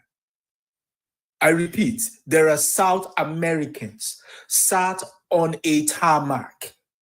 Yeah? And the only reason why they're sat on that tarmac is because a federal judge says you cannot deport these people to South Sudan. They're from Nicaragua and Honduras. You're sending them to South Sudan. I mean, come on. Where are they now, by the way? They're in Djibouti. Okay. They're in Djibouti. And they on the tarmac in Djibouti. Stuck there with the who? Who is there with them? It's stuck there with ICE agents. With border patrol agents. Yeah, spilling out their guts because they fell ill. Yeah. And this is the man we should be taking seriously. I think they have just collectively, with him at the helm, they have already put in their resignation. It will be the Democrats are going to get the House back. No ifs, ands, or buts about it. But hey. Moments. Oh, but don't don't forget, right? The border ICE is now complaining. Border Patrol is complaining that the judge forced them to be there. Yet the judge said, you are not taking these people to another country without due process, and countries that are not their country. Imagine. And so you would ideally bring them back, but you refuse. And by doing so, you're risking the life of people who decided to become employed as agents Okay. They are getting sick in heated containers. They're not necessarily getting access to everything that the army gets because they're not part of the army. I'm today Jamaican. Sorry, that came on by mistake. Yeah, but you see, but then again, what can I say? Go ahead, James. Thank you, Kaban. Go ahead, James. Sorry. Thank you. Yeah, no, I was going to ask a question. Are you any at all concerned about the Democrats? What should I be concerned about? Because, my concerns. okay, so let's put it this way. You could never ask for a worse 6 months of any presidency, right? In the history of America, you could not ask for. It's like lighting the house on fire and going upstairs and go back in bed. That's what's happening, right? So how is it that the Democrats' approval ratings are still so low? With all of this chaos happening, people are still not confident in the Democrats. That is my concern. Lord James, that's a conversation for another day. Come on, when you get me started, pandem. We have aired our grouses here. Yes, absolutely, Ozzy. They have a lot to figure out, and they're fractured as well. And I think there are a lot of missed opportunities. But as I said, that's a conversation for another day because time is running out on me. I only have 35 more minutes to give, right? And yeah, tomorrow we can talk about that. Tomorrow we can talk about that. Establishment Dems versus the radical Dems. But let's revisit that, James. Definitely want to revisit that one. 6 months. Can you imagine only 6 months and it feel like it's been 6 years already? But I just want to remind people, here's just a synopsis, just a synopsis or a cliff note if you want to call it that. Most Americans didn't know that the United States had actually stolen all that land from Mexico. Going back in history. I should have said this. I should have said this first. The reason why you will see Mexican flags being flown has a lot to do with the history. Adesoji, you alluded to it earlier. But let's go ahead and take a listen once again. Most Americans didn't know that the United States had actually stolen all that land from Mexico. Going back in history to the 1800s, the U.S. was actively expanding westward. At the time, newly independent Mexico was looking to grow its economy. It began renting land to American settlers in Texas. The settlers brought slaves with them, which was completely illegal for the country. When the Mexican government tried to ban it, the settlers revolted, won the war, and declared their independence as the Republic of Texas. After 9 years, the United States annexed Texas, but President James K. Polk wanted to get his hands on California as well. He offered Mexico $20 million for the land, but was turned down. Then he sent U.S. soldiers into the disputed region on the border, knowing it would lead to conflict. The Mexican army attacked them, and Polk used this as an excuse for war against Mexico. The United States, being more powerful, won easily and forced Mexico to sell a huge amount of its territory for $15 million. In less than 20 years, Mexico lost half of its territory. Most Americans didn't know that the United States had actually stolen. Let me pause that. Just a little reminder. So seeing those flags, if you take a deeper look, it's also a reminder, kind of like the birth certificate that was handed over when the chancellor was here from Germany the other day. Remember that birth certificate? Yeah, Mr. Olof's great gift to the diaper in chief. That's what you're gonna behave yourself. Yeah. It's a message. It's a reminder. It is a reminder. And you're absolutely right, Azzy. Similar to how Hawaii was ... You know, they don't like when we speak the history and the truth here on TikTok. I get flagged for it all the time. It's okay though. That's why they're banning books. Yeah.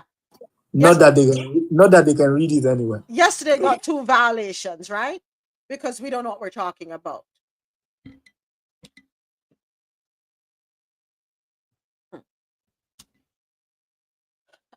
Talking about the DIAPER Have you all seen those videos going around?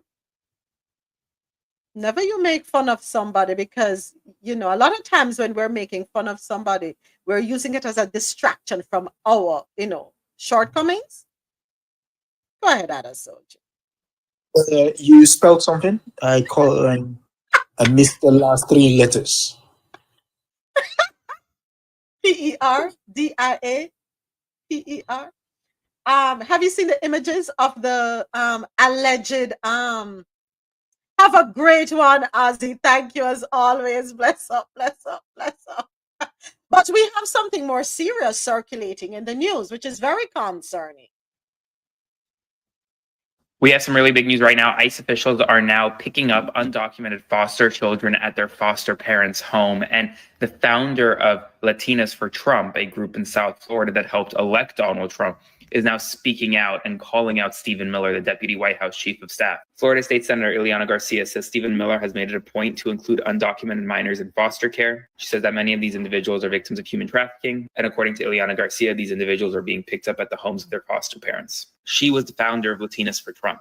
She tried to help elect Donald Trump. And now she is speaking out against the White House and Stephen Miller's mass deportation efforts. These efforts are directly targeting children, foster children in foster homes. And as she said, it doesn't matter citizenship status or not. At the end of the day, this is cruel. And cruelty maybe really is the point in all of these deportation efforts. As always, spread the word. I'll do a full breakdown on my Substack, link in bio, so subscribe for free. And Adasoji, I thought about the soundtrack. Children, though. Children. I'm trying to understand, Adasoji, why are you going into foster homes, removing children who are already mentally and emotionally, and some of them physically messed up, and you are putting children? What children? They're in foster homes. No, okay. I hear all of that. You know the gaslighting part is the lady who helped. Yeah. Ileana Garcia. Yeah, that is now advocating. What are you advocating for? I think she has a conscience. I think she's realized now that she messed up. Oh, really? See, this is the thing with proximity to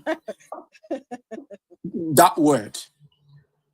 It gets you so drunk to the point where you lose all groundings. There's a saying in my language which is simply because you're standing next to a lion right now and he's not feeding on you, it's because the lion is well fed at the moment. I know that saying. So at that time, that lion was well fed, but now the lion needs lunch. Hey, you are it. Gotta eat. Although you might be slightly spicy, but we still gotta eat.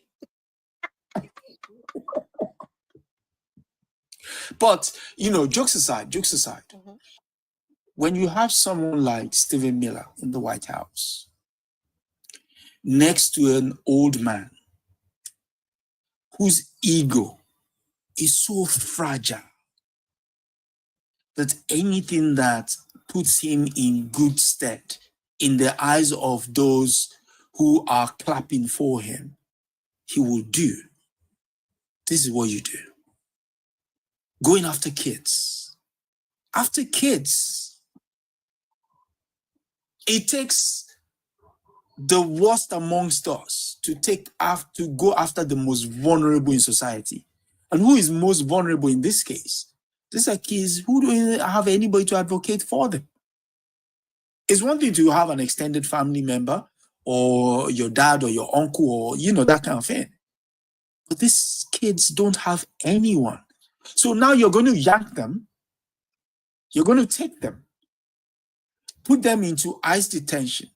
Where are you going to send them to? Where? That's what I want to know. What happens with them now? Yeah, where?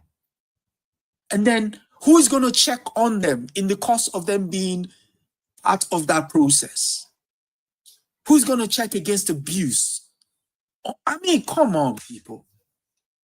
And sheesh. I yield. Children.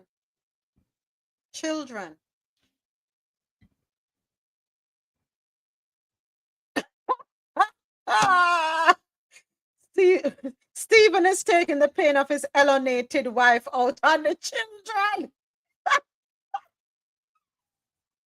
You're right for that.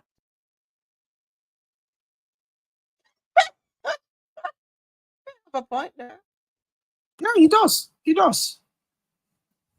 I mean, anytime I see this chappie on the TV, I just crack up. And the reason I crack up is, in any other sane society, yeah, because that's the best way to describe it. In any other sane society, this guy will not be near anyone remotely powerful. Remotely. Because he's a yes man. Could all this distraction have anything to do with what came out the previous week? Yes, it does. Let's beat the drum as loud as possible, that people would forget what we heard or what we read. But it's still up on his bestie's wall. Oh, sorry, ex-bestie's wall. It's still up there. And the guy has said, you know what? I'm going to bankroll Democrats in the next election. As if he even needs to do that. I mean, there's a whole raft of reasons why, first and foremost, the primaries of Democratic elections will be very interesting. One, you've seen the New York election, the New York mayoral race, the debates they did when they were asked, which country where would you visit when you first of all become mayor? And all of them were climbing over each other to say they were going to visit a place in the Middle East. This is a mayor. And what's his name? Mandani said, I'm going to visit the 5 boroughs of New York. I'm like, okay, this is somebody who knows what his finished.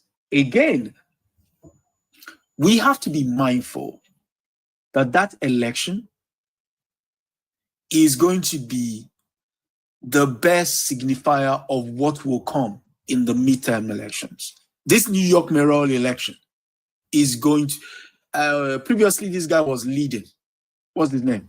Como was leading massively. Now the election has closed up to the point where Mandani might just do it. And so we'll see. Well,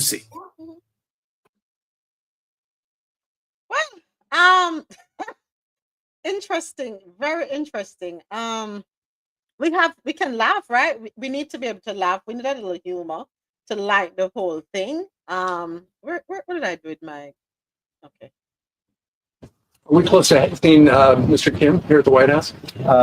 Could happen. I mean, they talked about that yesterday. I think it's something that could happen. Yeah. Hey, he's the head of a country, and I mean, he's the strong head. Don't let anyone think anything different. Right. He speaks, and his people sit up at attention. I want my people to do the same. Well, what did he say? I want my people to do what? To do the same. Are we close to seeing Mr. Kim here at the White House? Could happen. I mean, they talked about that yesterday. I think it's something that could happen. Yeah. Hey, he's the head of a country, and I mean, he's the strong head. Don't let anyone think anything different. Right. He speaks, and his people sit up at attention. I want my people to do the same. Well, he's talking about China. No. NK. Not Korea.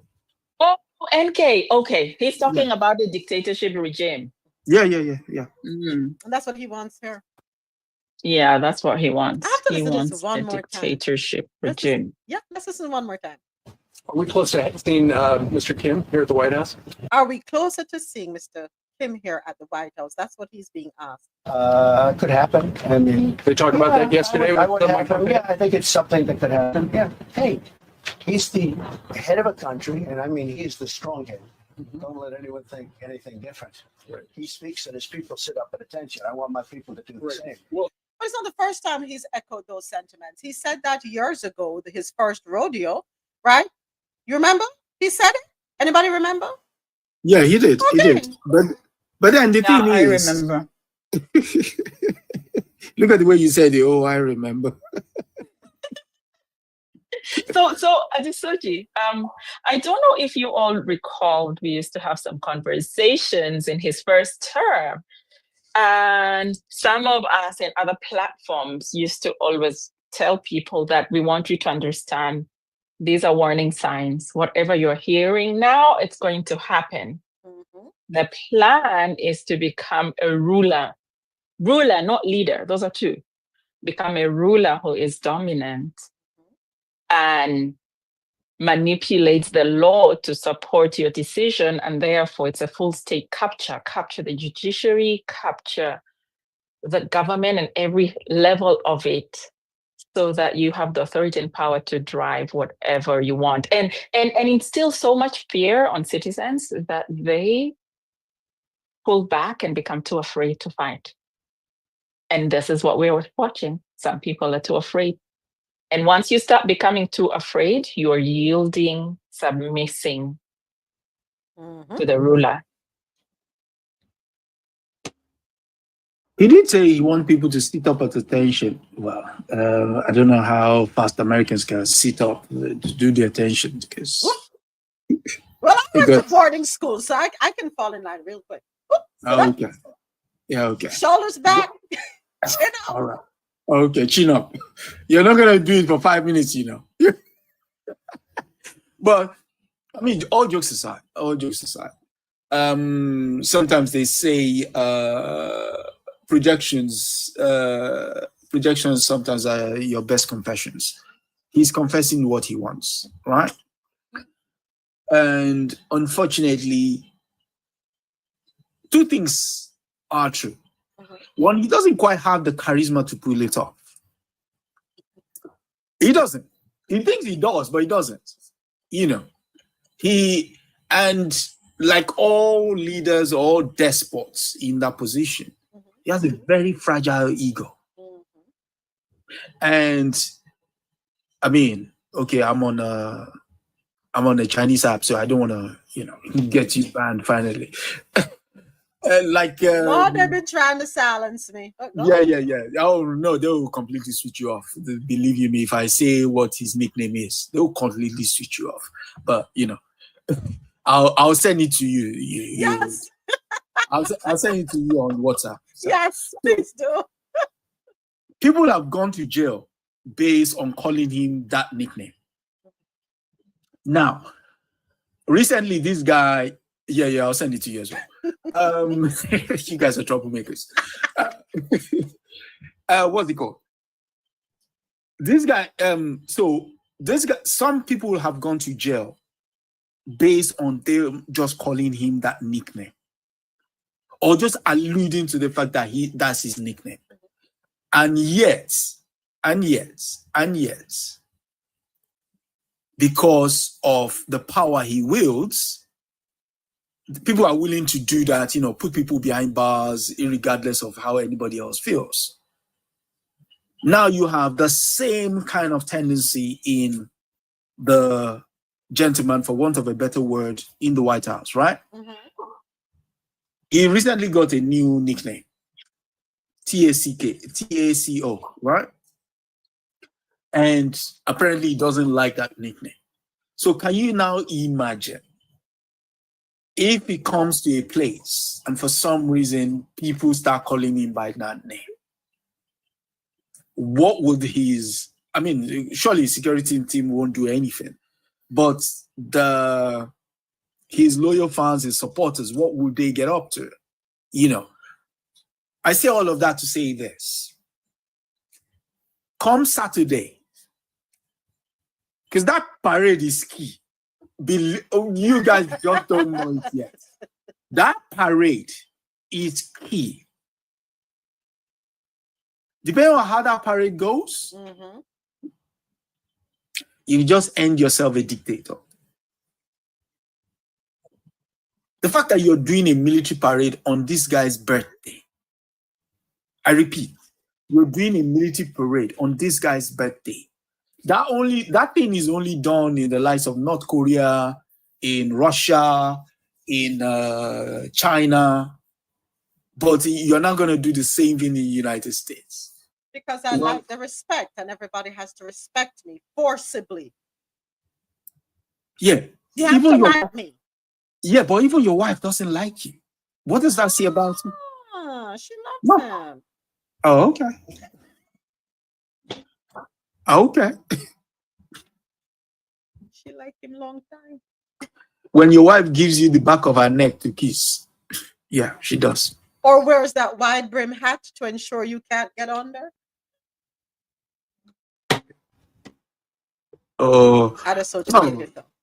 no, I mean it's painful to watch. It's painful to watch. Beyond painful to watch. Beyond painful. So I think that is it for stories out of North America. Interesting. And I know we'll have more updates for you by tomorrow, of course. But Gavin Newsom, much respect for you. Oh, hold on. I hope this one can be played. Hold on a second. Hold on. We need to know what's going on with the health of the President of the United States. We get to know if you have a serious enough medical concern that you have to travel with a 2-liter bag of urine attached to your leg because you can't hold in your... Have you seen those images? Oh my gosh. Well, that's troubling. I don't think he's going to like it at all. I don't think he's going to like it. Yeah, but that's the nature of his age, you know, and the kind of lifestyle he's previously lived, because he doesn't take care of himself. All of those build up to get the guy. Well, so, oh yeah, speaking of that image, how is he going to stand attention for 2 hours while, that's going to be interesting. Oh, let me go grab my popcorn. I just sent it to you, Ja, on TikTok. Ja, you're bad. You're a bad girl. You see, and this lady pretends not to be interested in shenanigans. Yeah, and she likes to call us out, right? It's okay. It's all right, Ja. We all need the entertainment at some point, right? I need a good laugh. You need a good laugh? All right. Mm-hmm. Don't worry, you got it. Hold on a second. Let me see something here. I said that out loud and I told you. Okay, so here's this one that I wanted to, yes, one last one for the news out of North America. We have some big news right now. The FIFA Club World Cup is kicking off. Hold on a second, come back. Hold on. We have some big news right now. The FIFA Club World Cup is kicking off this weekend at Hard Rock Stadium in Miami, and the Department of Homeland Security has announced that both ICE and CBP would be at the game providing security, so you're aware. ICE further told NBC Miami that they need to remind all non-American citizens to carry proof of their legal status when they're attending the games this weekend in Miami. If you are traveling to Miami this weekend for this World Cup, be aware that ICE may stop you, especially if you're not from here, and make sure to carry legal status if you're going to be going. But I will say we are at a point in our nation now where individuals have to carry legal status to even go to a soccer game without being asked to show your papers. And it's also dissuading a lot of folks in Miami to even want to go to this World Cup, the Club World Cup, and watch their favorite team if they're not providing security. They're there to pick up people. And that is why I'm saying I'd be okay if FIFA say, you know what, forget it. We'll just stick to Mexico and Canada. Miami. Do you know who makes up Miami? Do you know who lives in Miami? Do you know who lives in South Florida? Do you know the demographic of our visitors here? Come on, this is a setup. You're going to have them there talking about them offering security. Security to who? People going to a game. and they have to walk with their papers. Miami, South Florida makes its money off of tourism besides other things. You know what the other things are. Miami makes its money off of tourism. Good luck. This is time the soundtrack will be perfect. So do you know what? Before you even move to the soundtrack, here's the other problem. The other problem is that a lot of the South America games are going to be played in California. This whole idea that FIFA has, and I don't know how much FIFA was paid to agree to grant the US, the three countries, the rights. And I mean, considering how it's difficult to always get a visa to America, you know, it goes against the whole idea of what a World Cup is. But then also, if we know, if a lot of you have kept up with everything to do with the leader, the head of FIFA, there they swim in corruption. Then there is another part. Have you all seen the price of those tickets? Oh my goodness. It's the cheapest ticket is about $2,000, and that is for people who are going to be sitting all the way on top of the stadium, those last seats up there. Mm-hmm. Tickets are going for 80 grand, 50 grand, 20 grand. Welcome to Miami. 10 grand. This is all the games in the US. This is the cost of the tickets. And then when people go and select the tickets, they don't even tell you who are playing in this game. So you are selecting randomly because this is now, you are selecting for different group stages. I don't know, unless if you work in a wealthy firm, then your firm will buy tickets. But I think the rest of us are going to be in sports bars or restaurants watching. So the awarding, thank you for that, Kabang. Ja, the awarding happened June 16, 2022. Yeah. So the FIFA World Cup 2026 was awarded to the United States, Canada, and Mexico on June 16, 2022. And at that time, Miami was selected as one of the 16 host cities in the US. The announcement by FIFA officially named Miami as a host destination. Yeah. So the selection was They done. didn't know who Prior. was going to become. Right. Yeah. But now, I don't know. I want to see what the tournament is going to be like. Well, the tournament is supposed to be a gauge of what they arrange, the organization, the participation, the fans, how the logistics is going to be run. That's the point of this tournament being hosted. It's a test run. If the test run doesn't go well, hey. I mean, you wouldn't catch me dead in that area, and I'm a citizen. You wouldn't catch me dead in that area. Not at all. I wouldn't even go close to that area, and I'm a citizen.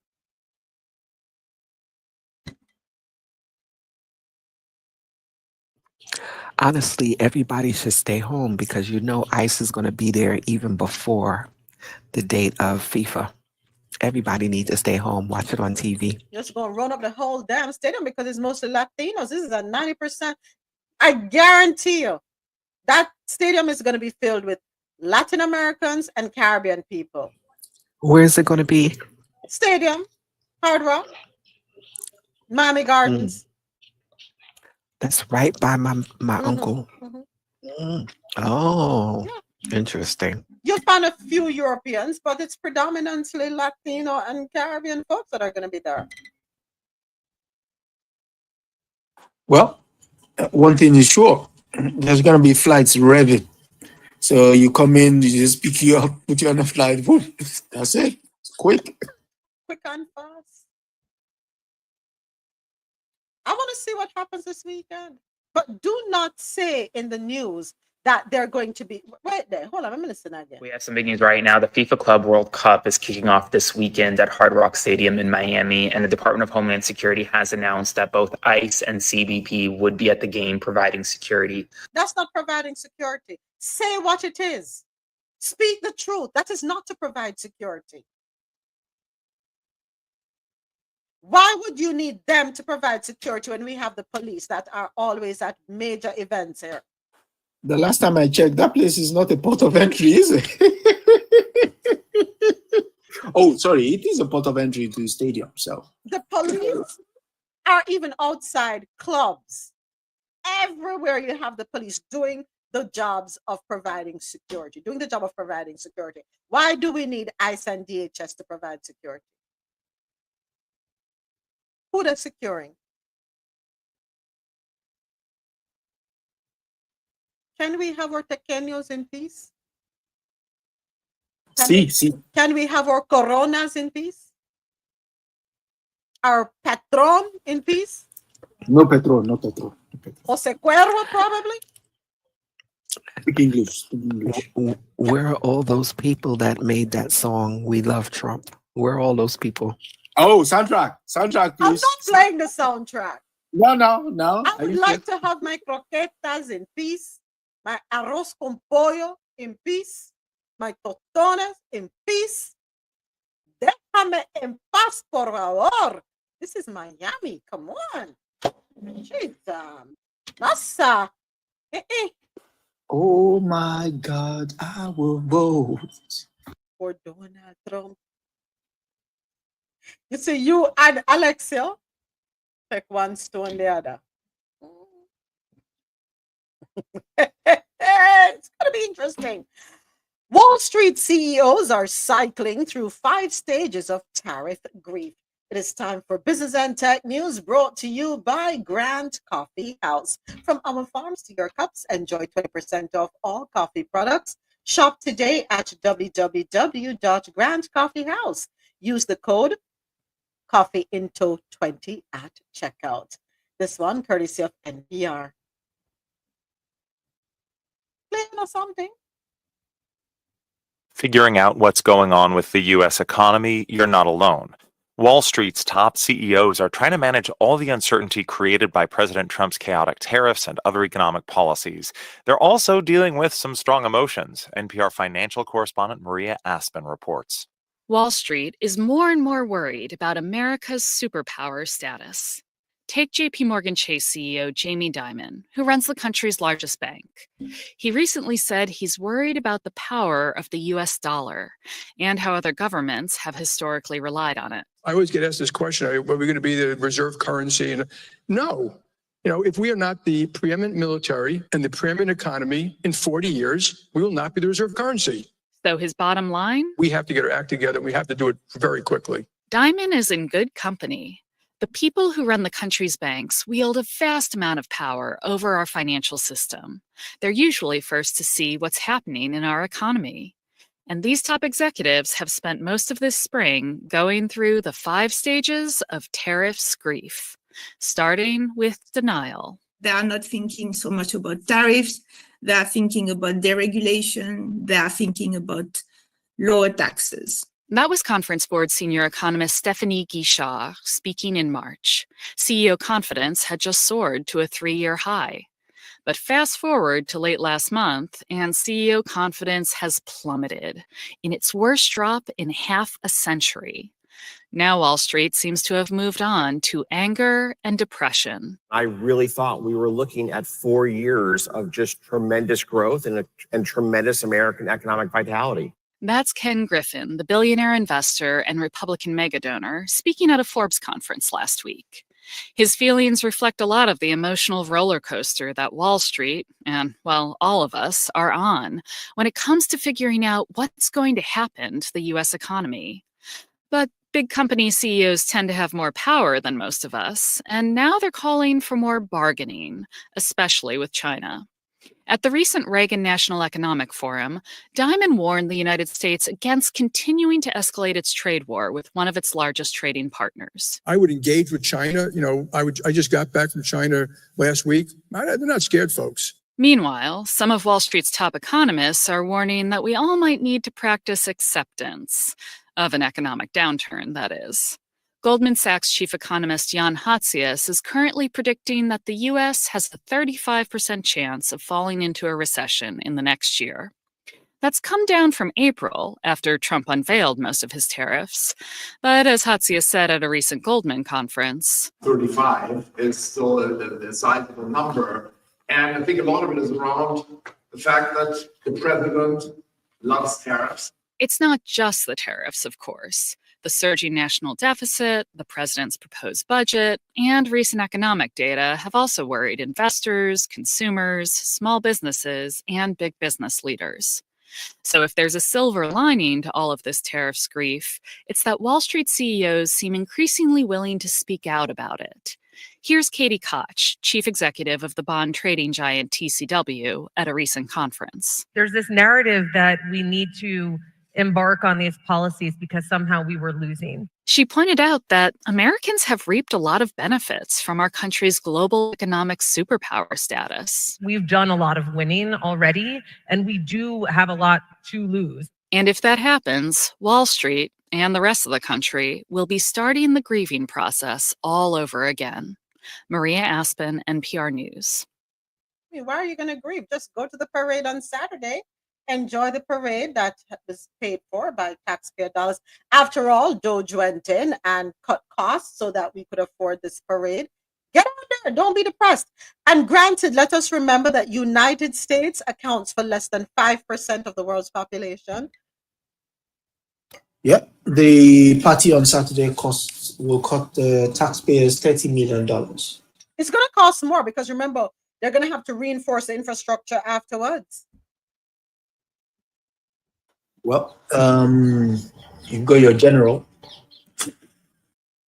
I mean, 35%. That's sizable indeed. I mean, I think it's greater than that. We are saying that. Well, you know what? It's probably 35% in light of the fact that he made some adjustments, but he still stuck the 10% to the Penguins, and I'm not sure how production is going on down there in the I wonder how his bro is doing. His bro has been quiet all of a sudden. What's going on? Which one? The one, his ex? Yeah, his ex. His ex on X is quiet. His ex is busy listening to everything because didn't his ex put a tracker on top of the White House? No, his ex has been quiet. I follow him on X and you follow his ex on X? Yeah, I follow his ex on X and he's been quiet all of a sudden. And there are people who say, "Listen, dude, if you need help, just blink twice." He knows what he's doing. Remember, he knows everything that's going on. Starlink is on top of the White House, and they didn't even know it was installed. Make that make sense. Make that make sense. I mean, he's busy moving the cars around because allegedly he turned on the thing and had the car drive itself back to wherever. Where's my popcorn? Can I get a refill on a bucket of popcorn, please? And hey, Lorraine, thank you, Suzette. Thank you. We can't get a refill. We need a refill. This represents some tell lie. Hey man, hey, I love it, I love it here.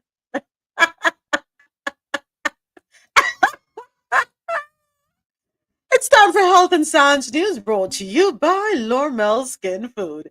Head on over to lormelskinfood.com. All 100% natural products for a natural, beautiful you. United Health faces federal scrutiny into whistleblower claims. This one courtesy of theguardian.com. U.S. lawmakers on both sides of the aisle are raising concerns and seeking investigations in the wake of Guardian reporting on whistleblower claims about practices within United Health Group's nursing home partnership programs.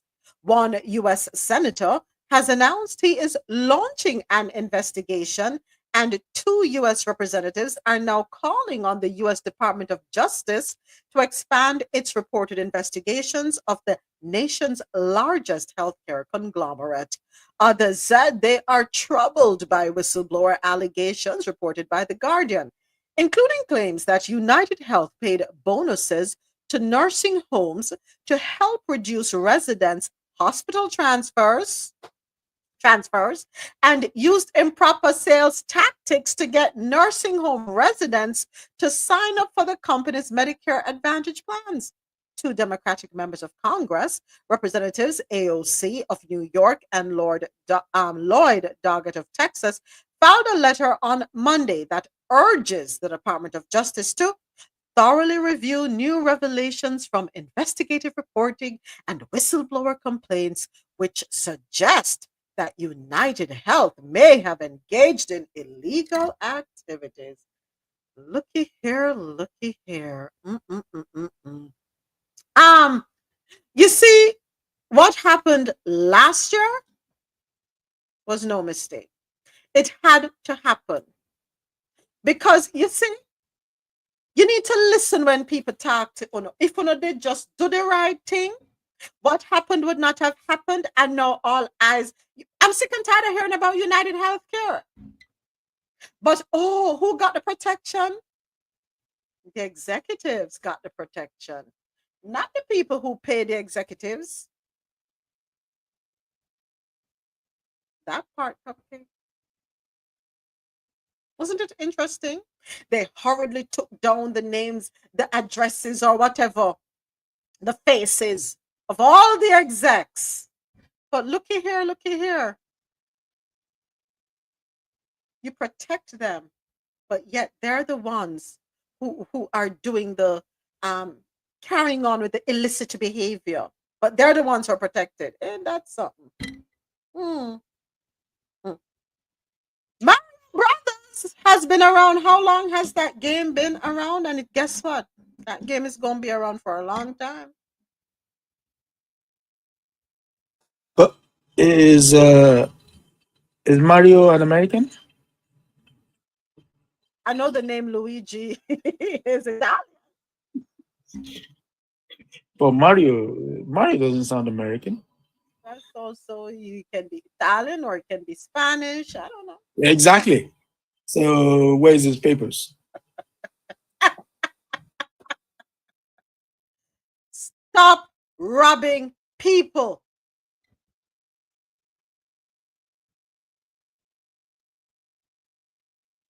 Insurance companies are need to be held accountable for their actions. What they put people through, people bust them ass or what them 40 hours or more at work. There are some people who, when they weigh the pros and cons, can't even afford to take out health insurance provided by their jobs. Even though they're subsidized, them still cannot afford because of how much is taken out weekly. So them run the risk.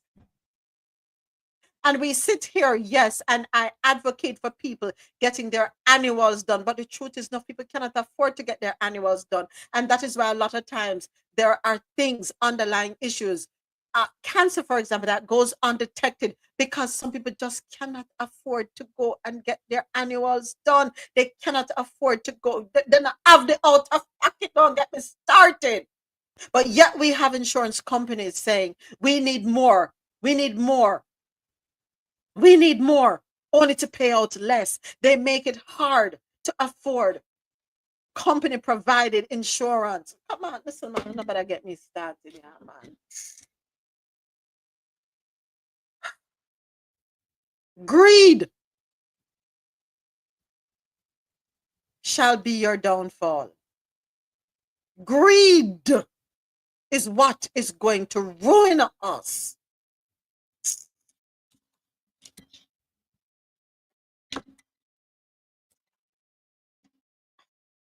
Next, doctors dismissed my pain. I eventually discovered I had a rare tumor. According to theguardian.com, by the time I got a diagnosis, I had seen 4 different doctors over the span of 6 years. My baby nephew grabbed my arm, eager to show me his toy trucks. Don't ever touch me there again, I snapped. The confusion and hurt on his face stopped me cold. He couldn't have known that his tiny hand had caused an intense surge of pain. For years, I'd experienced a stabbing pain in my forearm when it was touched or exposed to cold. I don't remember when it started, but even putting a shirt on made me wince if the fabric brushed against the area. A cold breeze could trigger agony and felt like needles pressing deep into muscle and bone. Snapping at my nephew made me realize I needed help. But when I reported the pain to my primary care doctor, he couldn't see anything wrong. I could see a tiny bump underneath the skin, but instead of investigating further, he dismissed my concerns as an overreaction. My pain being dismissed was a regular experience for me as a woman of color. Studies have shown that physicians are more likely to underestimate the pain of colored patients relative to their white counterparts. It's probably just a bump or bruise that's taking a while to heal, he offered. So I waited for it to heal. It never did. Instead, I continued living with the pain. Eventually, I attempted to self diagnose the issue, Googling my symptoms and weighing my possible causes. I concluded that I was likely suffering from carpal tunnel syndrome, which often results in numbness, tingling, and weakness in the hand and wrist. It didn't explain the sharp pain, but at least I felt as if I was addressing the problem. I wore a wrist splint and tried different stretches and exercises for relief that never came. 2 years later, I saw another primary care doctor for a checkup, hoping for an answer. Do you type a lot? He asked. I nodded. As a full time student and a writer, I spent a lot of time behind a keyboard. Maybe it's overuse, he said. He recommended icing the area and taking a break from my typing habits. But that didn't work. The pain remained, a searing reminder that something was not okay. Ultimately, each primary care doctor I saw gave me unhelpful diagnosis: a muscle issue, overuse, anxiety, or my imagination. Over half a decade after I first disclosed my pain to a doctor, another one made a simple suggestion. Maybe you should see a dermatologist. At 25, I had never been to one. I thought dermatologists were for wealthy women chasing eternal youth, and I generally avoided specialists because I didn't want to put further pressure on my limited budget. A lot of people skip their annual derm visits because they either feel fine, think skin issues are purely cosmetic, think skin cancer is not as common as it is, or just don't realize how important prevention is. That's according to Dr. Mamina Turigano, a board certified dermatologist. One of the biggest barriers I see is cost. Whether it's high copays, lack of insurance, or out of network providers. On top of that, dermatologist appointments can be hard to come by, especially in rural areas or underserved communities. Torregano suggests talking to your insurance company about providers, seeking out community health clinics, and asking offices about payment plans or sliding scales. I needed answers a primary care doctor could not provide. So I called my health insurance provider to ask about coverage. Happily, I discovered that medically necessary dermatology is typically covered by health insurance. Within a couple of weeks, I was in a dermatologist's office explaining my symptoms. She gently touched the area and acknowledged the small nodule beneath the skin. I'm going to have to open it up and take that out, she said. I was shocked. I hadn't even known dermatologists performed surgery. Moments later, my arm was numb.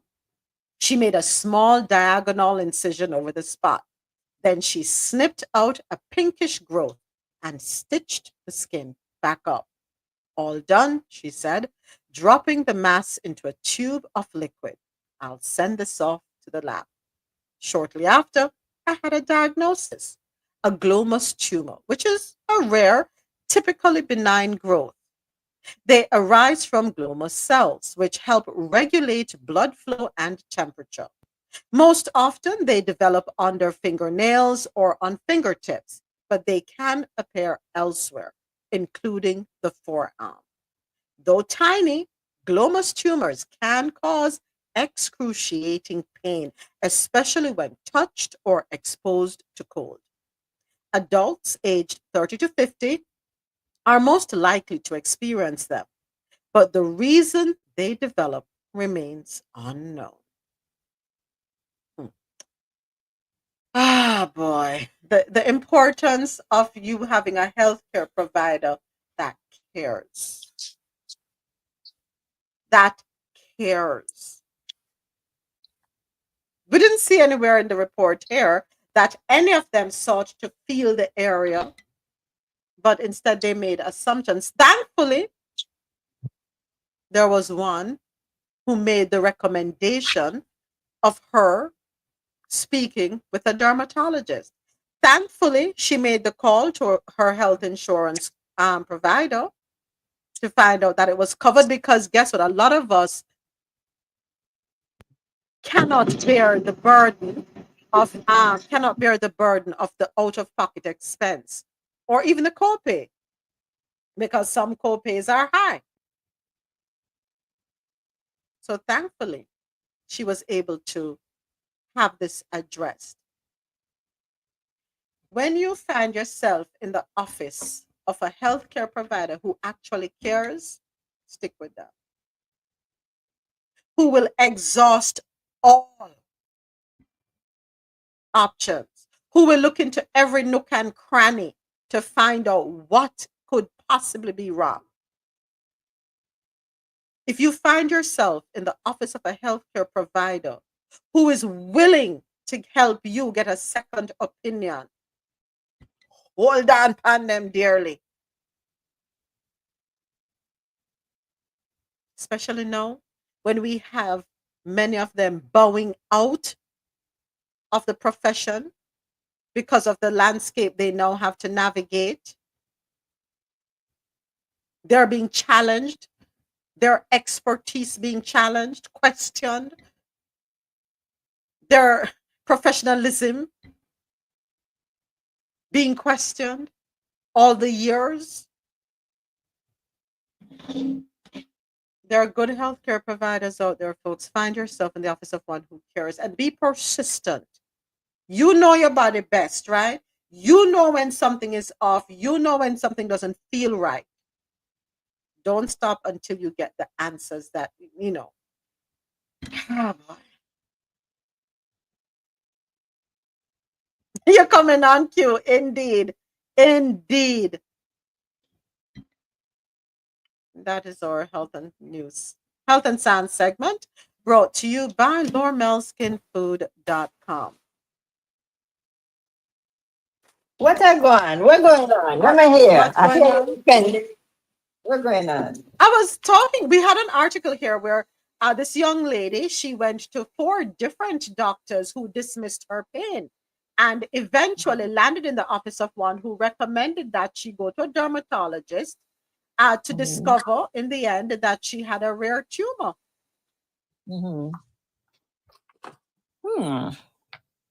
Interesting. I need to see the records. No. I'm serious, because there's always a part missing in the story, and we only get some of it. We only get part of it.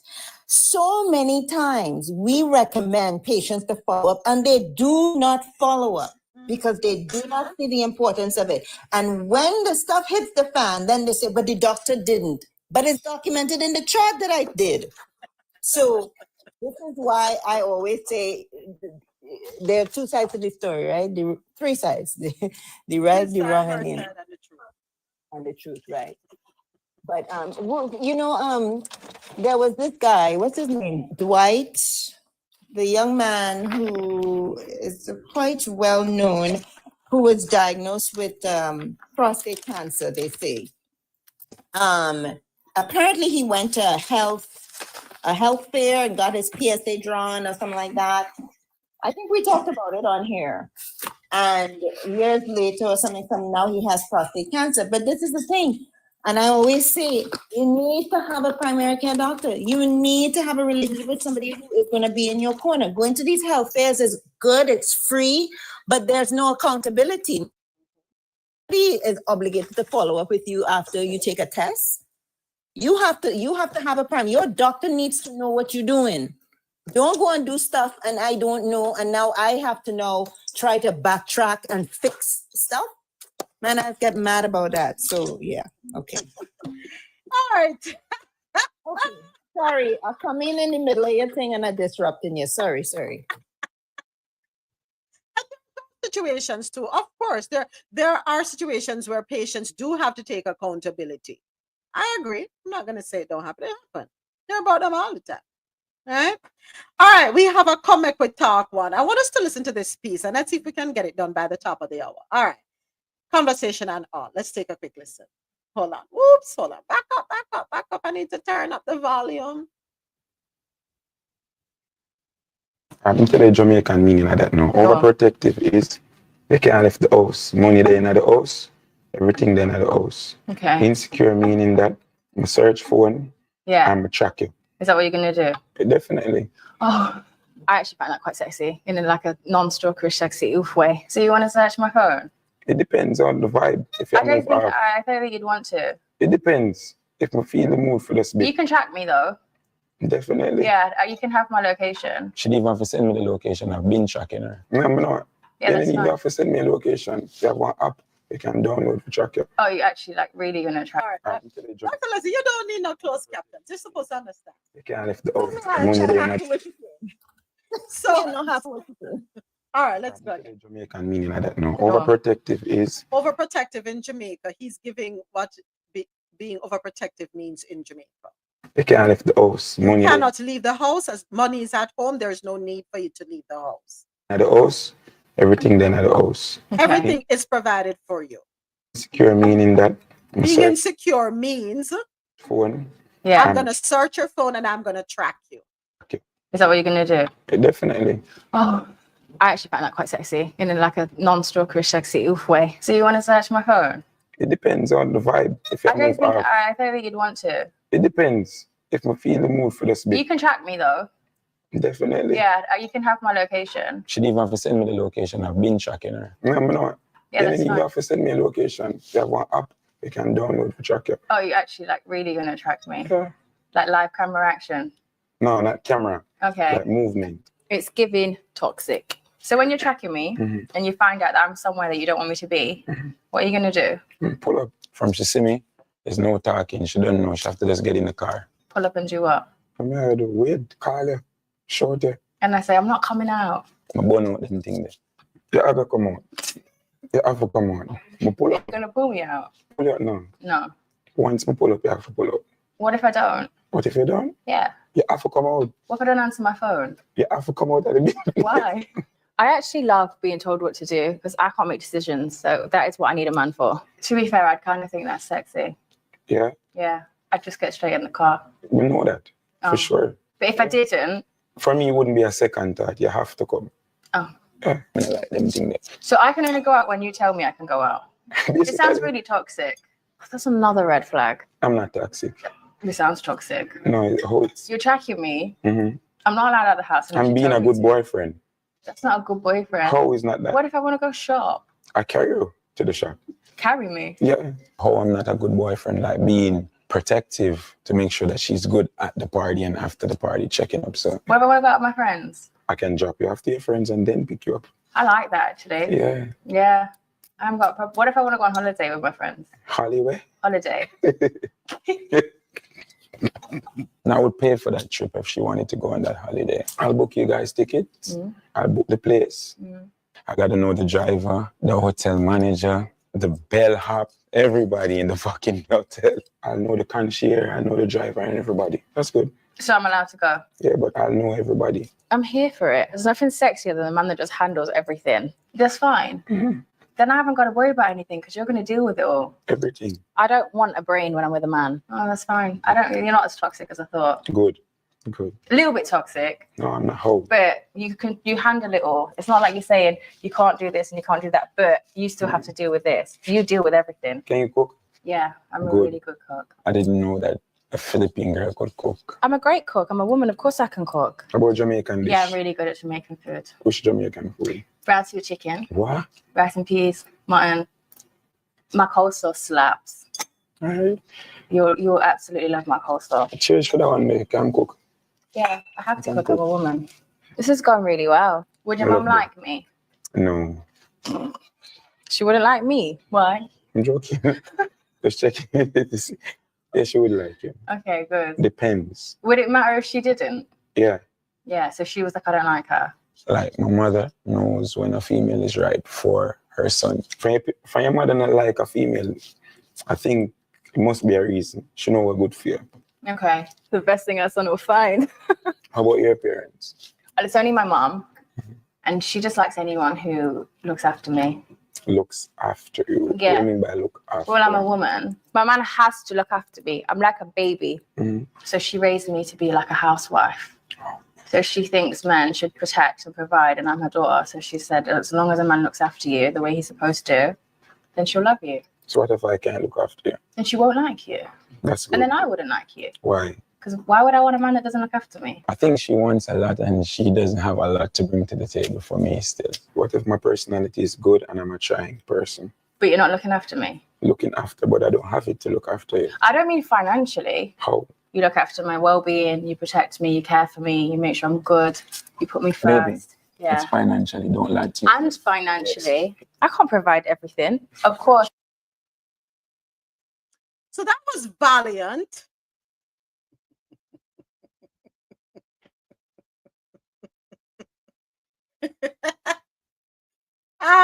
That was valiant.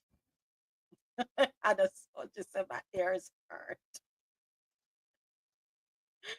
Oh, jeez. Oh, that was a lot. Which man I gonna come pull up for me? Can't track me, no, but track me and me, no, and me okay with that. Why are you tracking me? And we did not have an agreement that you're tracking me for safety. You want to make sure I'm okay. Or I said, babes, keep an eye on me because I'm going here and just in case you don't hear from me, you know where I am. But you're gonna track me. I'm gonna know say you track me. Me can only go out when you say me can go out. Me can't go shopping unless it's you taking me shopping. I'm going on a trip and you have to pretty much approve this trip. After you're not my husband, and you're not my husband even. Just boyfriend. And if you find out I'm at a place and you don't want me at that place and you pull up to the place, I have to come out right away. So what about me? What about me? What's up, naturalist? What's up? What about me?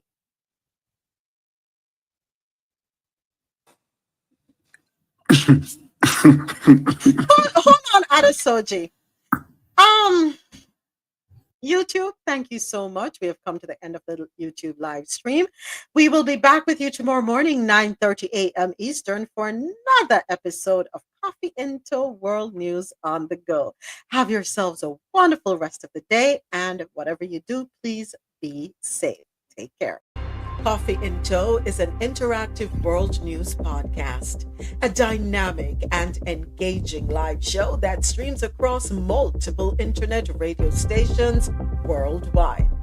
This podcast brings you real-time news updates, in-depth analysis, and interactive discussions on global events, making you a part of the conversation no matter where you are.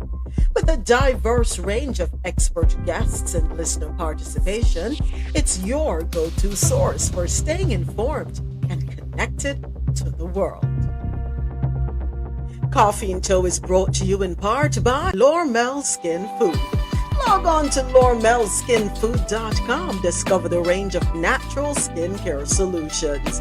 Indulge in the radiance of natural and organic beauty with the best natural and organic soap bars, whipped soaps, body butters, and oils. All 100% natural products. Lormel Skin Food for a natural, beautiful you. The world's best coffee from our farms to your cup. It's Grand Coffee House.